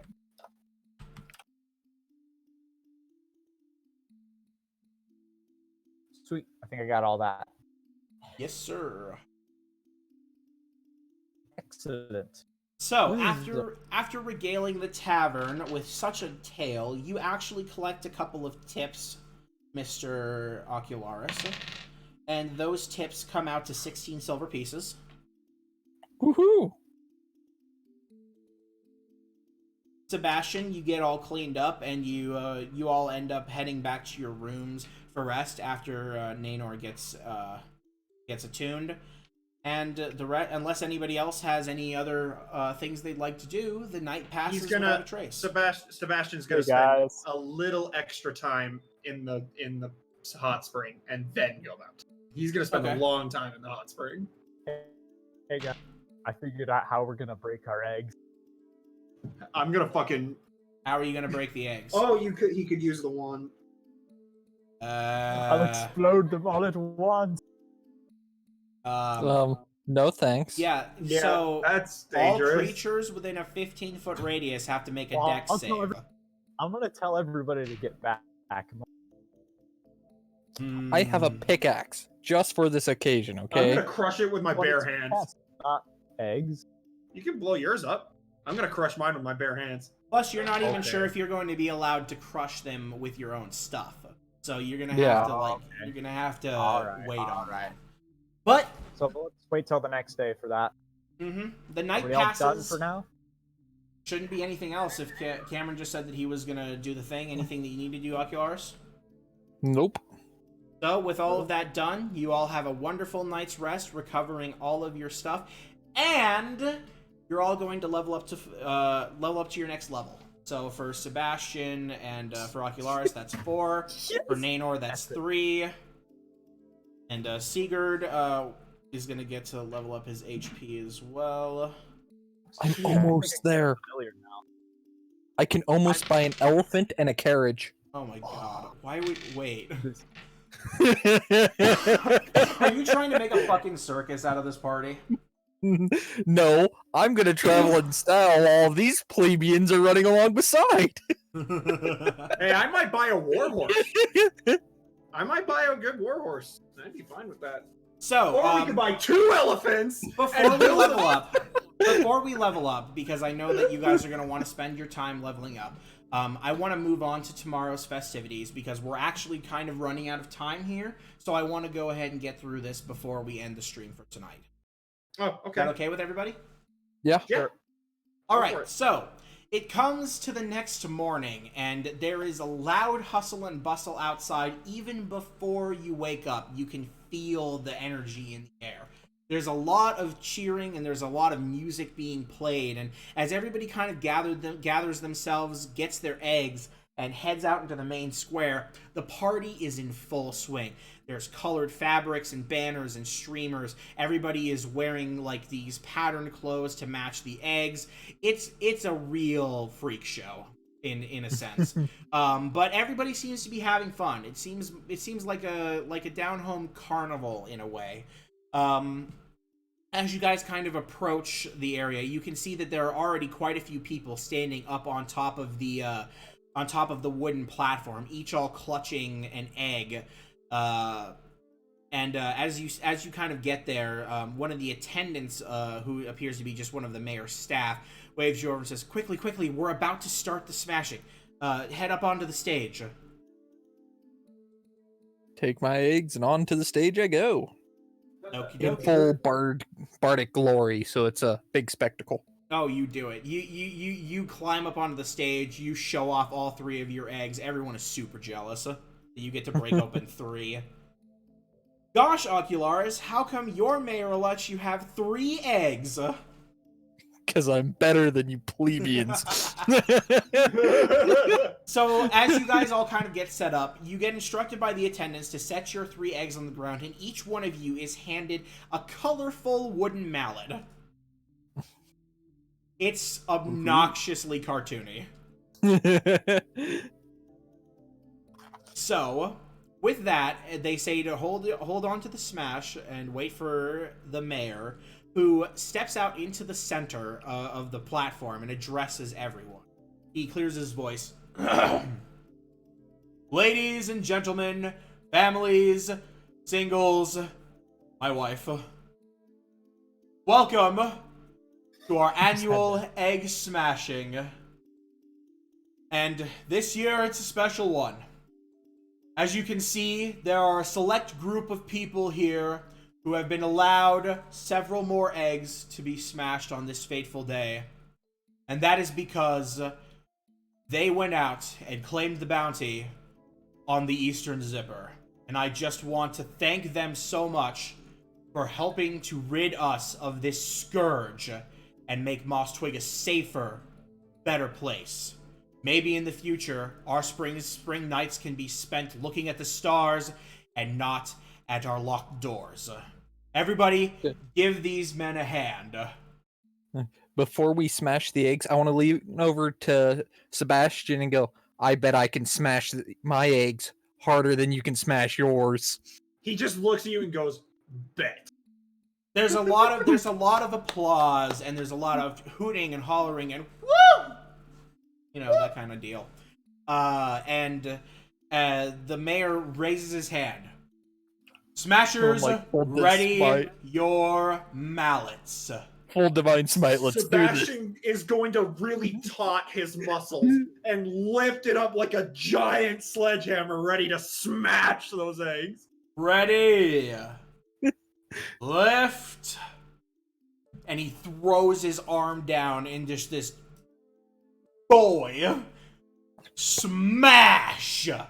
And at the same time, many of the villagers, including the bartender who brought his egg, they take their mallets and they just crack down on the eggs.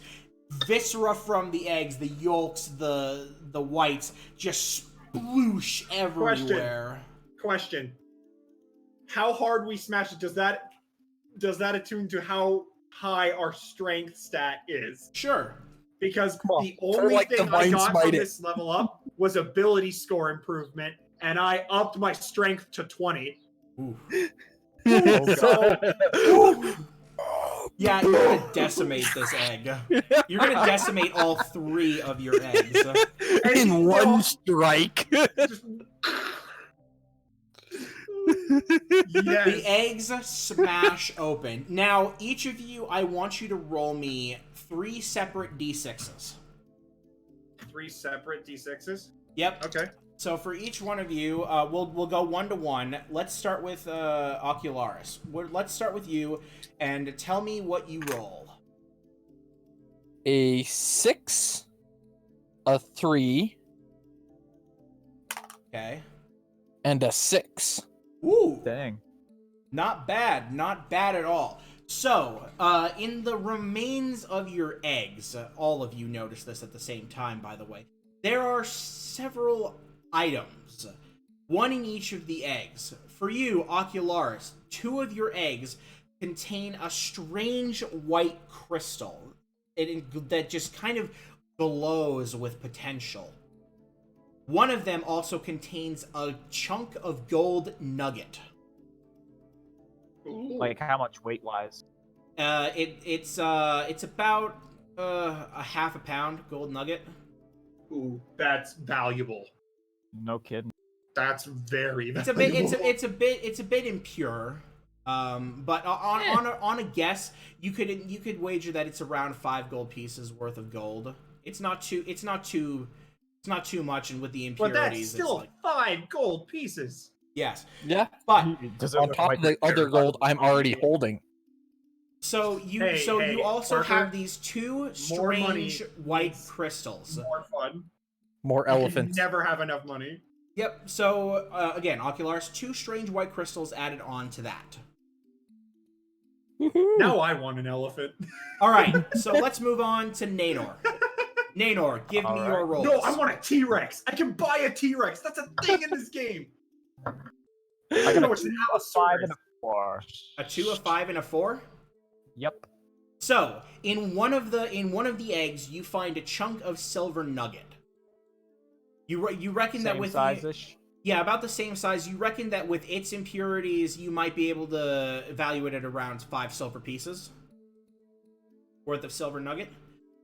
You also find a strange pus yellow crystal, as well as a chocolate, an egg-shaped chocolate in the last one.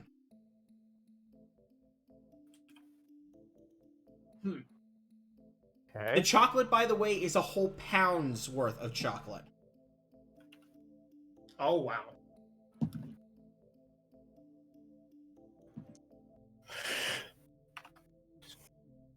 Coolio.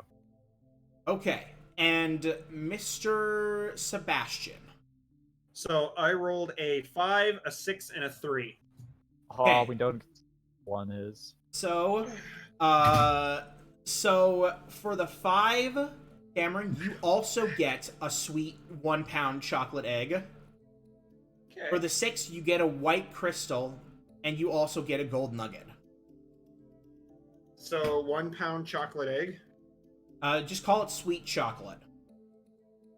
And since I'm not going to have the time to reveal this in story, and you guys will kind of learn this whenever Ding Dong And what attunes was to what them else, or Dominic? does Sorry, whatever. I apologize. What else was it, Dom? So there was a gold nugget, a white crystal, and a sweet chocolate egg. Okay. So back to what you were saying. So, I'm going to explain the effects of the things that you got beyond the gold nugget. So, Naynor, you have a pale pus yellow crystal. It hums with a slight bit of energy. You feel like a talented blacksmith could use this to infuse a weapon or armor with something. Something magical. Okay. So go ahead and write down. Just call it a zipper essence crystal. Zipper essence. You can make bunny armor. It's pink. It's pastel pink, and you can't change the color. The sweet chocolate that both of you got is a fairly hefty lump of chocolate in the shape of an egg. If it's eaten, the egg's effects last for 12 hours, but you have to eat the whole egg. The effects prevent any spell, feature, or effect that causes frighten or charm from affecting the consumer. And additionally, all exhaustion effects are temporarily removed for the duration of the egg's effect. Okay. Oh, some bad So it's chocolate. basically mental and exhaustion immunity. Mm-hmm. And for those of you who got a white crystal, go ahead and label it as Heavenly Essence. A white crystal that glows with potential. You feel like a talented blacksmith could use this gem to infuse a weapon or armor with some kind of celestial or radiant magic. I'll trade you. That kind of fits me. Well, I mean, it fits me as well. Arcularis has 2 Heavenly Essence. He could trade 1 for the Zipper Essence and become the ultimate bunny bard. And the plan is made. The bunny bard shall be born. I will trade you a heavenly essence for that zipper essence. All right, sweet. Beautiful. And with that, the festivities of the festival, yes, I definitely said that way. The festivities go on, and there's lots of food, there's lots of dancing and music, and everybody is asking you guys to regale the tale of how you defeated the Eastern Zipper, and just, it's a fun time. It's a fun Each time I day. tell it, it gets Reveling more in music. embellished. It's more As any embellished. good bard. Any good Yeah, bard as any tells good it. bard. And it's to the point, it's, such a noticeable difference that everyone in the crowd knows, Yes. but I'm telling it so good, they just don't care. So wait. How do you embellish? Like, make a better story Good. than JoJo standing in front of a bear and eviscerating. Yeah, I it with gotta pure say, how the intimidation? fuck do you embellish this further? You went to a Well- magical bush, killed an eldritch bunny being, collected colorful eggs that had magic crystals and chocolate in them, and then you JoJo'd, Thanos snapped, and scared some bears out of existence, fought a cockatrice, and one bear is still hiding in a corner. You also have to think, I can't start with the true story. Don't No one's forget- going to believe it. I don't have to work my forget way up to that, That and there's then a I whole have to deal work my that way you had past to it. write about the pole vault. Oh yeah, that's in The there too. river of piranhas. That's being told right along with it. Each time he gets more and more pathetic. And And in the with final, that, the final Really version, backtrack. he pees his pants. In the final version, he pees his for the pants. final version, he scares away the piranhas by pissing his pants. Oh That's my just god. bards, though. That all Yeah, sounds and the fucking final awesome, version of says this Stranger. is being written down, and I am saving it as a book that I will copy and sell. I'm going to Every be You're gonna become a selling books of our bestseller on adventures. Amazon. I walk in on him at one point and just stare him dead in the eyes, and I use what's the spell? I use thaumaturgy because I'm a tiefling to just turn my eyes blood red while I'm looking at him. He's gonna I Cameron, do your later. eldritch inhale.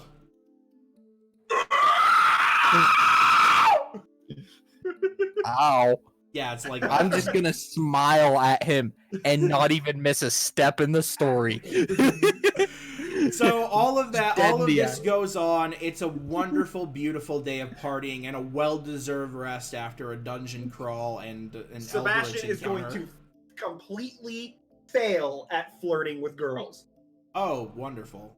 Yeah, you say a lot of things like that smell. Oh, it's just the smell of justice or something stupid. Yeah, no. Sebastian is really dumb. He is okay. Just to put it into perspective, his Oh. intelligence stat is 7. He's not that bright. Okay, And and with his wisdom is 8. with an intelligence at that low, yeah, the girls are definitely not pining after anything other But than he your has possible- a charisma of 18. Yeah, he's good looking, but he's very dumb. He like gets them right where he wants them, and then he says something really dumb, and they just kind of barf it and leave. They barf. I don't Just mean wow. No, just hey, baby. Hey, sexy mama. Now I'm thinking Sebastian is the Meanwhile, equivalent of Maynard Johnny with- Bravo.